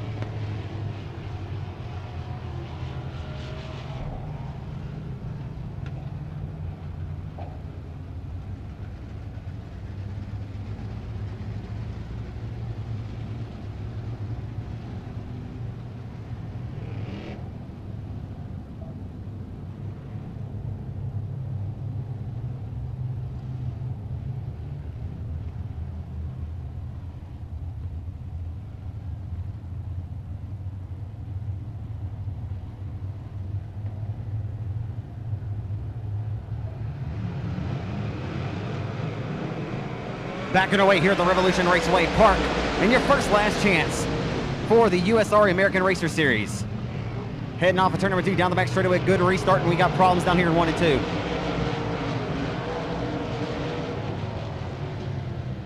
A couple of them coming together in the middle of turns 1 and 2. We go right back to the caution flag here.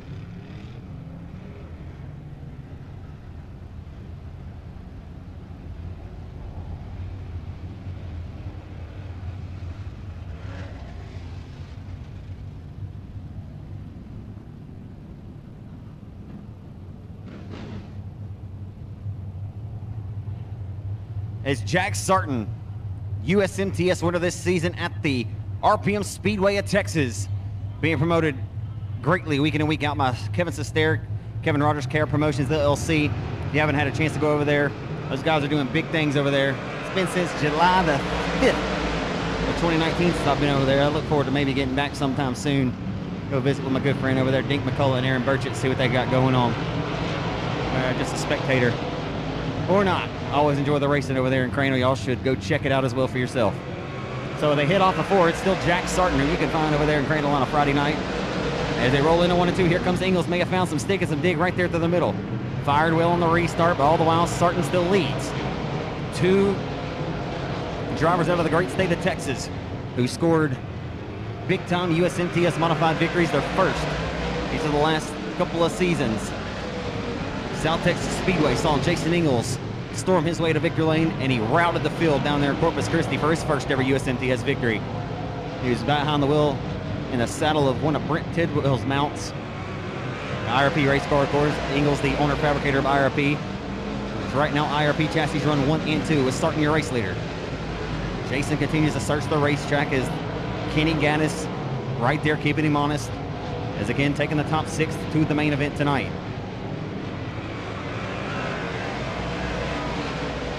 Sarton right around the skidder tires on the 47. 12 of Ingles arcing the car off the corner and not keeping it around the hub of the racetrack as the 47 of Sarton is, and is paying dividends as he opens up the door for Gaddis. Ingles does. So Gaddis trying to chip away at it and get that spot. Ingles just a little too tough right now at this juncture. And into the waning stages of the white flag getting set to wave, Ingles may have to get down there and protect. A thin line there between love and hate. You get out there and try to search too much and get the lead, you may give up something. A bird in the bush is... a bird in the hand is worth 2 in the bush is what they say, I believe. Nonetheless, a little late on that one now as the 47 is starting to take the victory as Jason Ingles comes home. A comfortable second there. And I'm not so sure that the 2 of Gaddis got snookered there on that final lap.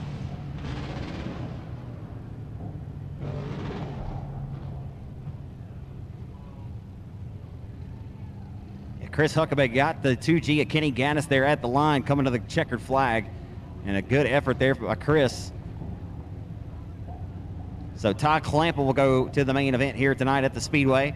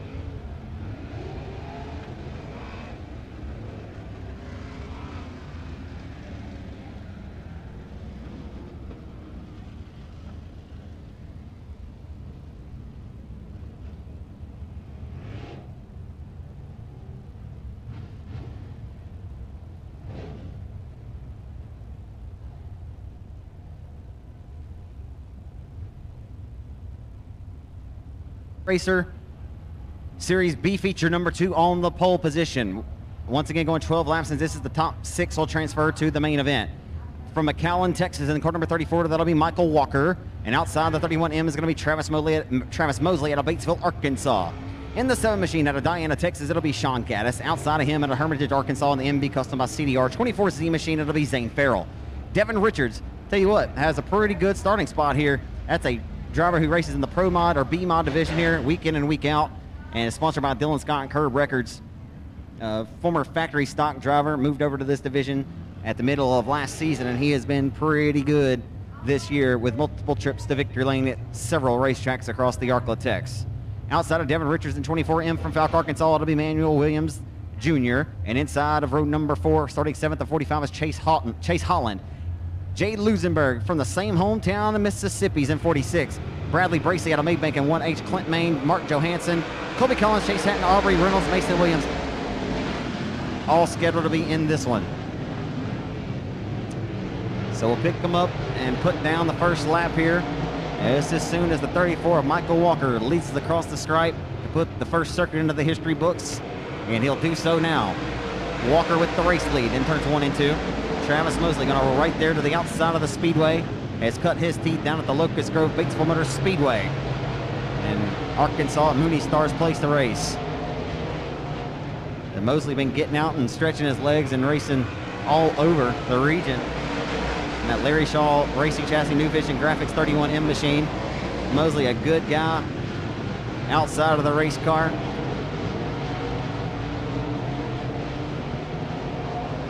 Mosley keeping the 7 of Sean Gaddis on as the 21-year-old second-generation racer. Sean Gaddis giving all Travis Mosley's worth here. So you gotta like to see what Mosley's doing up here. He's at least able to keep it honest. That outside line is something still there. All the while, the 34 Walker may be distancing himself tonight from the field of competition behind him. But it's good to see Mosley still able to make some hay up top, as this 99 machine is a hazard as we hustle into one. Far off the pace, the 99 machine here, as they get ready to roll down the back straightaway this time, or the rest of the field, as your race leader Walker exits corner number 4 this time, and around goes Zane Farrell. Oh boy, look out. Everybody to this point's done a good job to avoid him, and everybody gets through that deal unscathed, and we'll go to the caution and re-rack them and stack them here in just a few moments.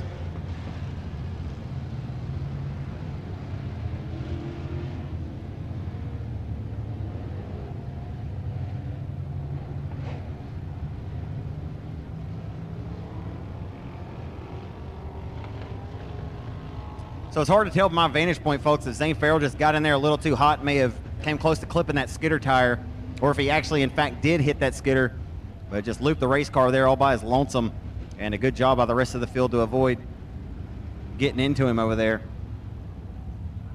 Again, race fans, this is going 12 laps, and this is the top 6. The top 6, only in the top 6, will go to tonight's main event, making it a 24-car starting field for tonight's 25-lap, 3,200 to win USRA American Racer Series A main event. And so far to this juncture, it's been all McAllen, Texas racer Michael Walker all the time in the number 34. So good to see Travis Mosley still able to roll that outside line and able to keep the 7 of Sean Gaddis at least honest, as Gaddis was able to get the advantage on him just before the caution flag waved.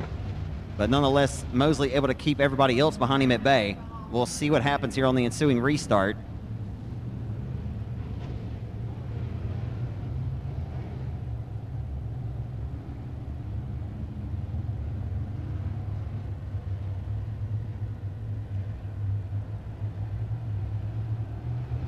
Michael Walker leading us back to the green flag, and we're back underway here at the Rev.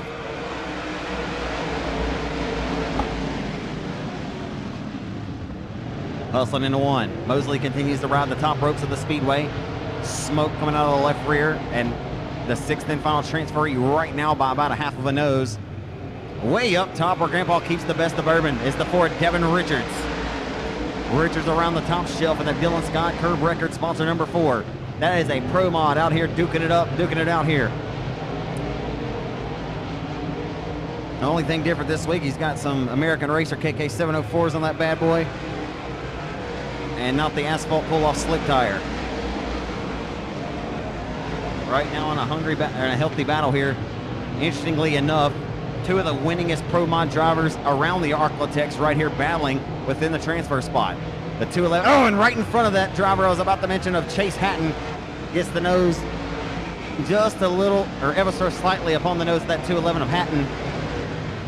Hatton a big hand and a help to Jason Ingles at Ingles Racing Performance, as Chase Hatton does get out and stretch his legs and race the mods here sparingly, but he has found his hay and has become quite comfortable racing in the B mod or pro mod division around the Arklatex. Won 20 times in one single season back in 2019. He was on a roll.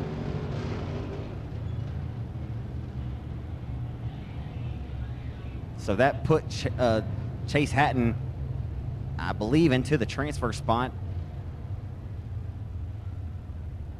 with the struggle there for the 46 of Jay Lusenberg.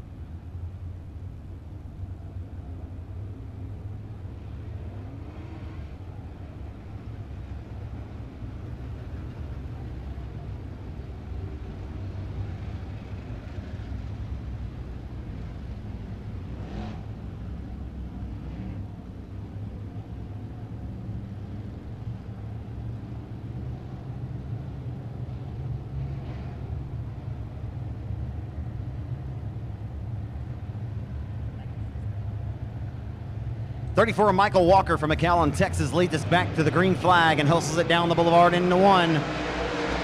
6 cars will transfer. And right now, the hot number 6 on the racetrack is going to be Devin Richards, who has the 6th and final spot right now, still showing smoke. I believe it's out of the left rear of that number 4 machine. As they hustle off before 3 wide momentarily there for 3rd. As the 45 of Chase Holland was looking to lead that charge. But loses ground there on the 3rd and 4th place drivers of Mosley, who's still on the top shelf of the Revolution Park. And Emmanuel Williams. The battle for transfer here, folks. That's where we're looking. Oh boy, whoop, the racetrack, and the caution is out. As my buddy James Essex would say, the caution is out.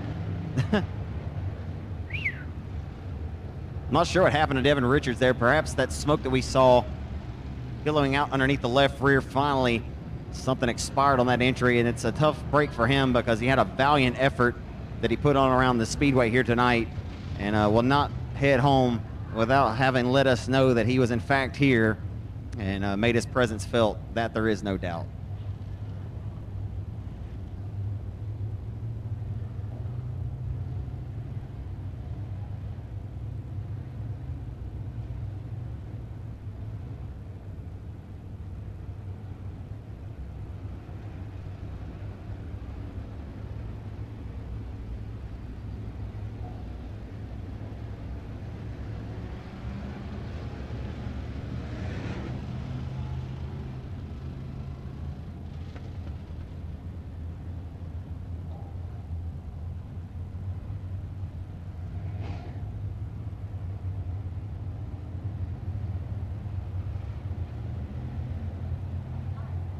Following these Bs, they're going to have a brief moment, and I think Nick's going to try to do something to the track here for the feature, so y'all just hang on. We'll be all right.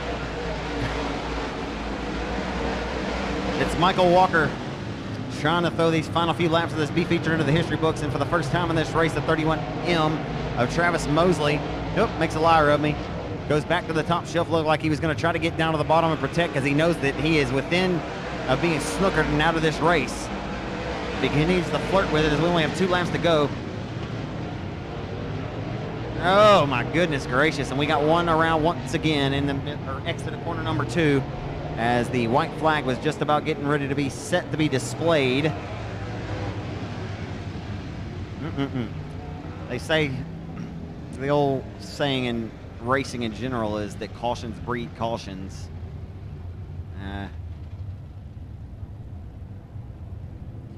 Not sure too much I've ever agreed with that assessment.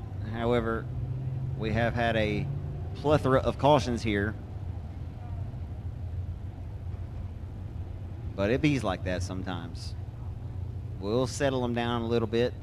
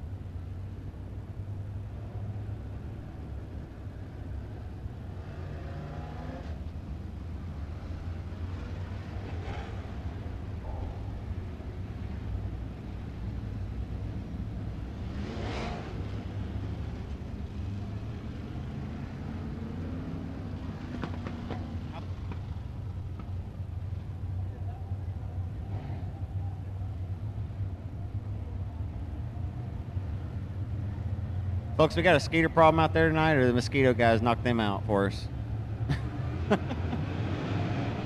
I know, that's what I was saying. We got trash guys, mosquito guys. Dylan Scott's got a few local business ventures, the trash guys and the mosquito guys. Dylan, you got a mosquito problem, they will knock your skeeter problem right out of the woodwork, I guarantee you. As right now, off forward of the white flag, the 34 of Michael Walker will lead them into 1 and 2 for the final time, and they'll get ready to set it down the back boulevard. Mason Williams going to work the outside of the speedway at Lil Man. Oh my goodness, and we got another synchronized spinner over here in turn 2, but it will not matter at all as the checker flag comes out on the Revolution Park.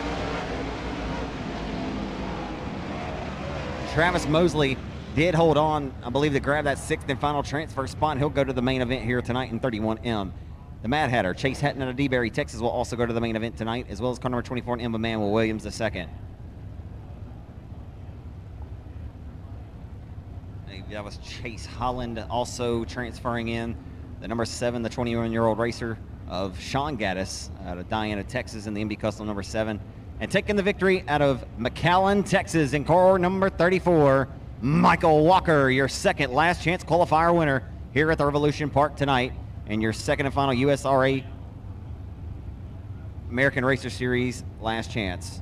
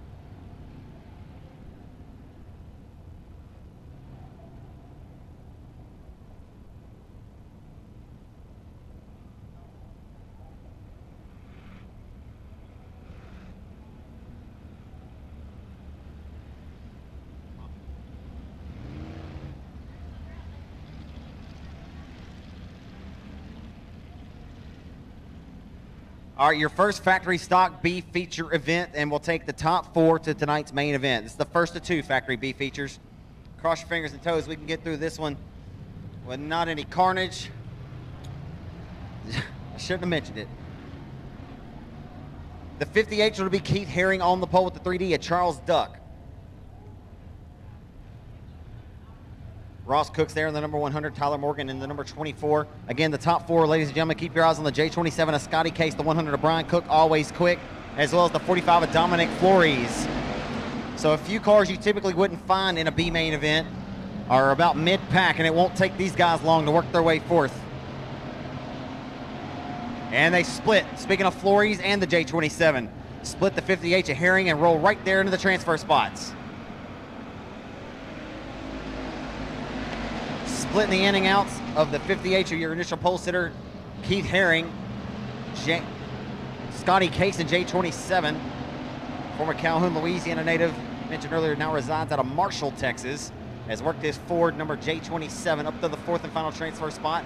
Went off on the tow chain earlier after just a lap or two of heat race action. As it's Charles Duck right now with the lead as Flores left the door open for the taking. As Case wants more. He'll try to relegate the 45 of Flores to the final transfer spot and put him at ease here and comfortably inside to make this main event tonight. Speaking of Case, the 100 of Ross Cook having a great run here tonight at the Revolution Park. Sits second, trying to hunt down your race leader to the 3 of Duck.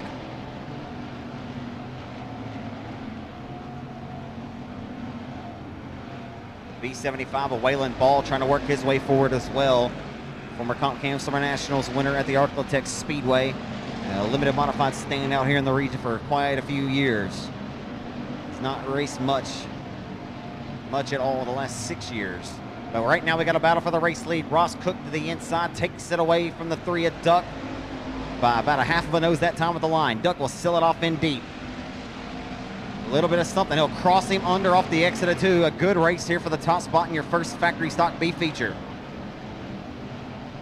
Ross Cook on the outside, got a little loose, holds on to it, comes across the nose of the 3, and here comes Scotty Case. It's a 3-horse race for the top spot. We got a carnage here at the exit of 4. The caution flag comes out.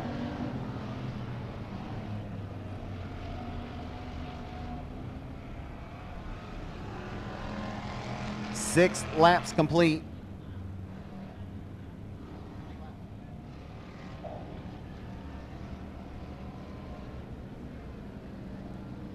So again, folks, 4 cars will transfer. This is an 8-lap last chance qualifier for the factory stocks. We'll have 2 of them.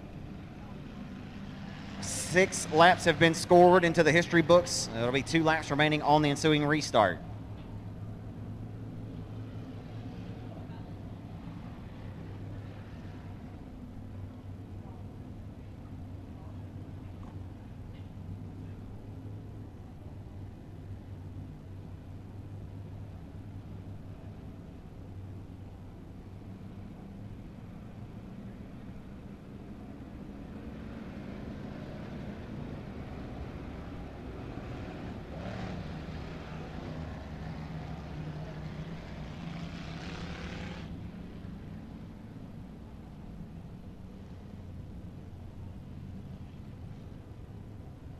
So I'm a little late to the party here, but Sean Graham behind the wheel of the number 3.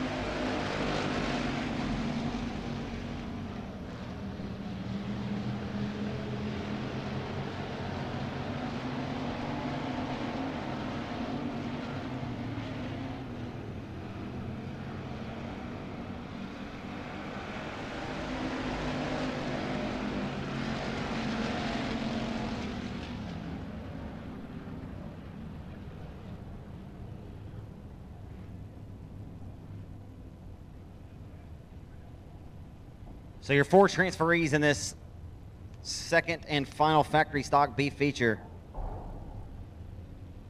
The 45 of Dominic Flores out of Montgomery, Louisiana, and the Wild Child Racing chassis, always racing for Willie. Then number 45 grabs the final transfer spot. Marshall, Texas racer to the number 27 of Scotty Case gets into the main event tonight, as well as the number 3 machine to the 100 of Ross Cook. And that will be how they go to the main event here this evening.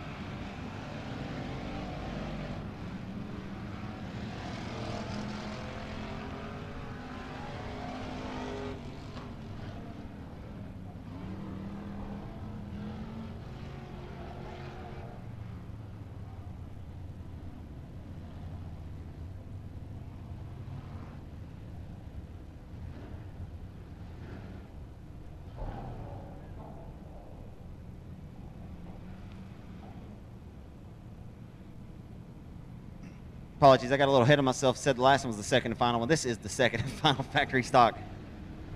Last chance, and again, folks, 8 laps in distance. The top 4 will go to the main event tonight. Top 4 will go to the main event.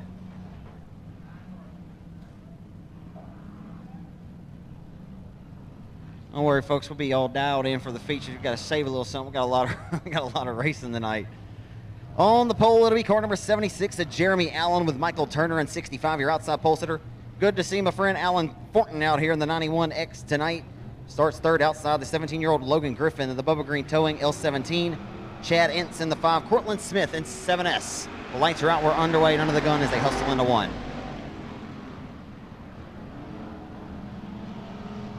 Oh my goodness, that was wild.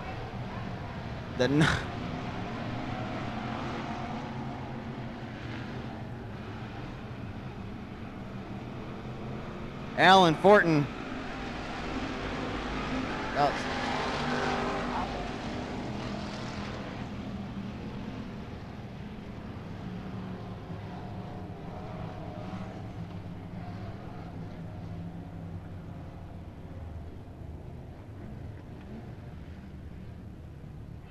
Logan Griffin.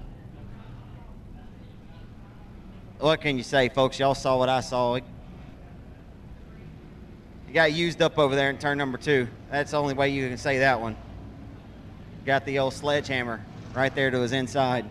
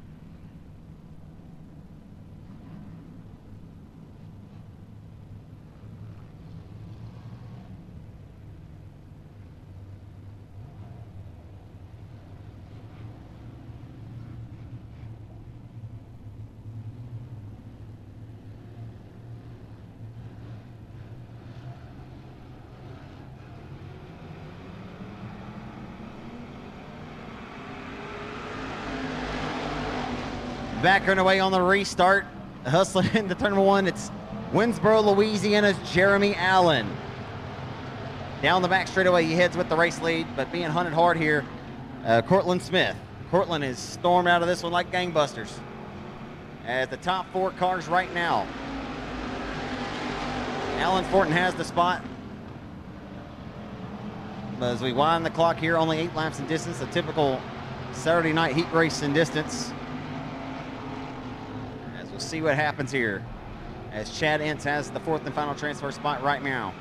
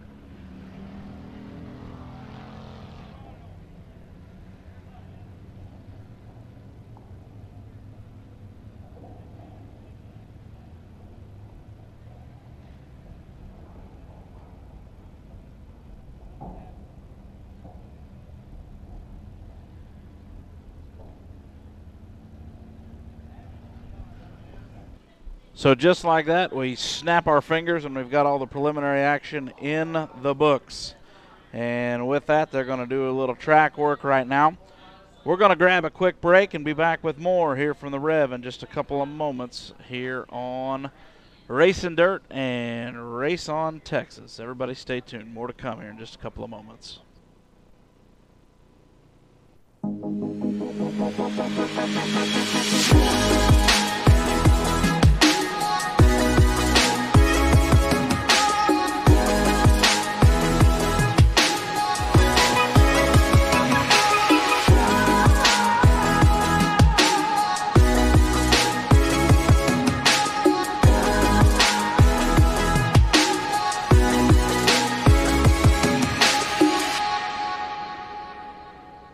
Hi friends, Phil Nightingale, General Manager of Mel Hamilton Ford. Are you looking for a dependable used car, truck, or SUV? With over 350 vehicles in stock at one location, Chevy, Toyota, Kia, Dodge, every make and model, not just Fords. Let us help you find the right vehicle that fits your family and your budget. Every used vehicle on our lot is inspected by a certified technician because we care. Mel Hamilton Ford, taking care of the community since 1984. Come out today or check us out online at mhford.com. Experience the difference. Zach Vanderbeek here, dirt modified racer. Been using FK rod ends for about 10 years now. Maria and their crew have provided exceptional products for me, racing competitively on the USMTS Tour. Race fans, the Z-Man does it. Zach Vanderbeek wins in 33Z. I choose to put the best parts on my race car, and obviously I choose to put FK rod ends on there. We've had 0 part failures. The durability and the product, you can tell, is second to none.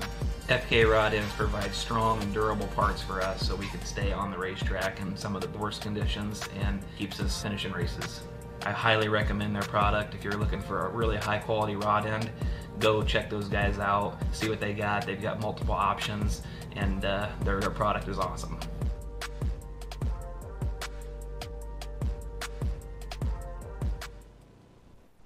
Back here at the Rev, they are working on the racetracks. We're going to take this time and play a conversation we had earlier today with one of the two principals here at the Rev, Nick Brown, who's out on the racetrack, one of the promoters, Dylan Scott, the other one. Here's the conversation we had with Dylan a little bit earlier this afternoon.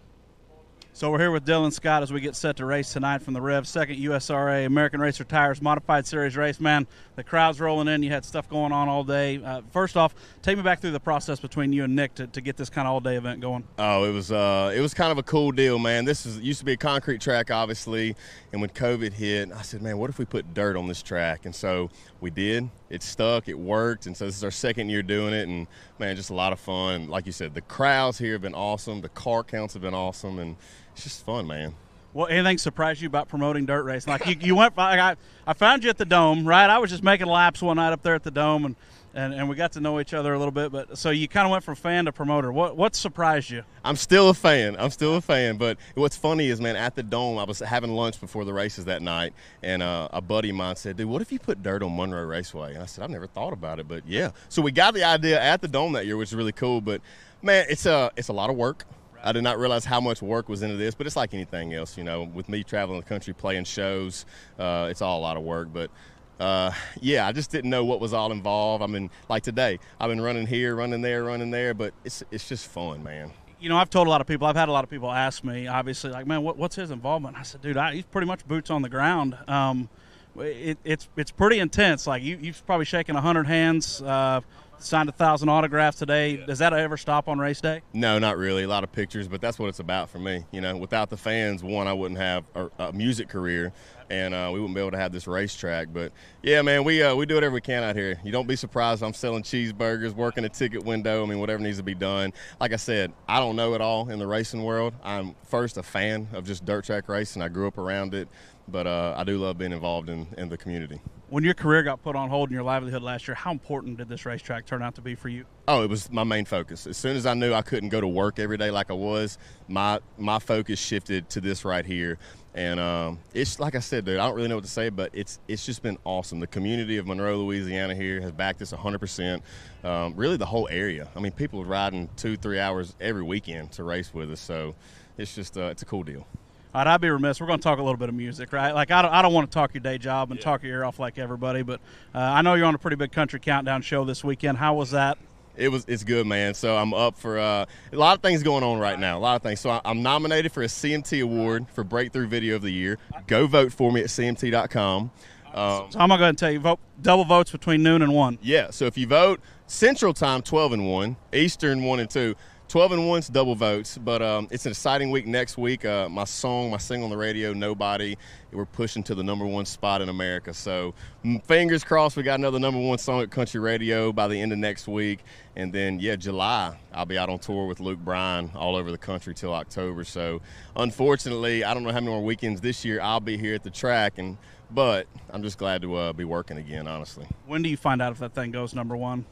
I will know by Friday or Saturday of next week if I got a #1 song for the next week is the way it works. And I'll be in Cancun on a little vacation, so that'd make that vacation a little sweeter, I ain't gonna lie. Nobody knows how to party like you if you get a #1, right? That's right, absolutely. There we go. Tell me a little bit about the promotion aspect, right? Like the really good promoters in racing are the ones that succeed.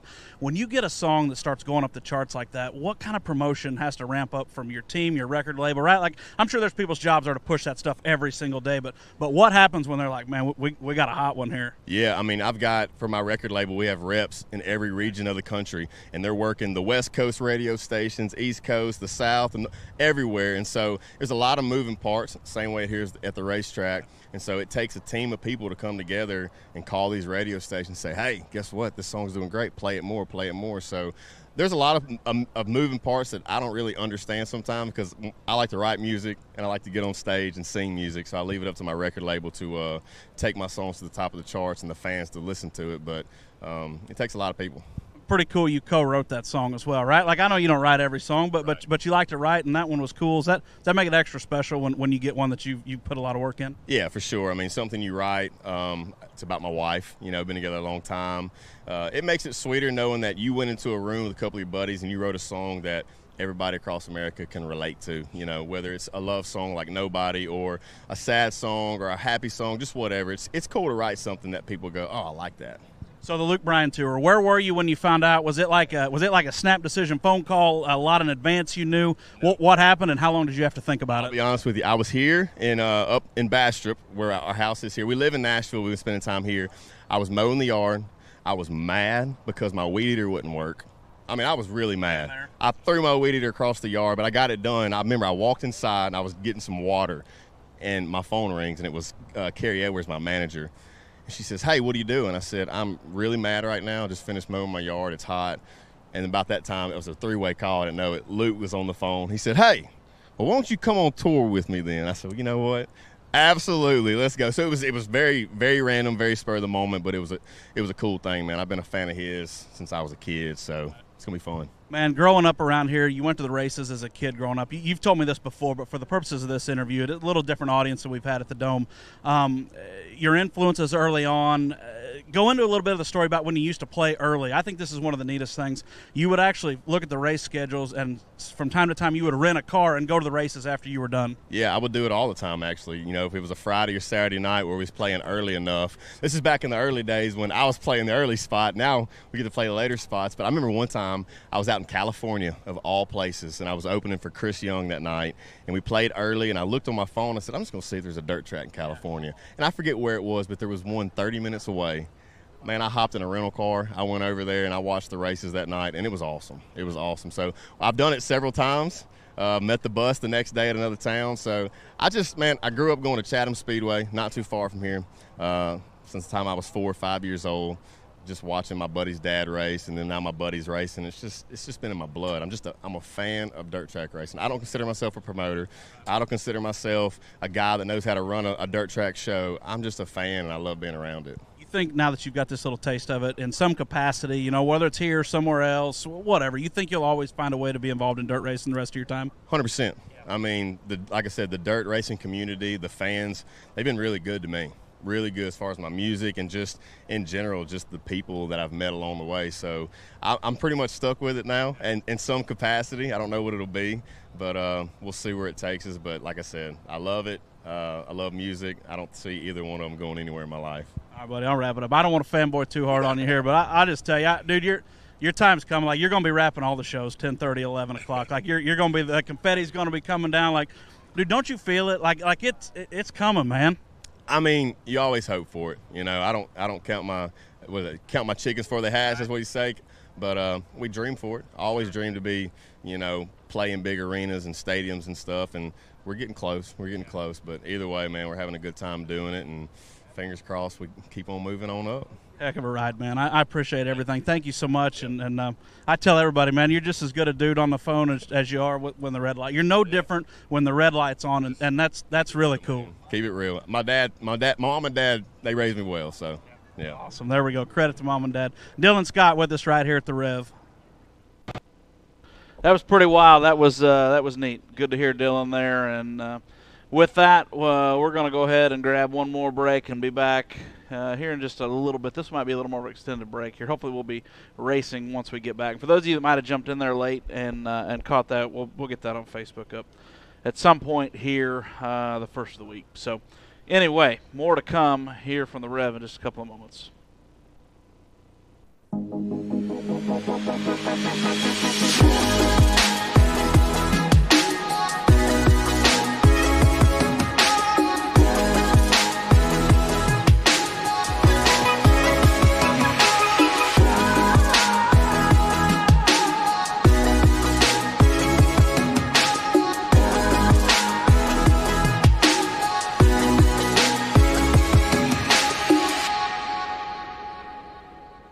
Hi friends, Phil Nightingale, General Manager of Mel Hamilton Ford. Are you looking for a dependable used car, truck, or SUV? With over 350 vehicles in stock at one location, Chevy, Toyota, Kia, Dodge, every make and model, not just Fords. Let us help you find the right vehicle that fits your family and your budget. Every used vehicle on our lot is inspected by a certified technician because we care.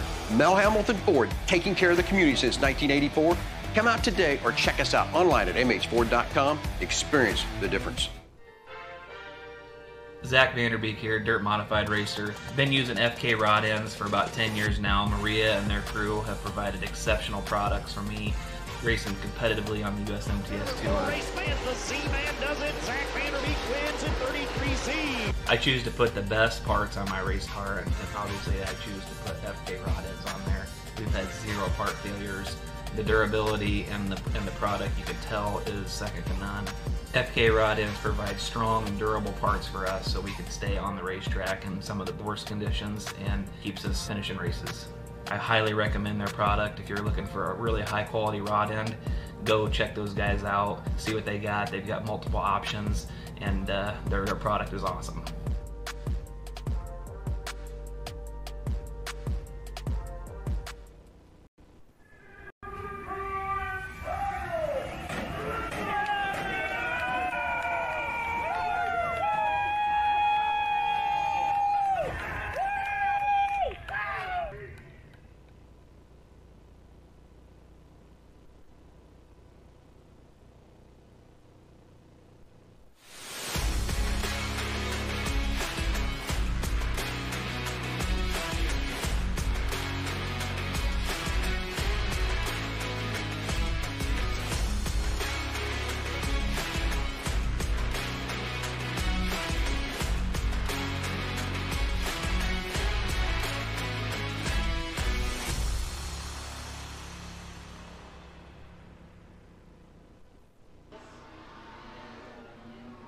Up the wick here for our first feature race of the night.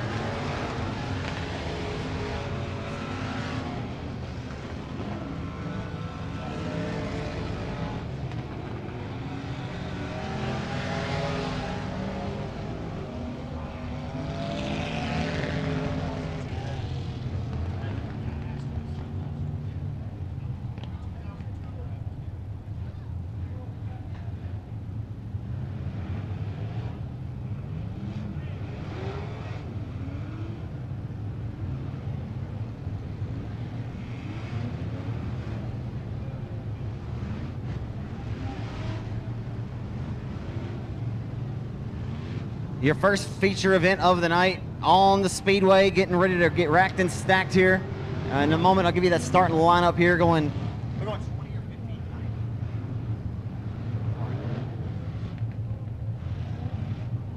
Either going 15 or 20 laps in distance. I would assume 20.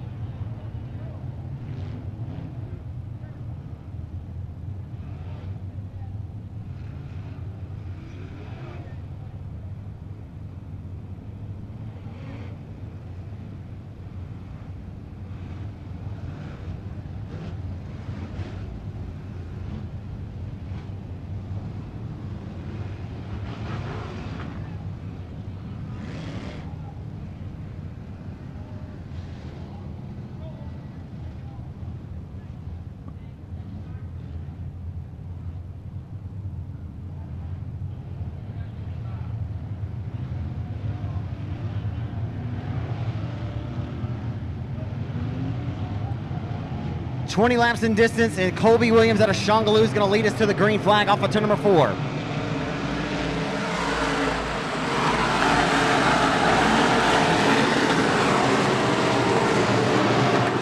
They hustle off the exit of corner number 2, down the back straightaway for the first time tonight.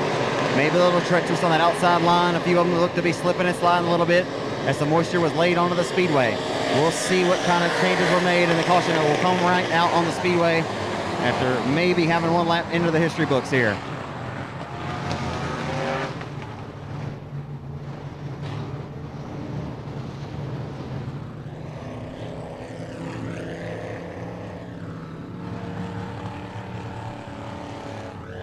And race fans, I know it's a little bit later at night than we would have hoped for.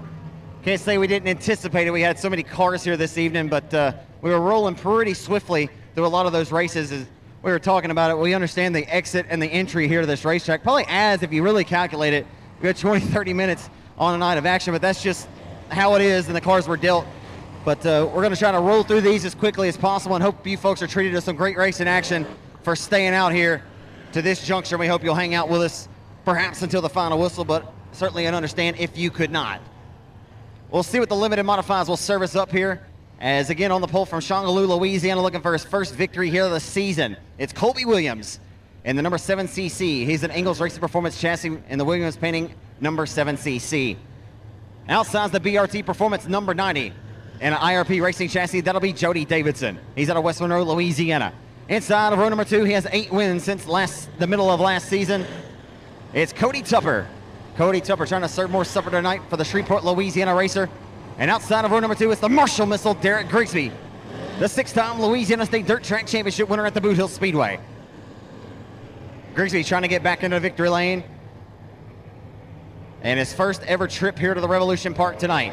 Austin Storm lines up and starts inside of 3 in the number 32.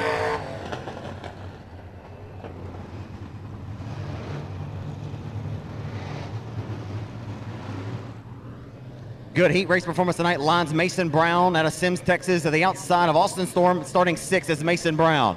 Starting 7th inside, keep your eyes on the BRT Performance sponsor number V8 car of Mark Underwood Jr. Mark Underwood Jr. in the number V8 tonight. Paul's on the wall. P Daddy Paul Edie in the 202. The 711, that'll be Cecil Reed Jr. Ray Goodman out of Bastrop, Louisiana. Ray Goodman in 56. Joey Shirley pilots the number 88. He's got some wins down at Sabine this season in Leesville. Lights are going out. We're back underway at the Rev in your limited mod main event. Re-rack and stack.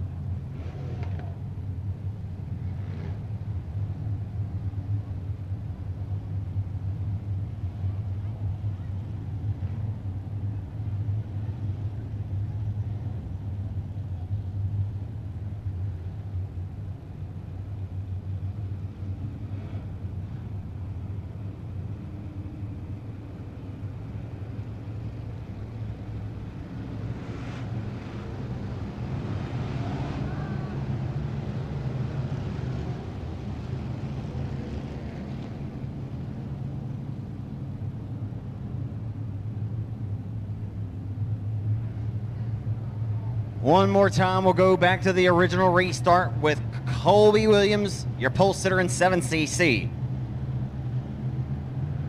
Jody Davidson on the front front row in the 90. We're back underway here at the Revolution Raceway Park.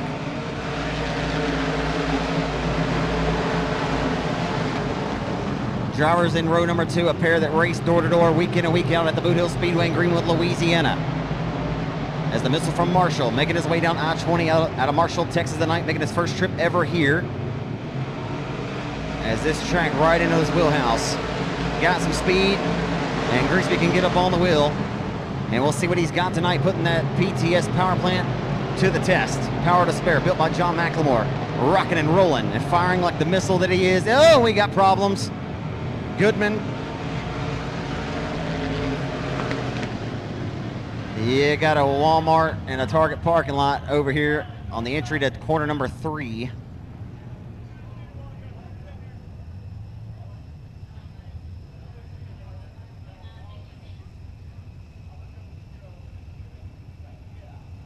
So we had a parking lot there for a few moments there on the entry to turn number 3. Hard to tell where that one began and ended.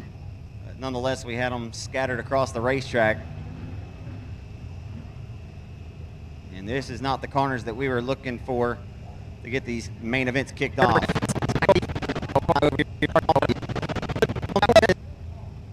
Oh, we got...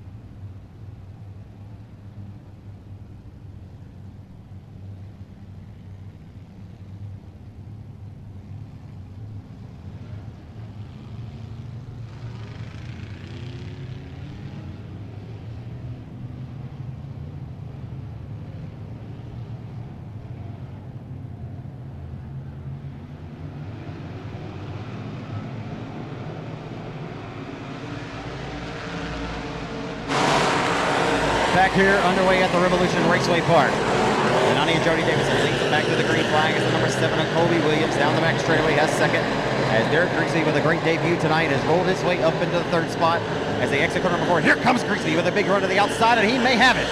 He may have found something way on the outmost part of the racetrack, and he is going to sit it and set it sail off the exit of 2. 69 lives up to his moniker and fires the missile to the outside of Williams for second. He'll nose ahead that time at the line. All right, the entry to turn number 3 rather. As they exit corner number 4, Grigsby able to not find the most that they found on the previous circuit off exit of 4. He'll continue to sell it up top and send it deep, and nothing cheap being sold about it. All the while, the 90 of Davidson trying to march his way out front a little bit more comfortably as Grigsby's starting to lose a little bit of ground. As now Tupper serving supper here on the entry to turn number 1 and 23. Lap traffic about to be a problem for Grigsby. Grigsby will have to get down. This could get ugly down the back straightaway. He got around it. That was a tight window for 69 to fit the gap. He did it as they roll off of 4. It's all Jody D all the time right now.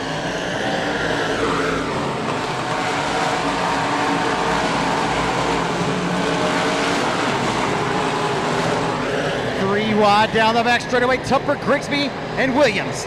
Grigsby, oh, and Tupper makes a hard contact there with the right or left side of the 7 of Williams. Hard contact and nothing intentional. They got 3 wide there. And just nowhere for these guys to go, and that was nasty.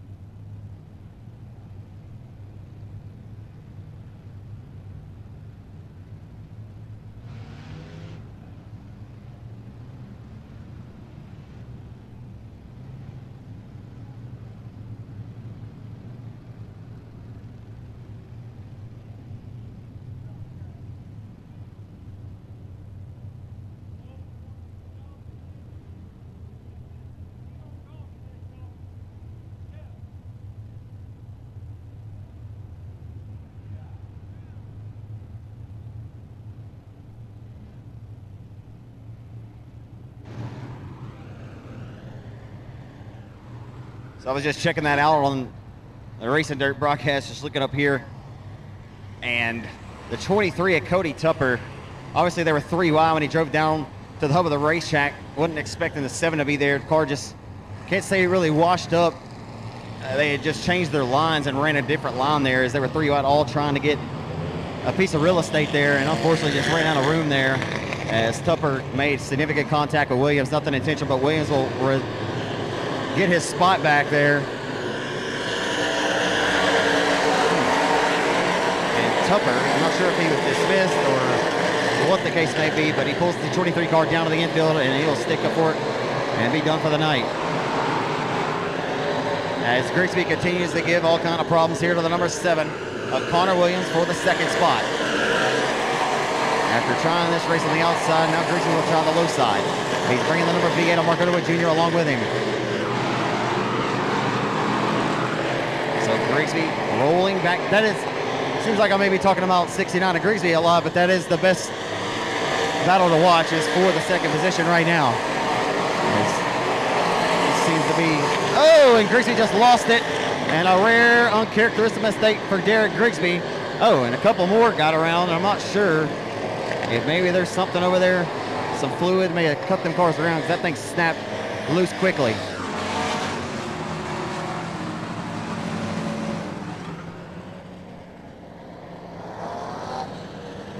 So that was awfully strange as the 69 car, Derek Grigsby, I would say it was a very uncharacteristic mistake for him to just lose the handle like that in turn number 2.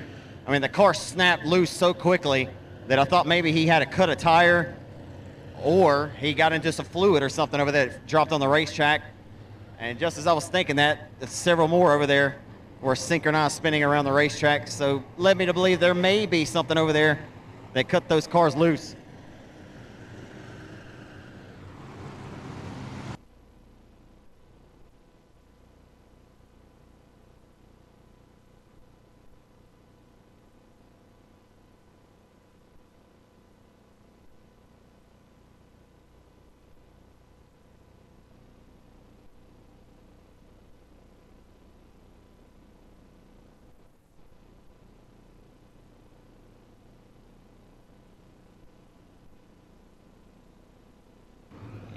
So it appears Grigsby will have to be sent to the tail, as obviously he did come to the stop before he fired back up, and the other set of cars down here in 1 and 2 came around.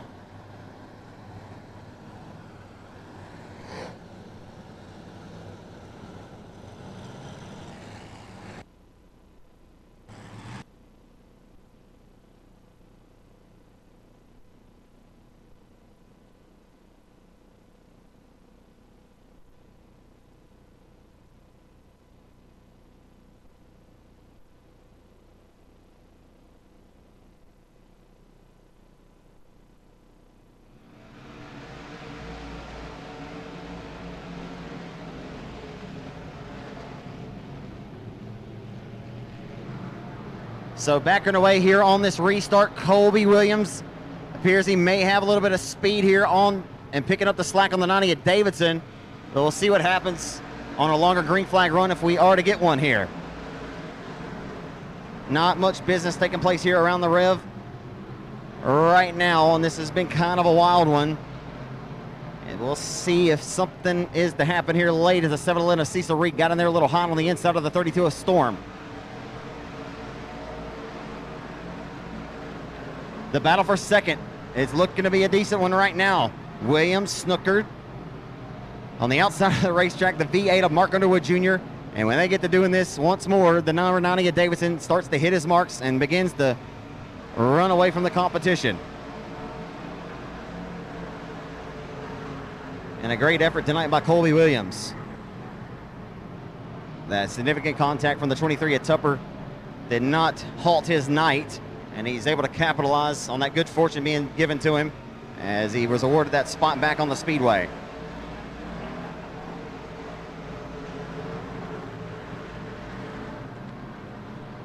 Lap traffic.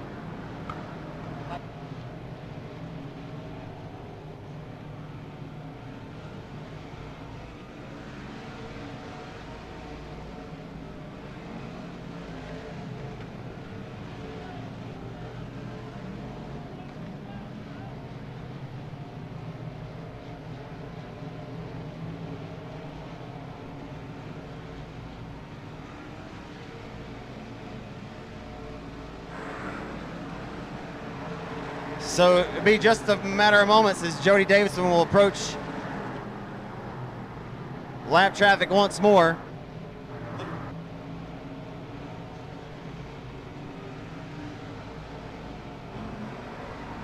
So everybody right now behind Davidson separated by the same distance on the racetrack. Davidson the only one that's able to get, a comfortable distance out in front here in the 90. As they work off of 4. Davidson does down the front straightaway underneath the Curb Records flag stand here. And this limited modified feature event presented by Johnny's Pizza House tonight. As Jody D trying to pick up another win here in his racing career that's been very decorated from AMOS to now the limited modified division for the last 6 years. After spending a long time in the outlaw modified division.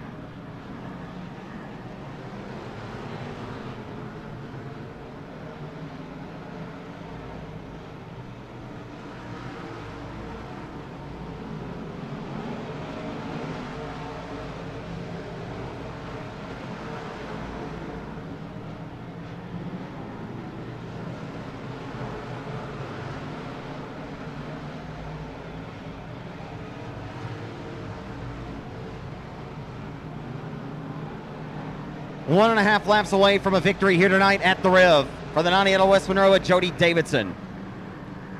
It'll be the white flag being set the wave this time off of corner number 4.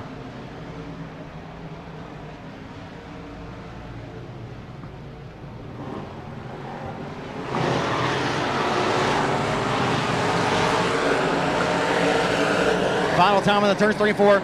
Right here in his home, West Monroe, Louisiana's Jody Davidson scores the victory tonight here at the Revolution Raceway Park. Good run for Colby Williams to grab second. Third will go to the number V8. Mark Underwood Jr. finishes third tonight.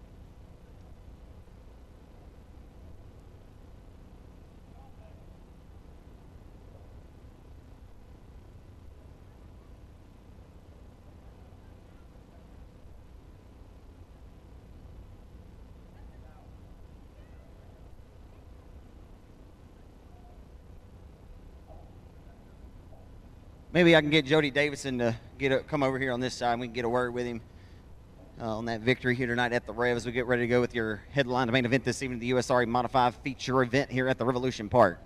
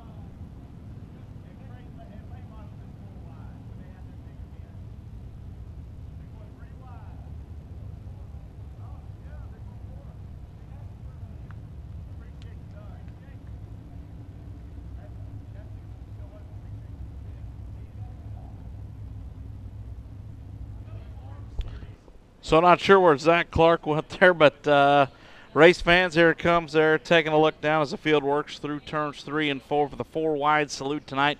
Your pole setter, Joe Duval, Tristan Dykes will be to his outside completing that front row. Going to be a good race tonight here. 30 laps, all the fans in the front on their feet. $200 to win the night.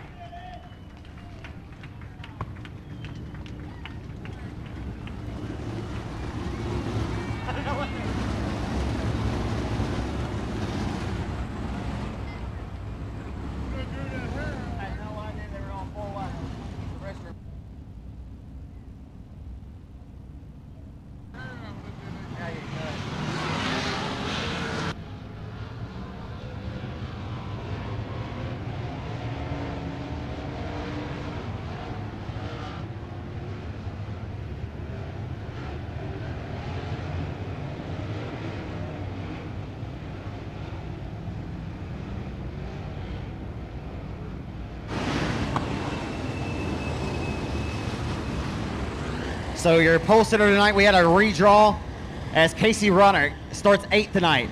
He was the #1 top qualifier in passing points, but he redrew the number 8, and he'll start 8th.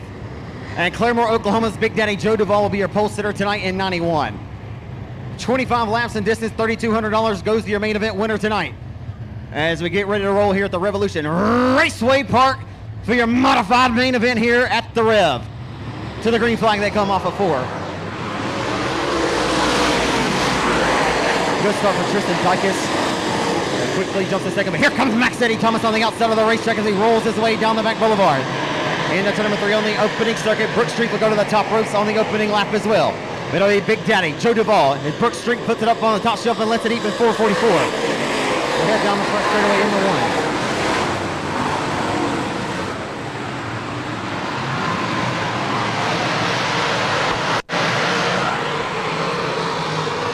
Joe Duvall leads them off of turn number 4, right around the hub of the racetrack on their skidder tires. Casey Roderick into the retaining wall there, up on the top shelf of 3 and 4, loses wholesale spots. As we continue on here.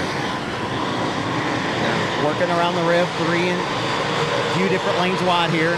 But up front, the top 4 cars separated by the same distance. Duval with about a 4-car length advantage as he reaches the flag stand as he hustles into 1. The Honeycutt standing gravel number 82 of Max Eddie Thomas. Feature winner for the RBN Speedway in Texas this year. Has a dub at the Devil's Ball Speedway in Mesquite, Texas as well. He sits in the 2nd spot here. The Quinlan Texan has been working the wheel well for quite a few years. And he brings it to the Rev tonight to see what he's got. Tristan Dykes slips up off the exit of corner number 2, opens the door for Brooke Street.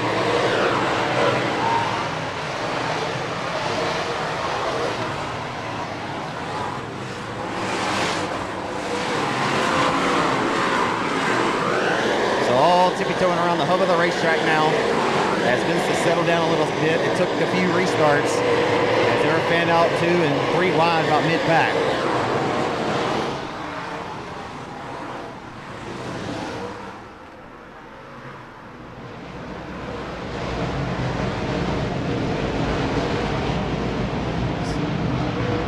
Eddie fired out of the gate strong in this one. They got around the 14T of Tristan Dykes, and Dykes may be a little bit too free here. Real estate at an ultra premium, however, as Big Daddy right now is hitting his marks, and he's got that car set up on kill. He drew the number 1, obviously where you'd like to be, as right around the hub is where you want to be. As they say, you'd rather be lucky than good any day, and Duval certainly earned to be in the redraw tonight, but lucked on his side as he draws the 1 and puts him right there in the catbird seat to capitalize from that front row in this main event. However, lap traffic can often be a pesky problem. The good news is that we got one being shot in the shorts here. The one around of the caution flag will come out for the first time in this main event.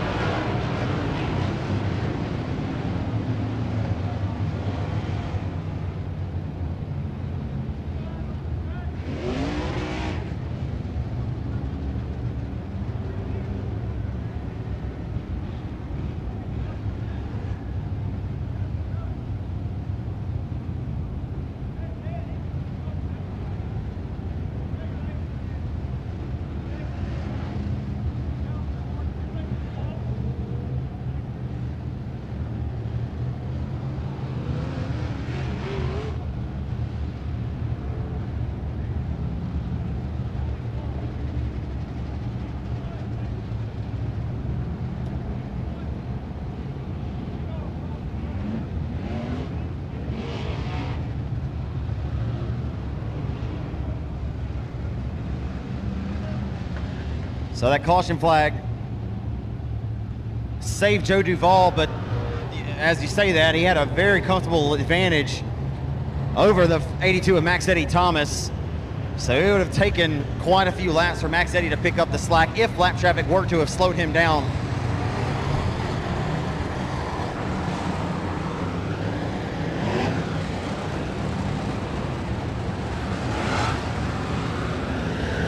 We'll get them re-racked and stacked, or I'm sorry, a single file restart here. Single file restart as Duval will lead us back to the green flag here as they come off of 4 to Justin Martin's green flag. The grind begins. It resumes. The 444 of Brook Street, put it to the top rope, try to diamond off the exit of 2. We'll see if that works out for him. He's able to retain the 4th spot. We'll see if he finds some stickers to dig up on the top shelf of the racetrack. Brook Street not going to be scared to put it up top and let the big dog eat tonight. King of America winner at Humboldt. Brook Street trying to score another victory here. He just lost wholesale there. Has lost a few wholesale spots. As Tommy Cannon got by in the 718 machine, he rides now in the fourth machine.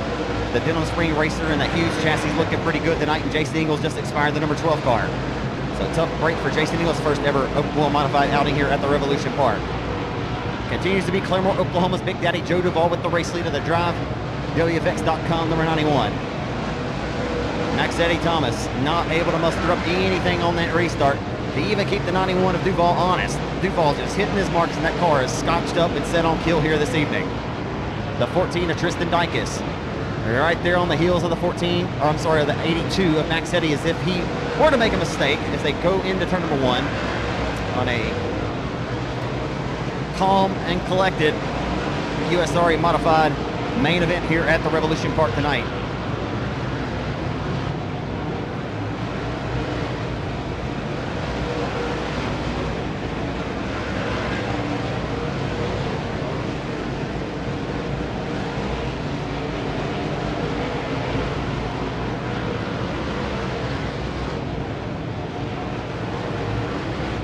Laps are scored, 10 laps remain for the 91 of Claremore, Oklahoma's Big Daddy Joe Duval, who's now reached the tail end of the lap traffic.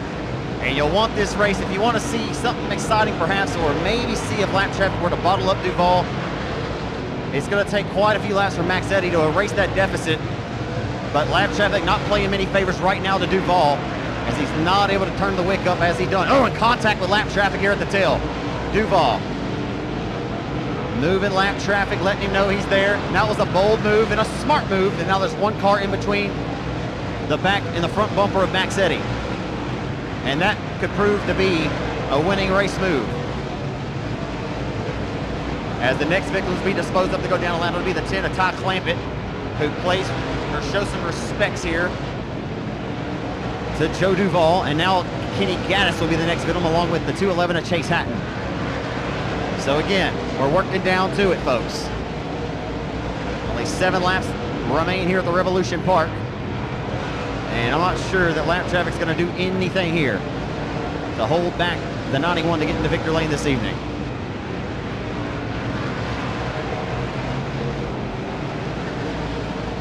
Could be a completely different story to tell for Duval had he not had such a large margin out front, as he is comfortably up front with the race lead as he works under the 2G of Kenny Gaddis now. Barring a mechanical setback or some kind of catastrophe for Joe Duval, I don't see anything getting between he and himself in victory lane this evening. But that's why they run the entire allotted 25 lap distance. Anything happens. Anything can happen on a Saturday night. A great run tonight from Max Eddy Thomas, who showed speed for the drop of the hat. As we've got 3 to go this time by for Duval, and we've got one around in the middle of 1 and 2.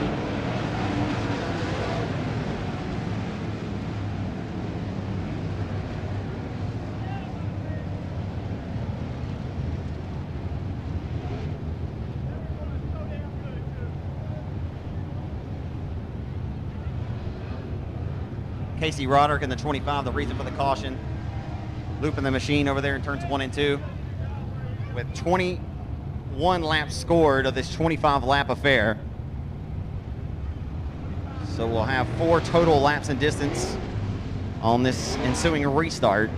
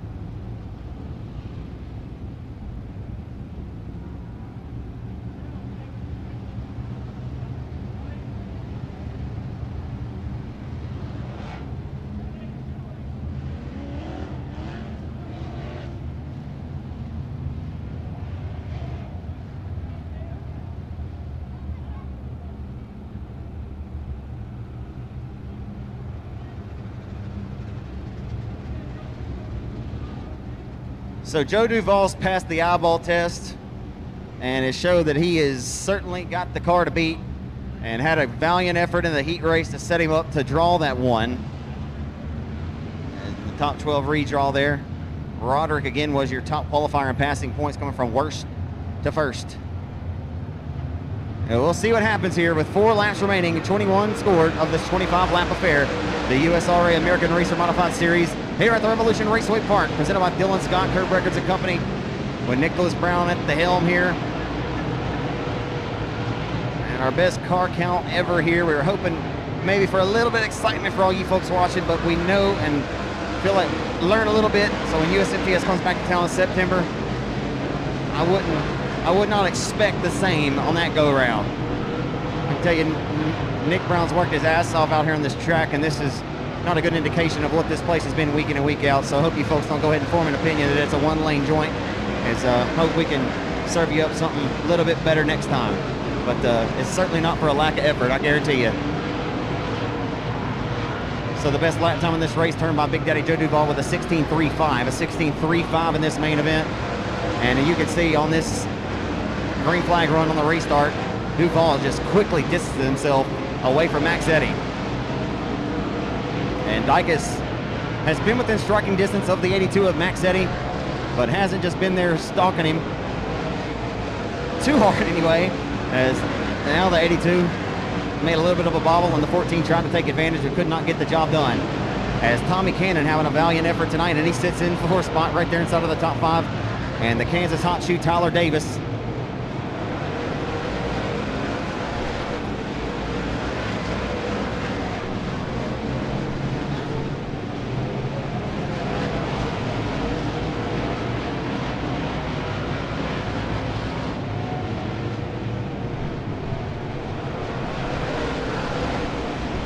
I was like, man, how many laps are going? Because we had 4.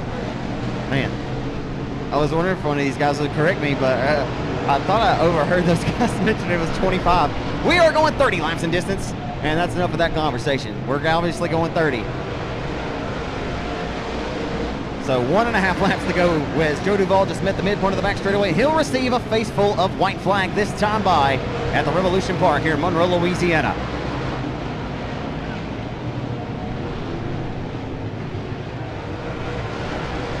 Final time down the back straightaway, entering turn number 3.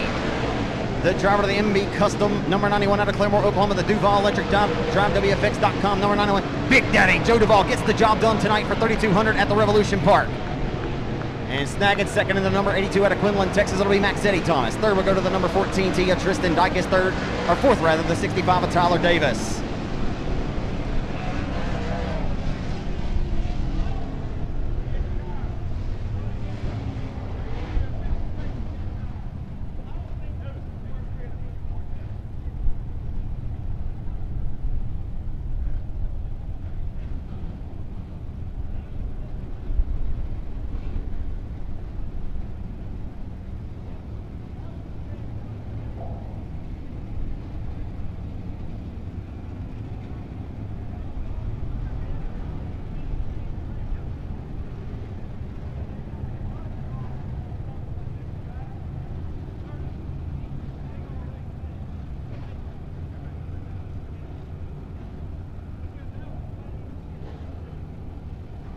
If you can, folks, believe I'm gonna head down and get a word with Joe Duval here, who you'll see back here. Hey, this guy is a trip, and he's always good for a good line or two. So y'all hang around, and we'll get a word here with Joe Duval. This guy races up and down the roads of the United States Modified Touring Series nationally, and this is a well-earned victory for him this evening.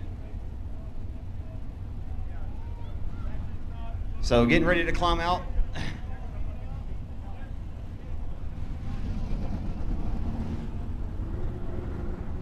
Sponsored by his wife's credit card, DriveWFX.com, and this 517 Designs Bulletproof Tees, MB Custom Fast Shafts, Death Throws Opticians, Schoenfeld Headers, VP Racing Fuels, Mel Hamilton Ford. Mel Hamilton Ford also proud presenting sponsor RaceOnDirt.com. So the miles logged from Claremore, Oklahoma. This guy's pretty used to logging miles on the toter to racetracks, racing up and down the roads with the USMTS. And climbing out, folks, how about a hand for Claremore, Oklahoma's Big Daddy Joe Duval in 91.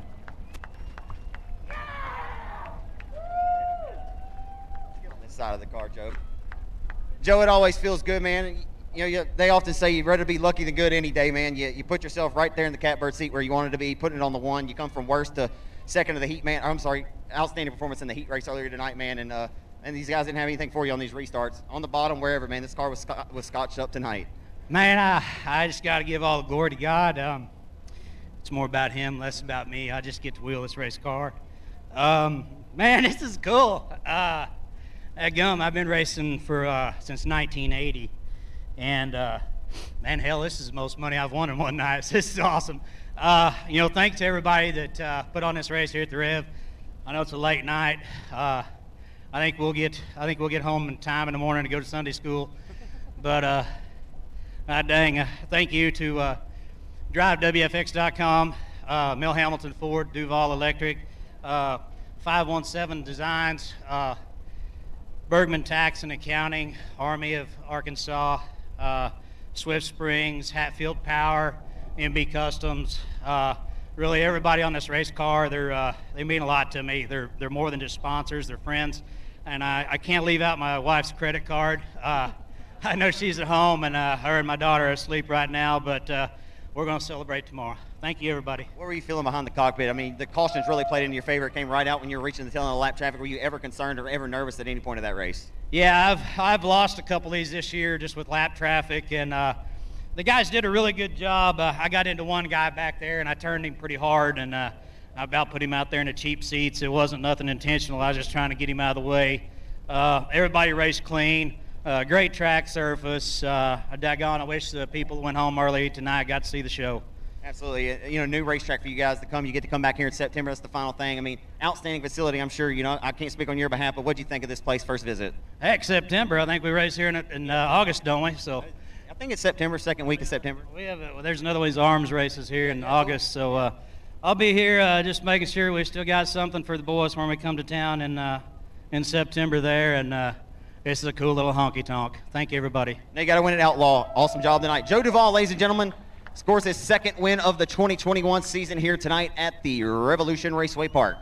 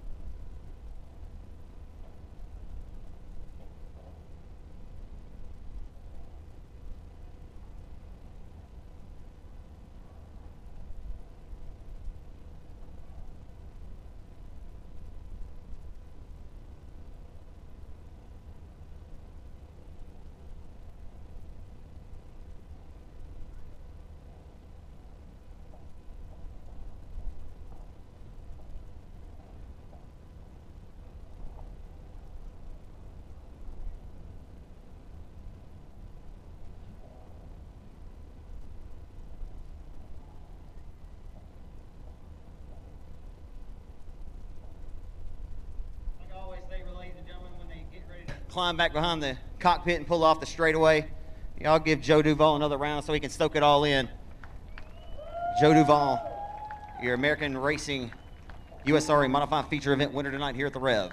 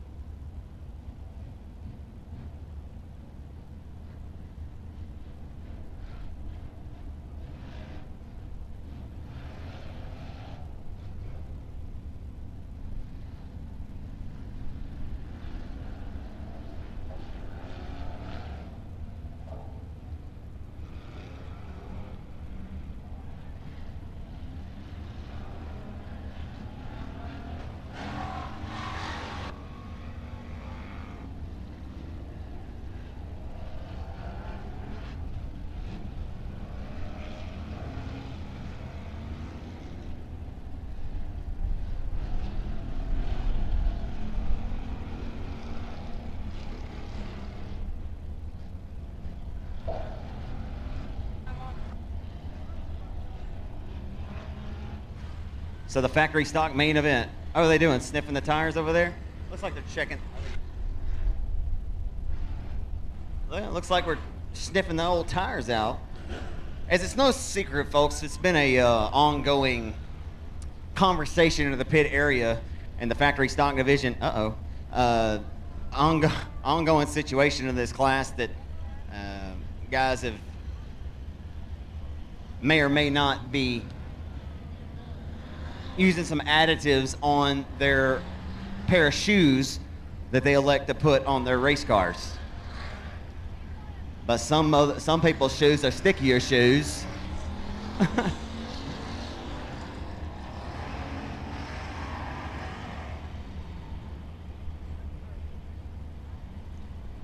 But Mama said they was my favorite shoes.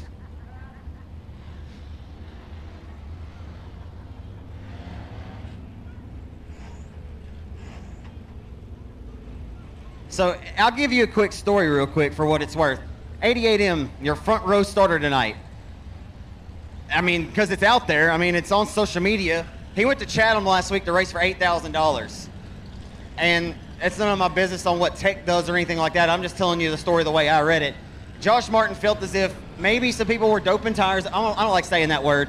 They were using tire additives, okay? I'm going to get to the long story short. And Josh, he said, you know what? He put some on his tires for the second round. He didn't hide it, and he posted on social media.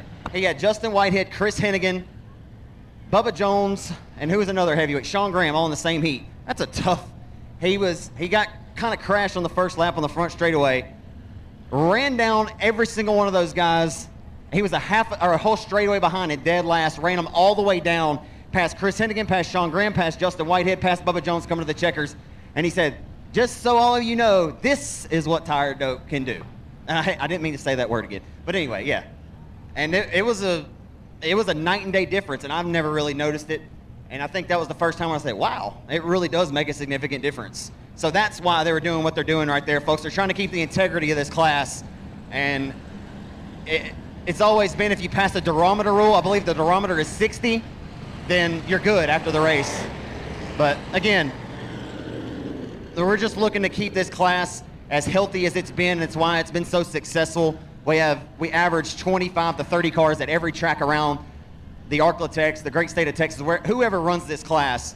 And so I commend the folks trying to keep the integrity of this class, because this class is very important to our weekly series racing at any racetrack. And so I commend those guys for keeping it honest. And we got them racked and stacked. It's going to be JT Turner trying to get his first win here tonight at the Revolution Park in the number 35S. Outside will be the driver of the 88M of Joshua Martin in 88M. The 8-time Cajun Classic winner, Justin Whitehead in 36J inside of 2. The lights are out. We're underway and under the gun as they hustle into 1. Jamie Shirley, earlier with a great heat race performance, rides there in 3rd in front of Whitehead on the start as they head down the back straightaway. 16-year-old in the 2 car, CJ Howell, rolling into turn number 3. Turner to the inside of 80M, Martin for the race lead. Off of 4 they come, 2 by 1 by 2, off of 4, down the front stretch. We'll see if the factory stocks get out here and race a little bit more door-to-door in the mods as they're door-to-door for the race lead. Side by side to the midpoint of the back straightaway is JT Turner, who is going to look to get his first career victory. And around goes JT Turner. Around goes JT Turner in front of the field. And everybody to this point has done a nice job to avoid it, and they do.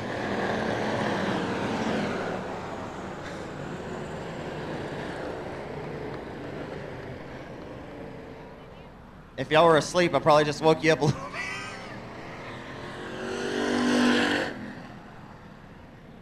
Tough break for JT Turner. Not sure if he just kind of locked him up to avoid getting into the 88M of Joshua Martin in there, or if he hit that skidder tire with the left front, kind of knocked him a little cattywampus there. But he and Josh Martin having a great door-to-door battle here for the top spot early in this factory stock feature event.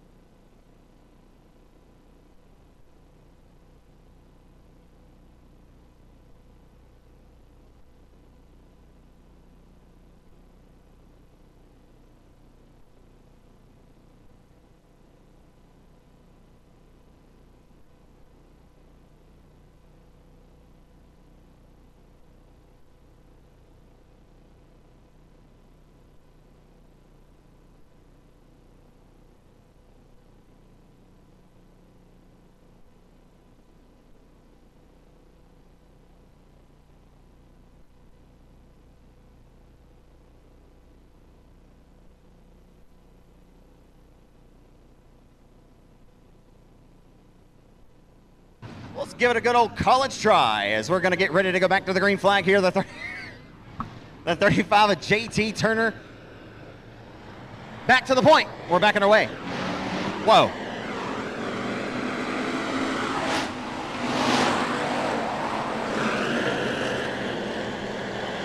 Wah, wah, wah. So a gift was uh-oh. Shirley is on fire. Shirley is on fire. Go down, Shirley.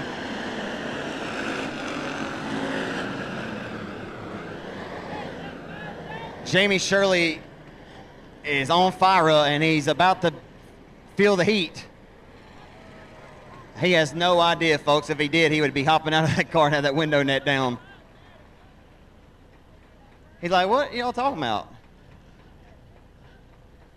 Well, now that you say it, my feet are kind of stuck to my pedals. He's all right, folks. He's out of the car. I wouldn't make a joke about it. He's good. Jamie, I know Jamie personally, so I wouldn't joke about his safety. But, yeah, that's a bummer for him. He had a great heat race earlier and was starting up front. And man.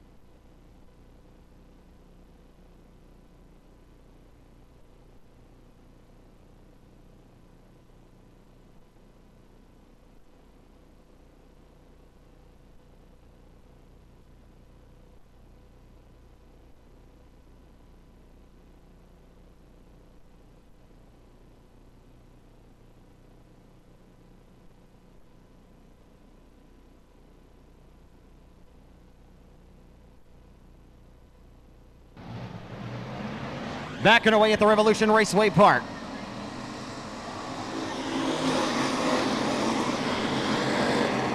Hustling in the one. I have a few folks inquiring, and I'm just gonna hold the old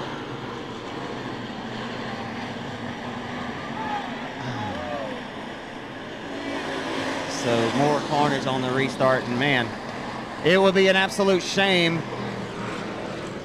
It would be a shame if this factory stock feature event would go single file before we could get a lap into the history books.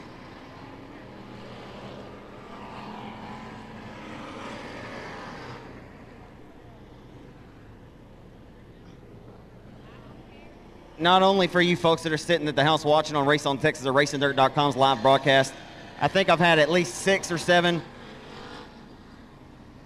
ask about what's happened here in the first start of this race. I can't give you an answer, and I'm not going to look to explain it, but also I've talked to folks in the stands here at the track for you folks that are watching, and I'm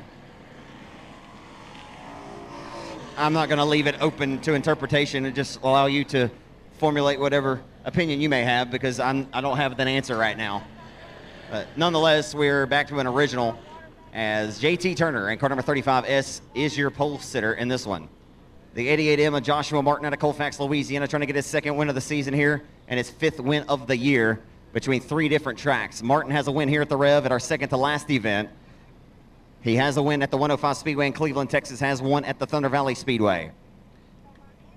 So we'll see what Martin can do. He'll be a tough customer from that front row tonight. 16-year-old CJ Howell. He'll be one to keep your eyes on in that red and black number 2 car. Howell out of Ball, Louisiana. This youngster here has got tons of talent. He has a win earlier this season at the Chatham Raceway when they kick off their year with the USCS Sprint Cars. As Howell's been good here the few starts that he's had in his young career, but just hasn't had a set of good luck to go along with it. If this young man isn't torn up or having bad luck or a failure on the race car, he is always in contention, and he is certainly pushing the progression on his young career and has a lot of talent. We'll keep our eyes on Howell in the number 2 car. The 8-time Cajun Classic winner, he sets the bar for all these guys. The winningest factory stock driver all time, Justin Whitehead here in 36J. Oh my goodness, and around goes Martin. What is going on out here?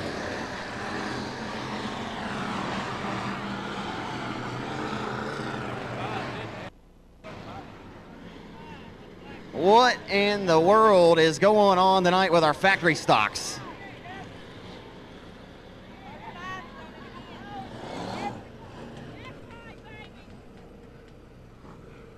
So it looked like 35S of JT Turner got into a little bit of the quarter of the 88M of Martin, and that got hairier than Carey.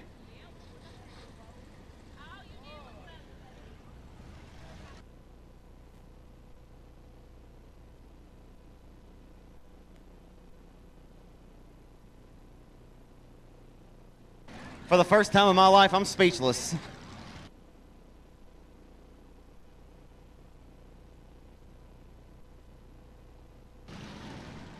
Believe it or not, we don't even do this when they race for $15,000.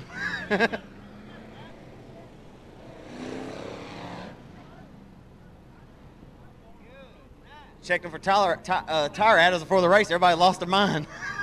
I'm just kidding. All right, that's enough joking. I'm just saying. What in the world?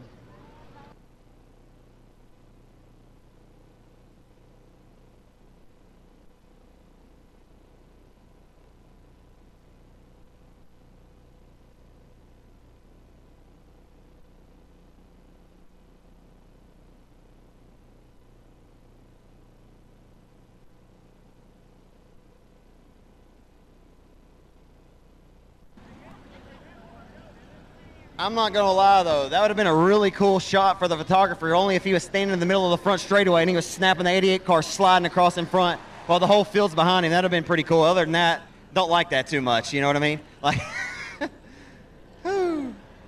having a tough go of it here at the Rev tonight in the factory stocks. And what's wild about it is typically, even though these guys utilize that slick tire, I mean, they really hook up to this racing surface really well.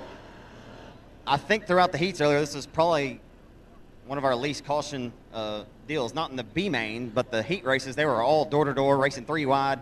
These guys always put on a great show. Sometimes you get a lot of them, sometimes you don't get maybe any at all.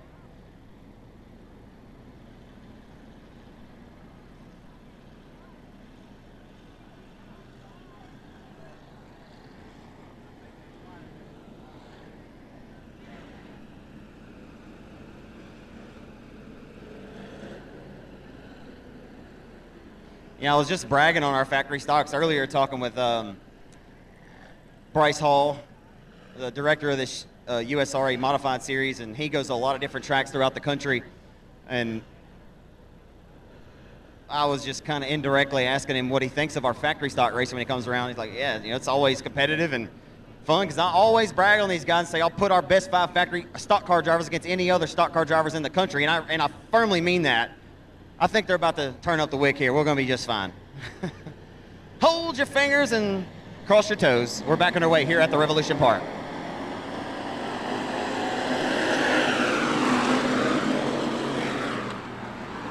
Back into 1 and 2 on the restart. Howell lost the nose of that number 2 machine on that last start as the ADM of Josh Martin went back to the race lead.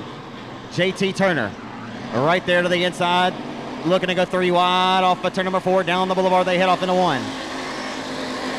Lots of carnage early in this one. We've lost quite a few cars, and around goes JT Turner again. Goodness gracious. And this time, we'll keep the green flag out, and they'll stay strolling and keep it rolling around the rev. That's 2 times I've hollered with JT Turner in the mix. JT, I love you, but this thing has gotten a little wild, brother. And we will continue to hustle, and now we'll jockey for the race lead. The 88M of Joshua Martin with the race lead. He'll dirty dance on the competition into 1. Yeah, I think maybe that he could have some damage on the 88M car. Something, he'd have to be weary behind the cockpit, a little nervous of hitting his marks, that something may go wrong on that race car. Right now, the 16-year-old CJ Howell is barking like a big dog tonight. Down the boulevard, CJ Howell is on it. Young man had to change a rear end last night to get this thing ready to go. Howell has only raced here 3 times in his young racing career. As mentioned, feature winner at the Chatham Raceway to kick off this 2021 season. Also has a dub at the Thunder Valley Speedway, led last at last weekend's 8,000 to win main event at the Chatham Raceway. And here comes CJ Howell for the race lead. He'll take the lead away that time at the line by half a cat's whisker. He'll slide up in front of the 88M, and he's got it. 16-year-old CJ Howell to the race lead. Down the back straightaway, Justin Whitehead licking his chops right there into the mix. This will be a huge feather in the cap. As you always know, Whitehead's going to make you get up on the wheel and have earned it. As Whitehead gets the door slammed shut in front of his face. J88M, and we got a good race brewing now, folks. I told you so. The factory stock's starting to live up to the racing that they display here week in and week out. Whitehead searching the Revolution Park real estate. Works it off a 4 to the back bumper, with sheet metal flapping into the Monroe night for the young 16-year-old CJ Howell, who continues with the race lead. It's young CJ Howell trying to fend off the all-time winningest factory stock driver since this division began, when it was built by Gene Border back in 2003. Off of turn number 4.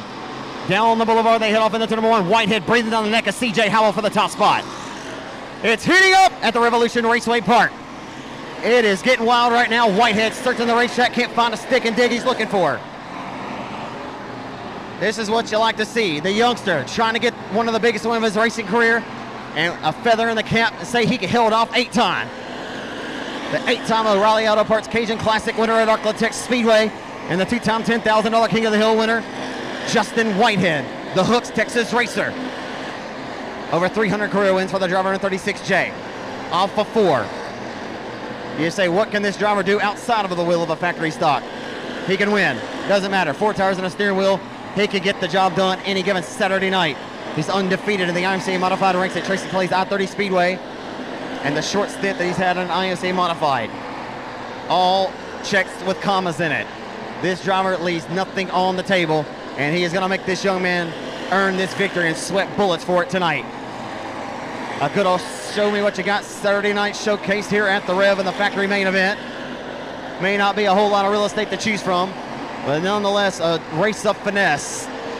And Howell trying to hit those marks each and every circuit. Always earned never given any win in this division anywhere in the Arklatex. You had got up on the wheel and earned it.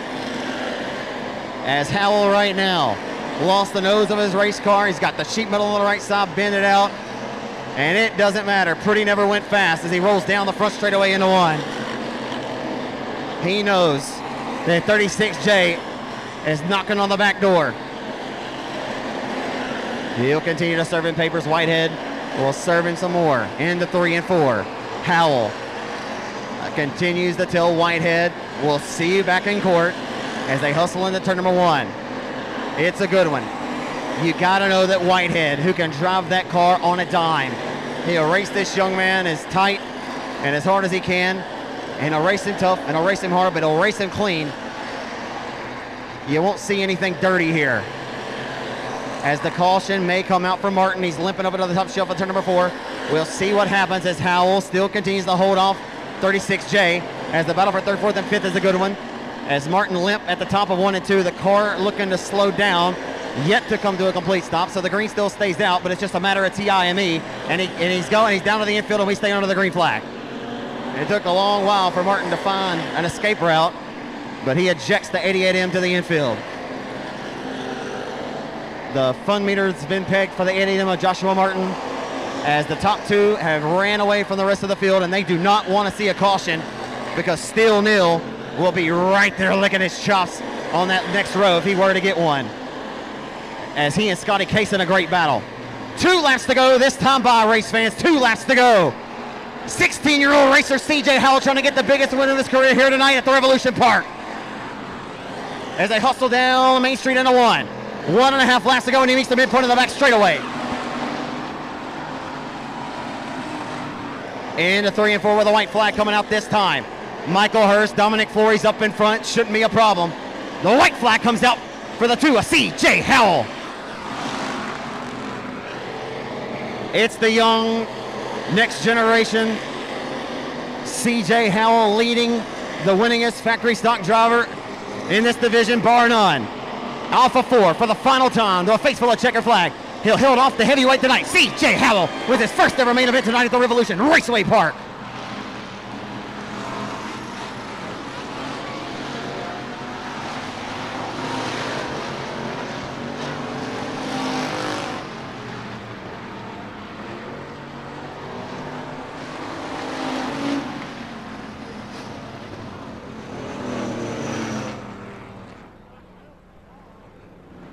I really want to interview this kid. How about that, race fans? 16 years old, CJ Howell just held off the most dominant factory stock driver, and that's not just an opinion, folks. I stay impartial and unbiased on this microphone. Just call it like you see it. That 36J car has won every big-time factory stock race anywhere in the Mid-South. 2 times $10,000 winner of the King of the Hill at the Boot Hill Speedway. 8 times he's won the Cajun Classic at Arklatex for $5,000. And CJ Howell just got up on the wheel, and he earned that victory tonight. It would be a shame I couldn't interview him, but that's all right.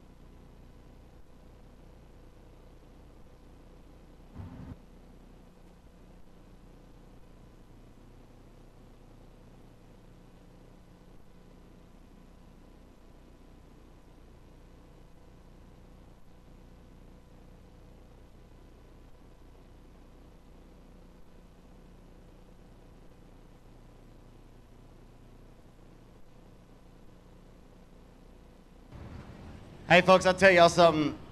Little CJ Howell, I race with that young man all the time on iRacing.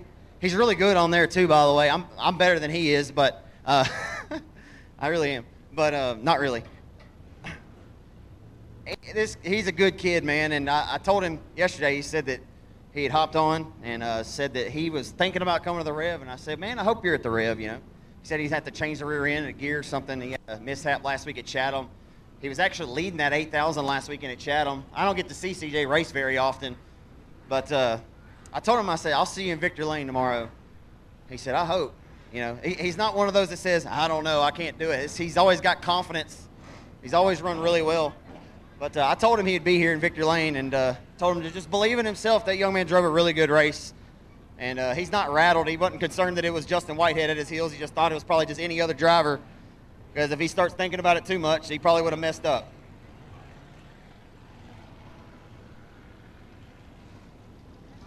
I really wanted to talk to CJ too.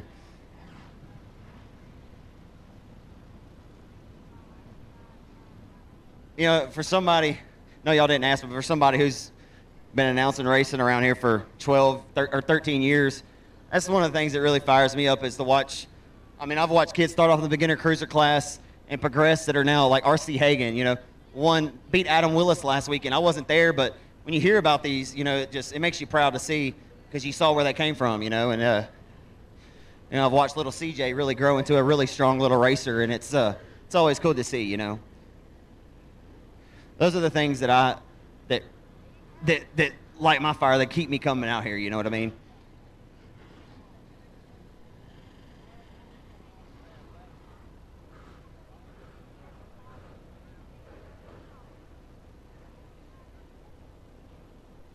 You drove a really good race.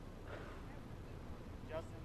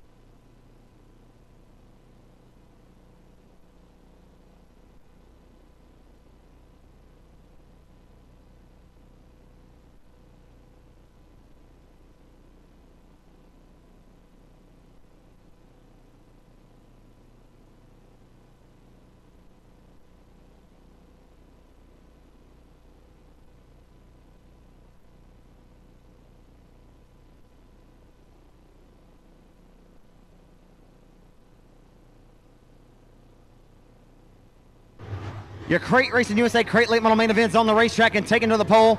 It's the Farmerville Freight Train, Brandon Ball. Finished second to Tyler Stevens at our most recent event here. 3 wins, a second for Ball at the Rev in 2021, and we're underway into 1. The 30, Joel Cuvion, trying to score his 3rd career victory here at the Revolution Park tonight. He'll hold on to second on the opening lap circuit into turn number 3. 6X, the Rocket Rob Litton sits in 3rd on the start. Off of turn number 4 to lead lap number 1. It's going to be B17 of Ball. Ball leads Cuvion, the 6X of Litton. And the 5 of the Catman, John Mitchell. Jason Cowan will ride 5th as they head down the back straight of the B1 of Kyle Cummings on his back bumper. Nose to tail off of turn number 4, right around those skidder tires. As Brandon Ball again leads here at the Rev.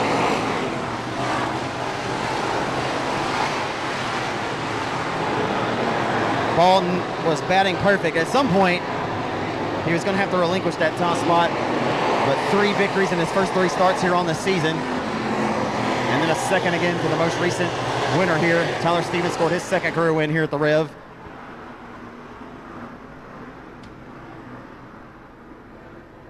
It's going to be a hard task and be a tough task to tame to get up there and take this one away from Ball tonight. He just doesn't know what he doesn't know here.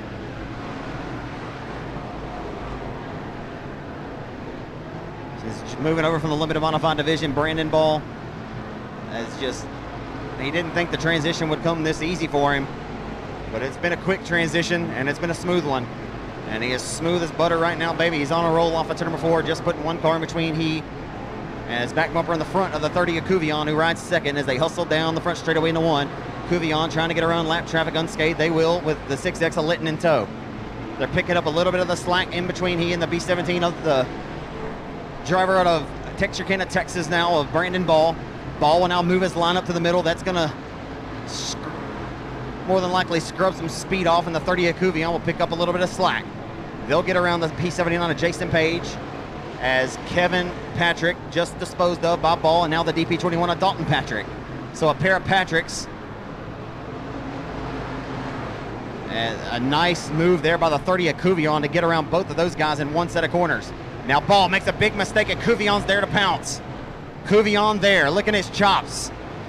Up the racetrack went Ball. He has no idea. He's leaving that bottom side open for the taking here, as Cuvion right here smelling it.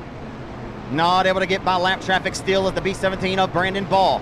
Looking to forge his way by. Has to feel the pressure now as Cuvion takes a peek. Won't find it. Gets nearly slammed down into the skidder tires. Lap traffic playing no favors here. Now the top three get around as John Mitchell has gotten around the 6X of Rob Litton for third. A train race around the hub of the Revolution Park tonight. And a cat and mouse game as Jason Cowan has limp at the top of turns 1 and 2. And we'll get the caution out now for the second time of this feature event. So John Mitchell got around the 6X of Litton to move his way inside the podium in car number 5. So maybe a single file freight train around the bottom of the rev right now, but there was a lot of things happening there during that green flag run as Mitchell was able to get by the 6X of Litton, and the 30 of Cuvion erased a large deficit that the B17 had put between he and his front nose there, as lap traffic was not playing any favors to Brandon Ball.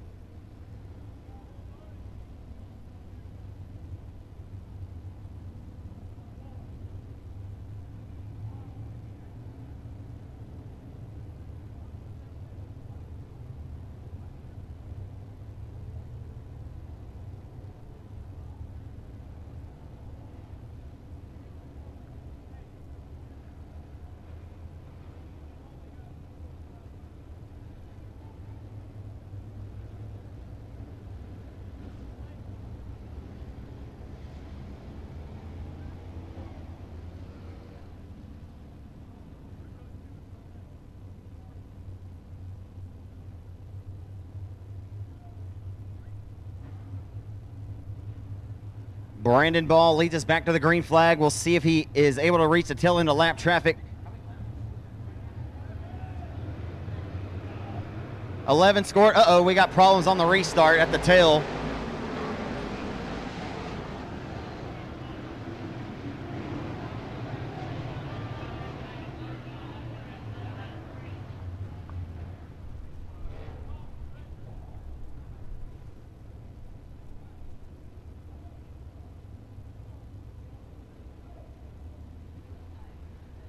So had one coming around here at the tail on this restart. So 11 laps are scored of this 20-lap affair. Not sure, I don't believe we'll have enough time to reach the tail end of lap traffic. It may be close, especially if we lose a few more cars here. We'll see what happens. It would be really close and getting down to it with just a few laps to go if Ball is setting the same pace that he has for the first 11.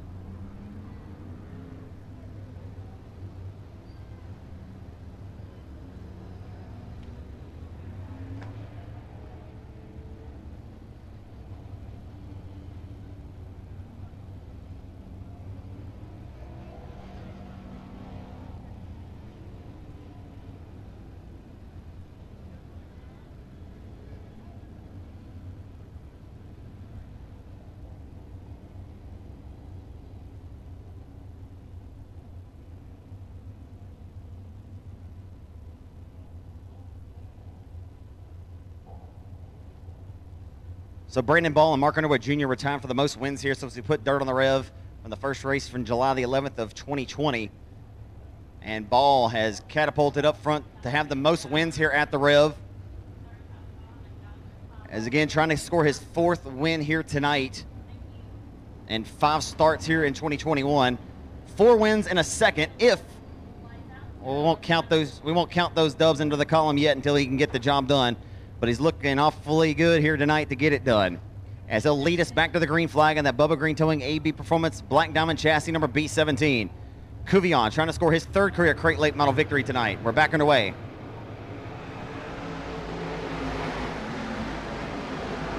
John Mitchell just slid right across the nose of the 6X of Rob Litton, and Litton may not like that too much. Rolling into turn number 3, Kyle Cummings going to test the middle line of the rev this time as they roll off of turn number 4. Ball hitting his marks once again as John Mitchell, by any means necessary, got down to the hub of the racetrack and went across the nose and getting it done. And the B1 of Cummings bobbled a little bit and it stacked a few of them up, but Cummings, so this had nothing of the doing there with Cummings, what I was speaking of. They ironed that one out, and behind them at the tail of the 22H machine, looping it around, of Justin Hendricks.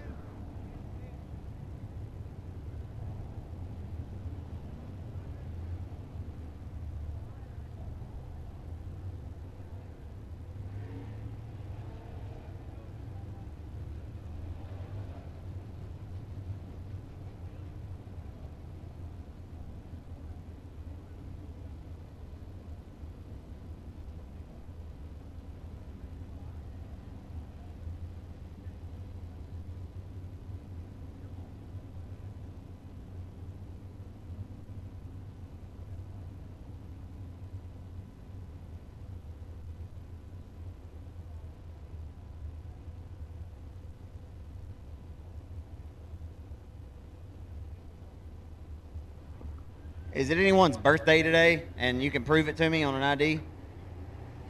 Anybody's birthday here? Or anybody's kid's birthday? We can prove that.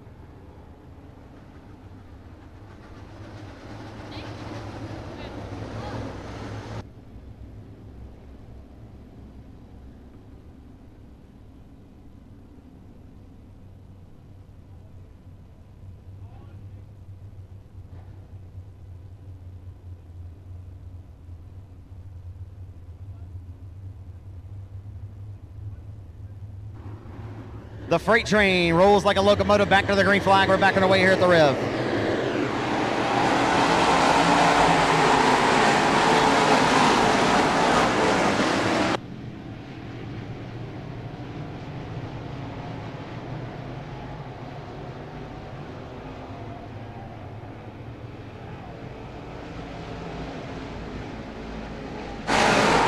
Ball with a major push that time. Nonetheless, it doesn't scrub any speed off, and he continues to lead into 3. Oh my Lord, we have all kinds of carnage tonight.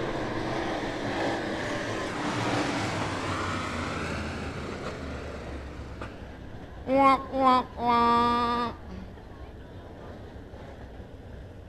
That's pretty good, huh?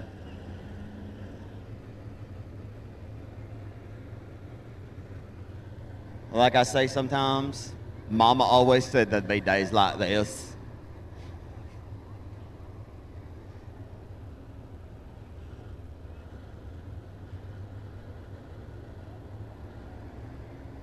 The party is just getting started. So we do have one race following this on the compact feature event, which will be next. And that'll probably be the best race of the night. Watch.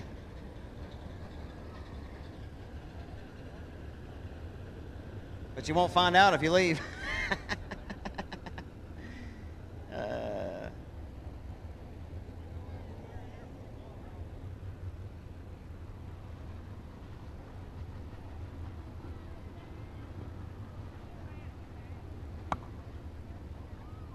How many laps?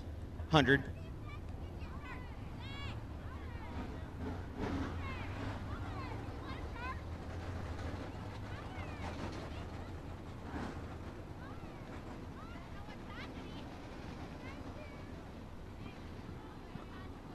I was trying to.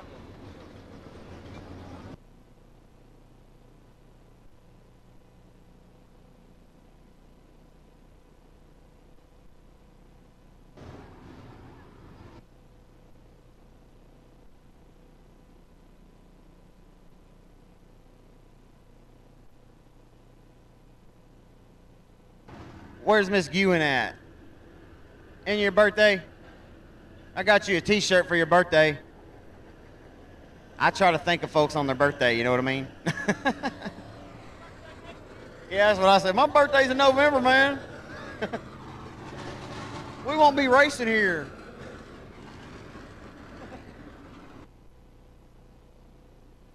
Y'all hang around long enough. Maybe one night I'll have a shirt for you.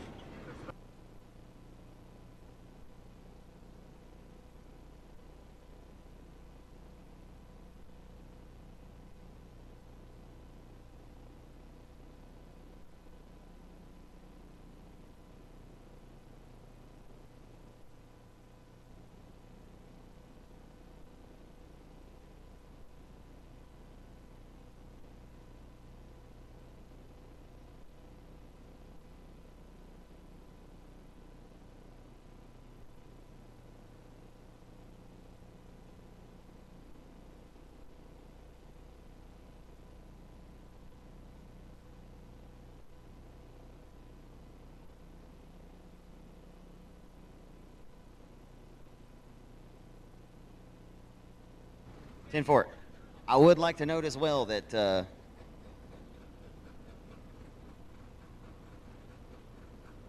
one moment. I believe the track's just more than likely blocked here. It's not under a red flag condition. I have not been in the tower to check that. I just assumed they're having to assist this car off the racetrack. So before I resume talking and stuff there, I just want to make sure that the driver is okay.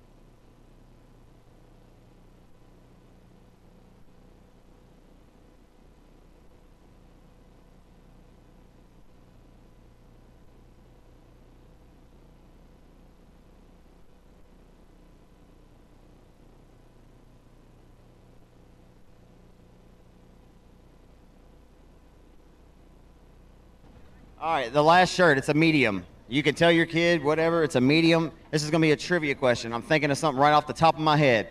Your race leader, Brandon Ball. Let me see. He's formerly from Northeast Louisiana, down the road in Farmerville. He began his racing career right around here. I've mentioned this before several times, maybe even tonight. But Brandon Ball is looking to get his 4th win in his first 5 starts since joining this class. He spent the entirety of his career in the limited modified division that began in what year up until last year? What year did Brandon Ball's racing career begin, and what was his first career win? I've mentioned it a ton of times. Somebody has to know the answer. What year did Brandon Ball begin racing, and what was the first win of his career? Somebody here knows that answer. I know I'm not the only one. I waited till Josh Bell and Colin and them left so I could I'm just kidding. They would win all my shirts. No. You can't holler at me from the stand. You got to come and tell me, because then everybody just be like, "Oh, 2006, the World 100." You know, no. I'm obviously fooling about, but you have to come and tell me. How old is Brandon? 30, 35, 34? Hold on, I'll tell you for sure. I think he, huh? Oh, I'm not cheating. I know he's around about 34, 35 years old. Before I can yeah. Yep. Want to wish a happy birthday to Devin Crudoff, though. He got one of those T-shirts, and they proved it that it was his birthday, so. Again, what year did Brandon Ball start racing, and what was his first career win? If I don't have anyone that can tell me, I'll give a hint. But again, he's formerly from Farmerville. This track hasn't been here forever. You know what I mean? It's a hint.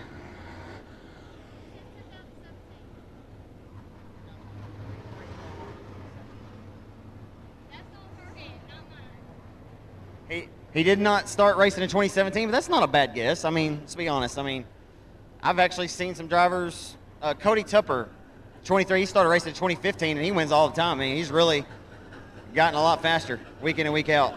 A lot of these guys take to it like a duck to water. Barron Prince is 15 years old. CJ Howell just won that last race. He's 16, so you never know. Oh, what was it? 2000. What? 2000. Say it on the mic. 2000. 2000? No, he didn't start when he was in middle school. Elementary school, I think. I appreciate the effort, though, man. 1998 is not going to be the answer, but that is the year. He's like 90. No, 98 though. Since late models were on the track year, Rusty Cummings won the late model championship with Super. 96 was Ricky Ingles for what it's worth, but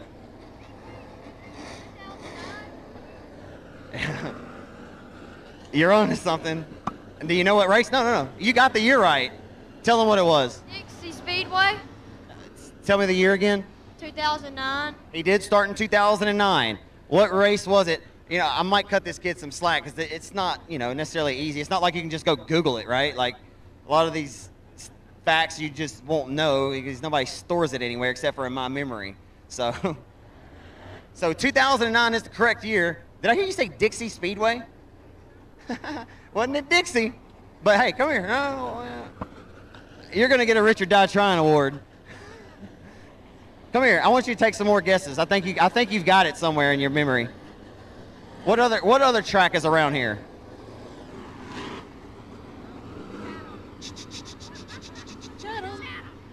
Chatham. What's Chatham's biggest race of the year?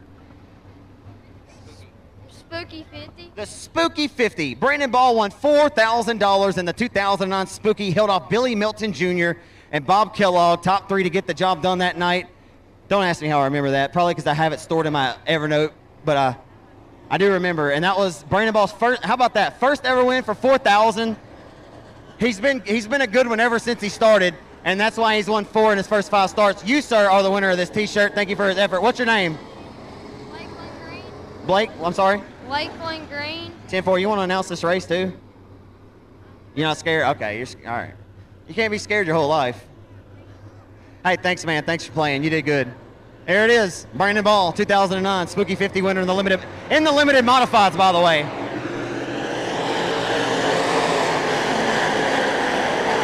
So Ball leads them. Off of 2 down the back straightaway. Into turn number 3. It'll get ready to roll off at turn number 4. This time down the front straightaway into 1.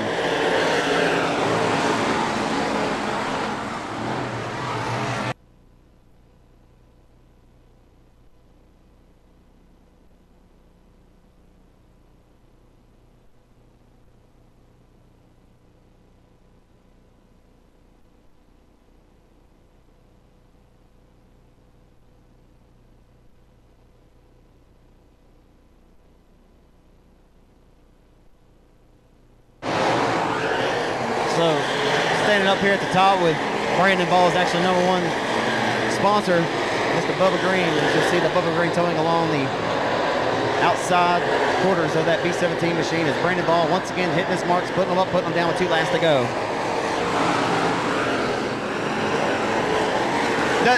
Does Brandon ever surprise you anymore? Not anymore. Not anymore. He is a good shoe indeed, ladies and gentlemen. And he is about to send the fans home for all she wrote as it worked its way off of 2 and head down the back boulevard and propel its way to 3. He'll now have earned 4 victories in his first 5 great late model starts here at the Revolution Park. The dominant force all season long, Brendan Ball, the freight train rolls like a locomotive back to Dirt on the Rev victory lane.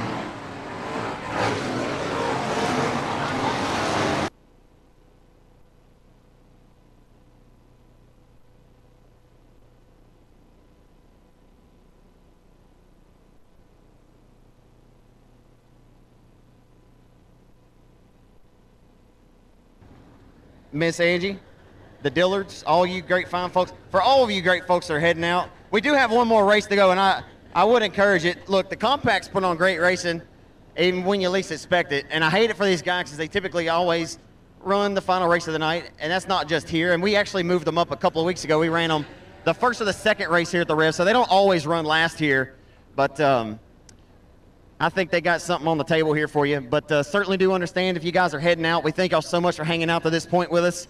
On behalf of Nicholas Brown, who does an outstanding job, he puts in a lot of hard work here, folks.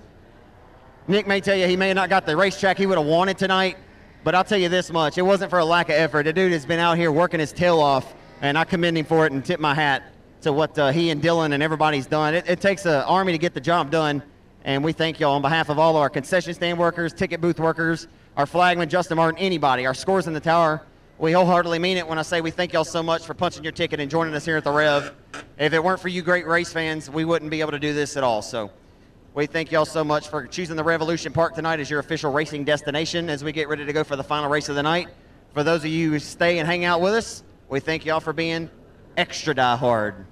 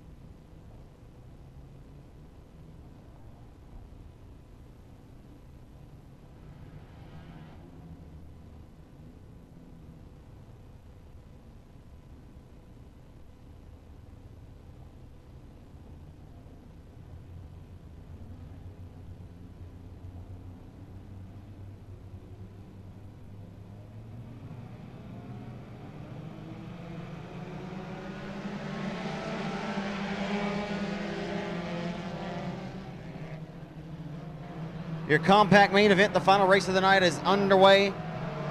As they roll down the back straightaway for the top spot, it's the Thompsons. Not sure of the relation, but I do believe those two are related, as they both have a T on the end of their number, as Chase Davis takes a stab underneath the 17T for the top spot.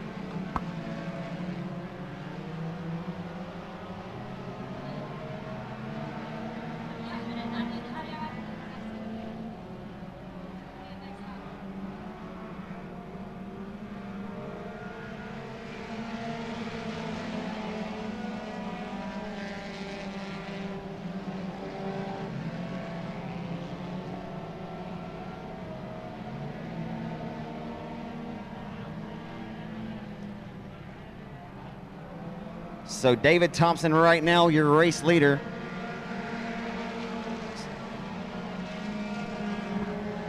Sorry, Daniel Thompson, your race leader in the car number 17T, as he works off the exit of 2 and down the back straightaway.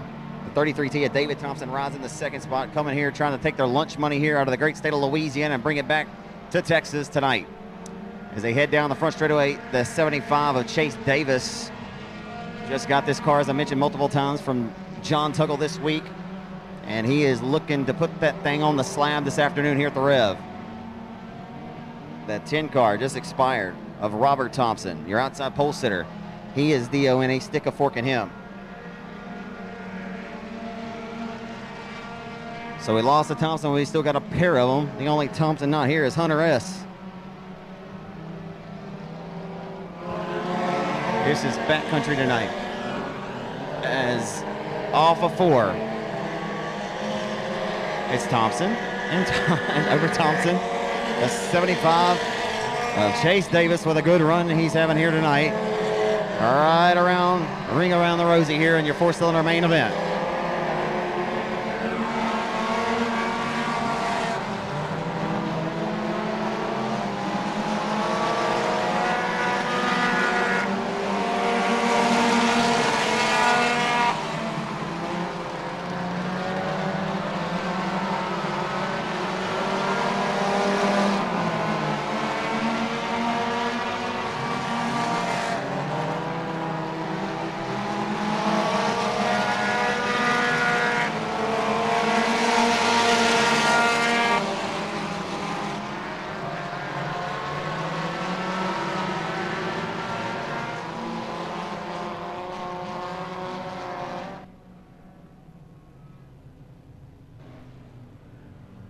Somebody lost the wheel. Somebody lost the wheel over there in turn 3, and I don't have any idea who that might be who lost that there wheel.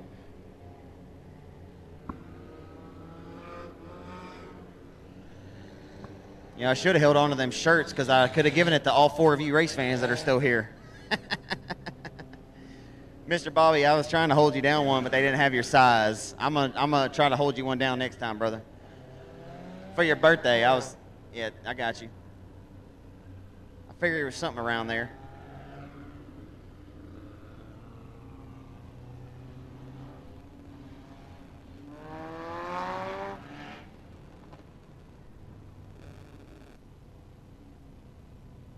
I bet my dog at the house probably don't think I'm ever coming home. My woman's out of town in Dallas this weekend. I left the dog in the house. He probably done tore up all kind of stuff. Oh, Lord have mercy.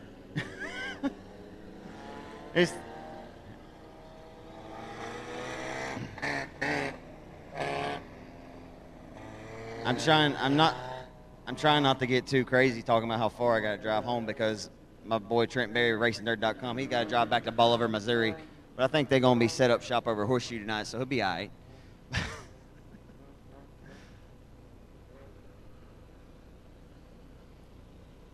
Ma'am? What?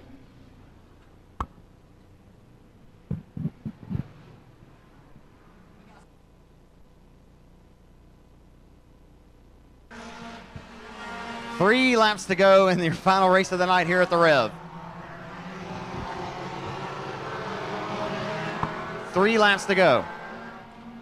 It'll be 2 to go this time by underneath the flag stand here at the Rev, shown by flagman Justin Martin. From the drop of the green flag, 4th starting Daniel Thompson has been the one with the plan, looking to get checkers in his hands here tonight. And once again on this restart, it'll begin to work away from the second place driver here in the 33T is David Thompson. The Thompson's trying to take the top 2 spots here tonight. Chase Davis trying to end this one on a podium. He's got a lot of company here as the white flag waves for the final trip into turns 1 and 2. Chase Davis trying to score a podium finish here in his first ever start at the Rev tonight as they'll roll into 3 and 4 for the final time. Once again, for starting, Daniel Thompson will be your race winner tonight here at the Revolution Park in his first ever start. 33T of David Thompson and Chase Davis round out the podium in third. For all of you folks that are watching, we ain't going to be live much longer. We've been live long enough. We thank y'all so much for tuning in tonight. On behalf of Trenton Berry, Ashley, his wife, everybody that makes this work, we thank y'all so much for choosing the Revolution Park tonight if you hung out to the final whistle. And we thank all of you great race fans as well that made your way into the grandstands tonight that also hung out with us to this juncture. Everybody, please be safe, headed home, be blessed, and be a blessing. Drive fast, take chances, but be easy out there. We'll see you at the next event.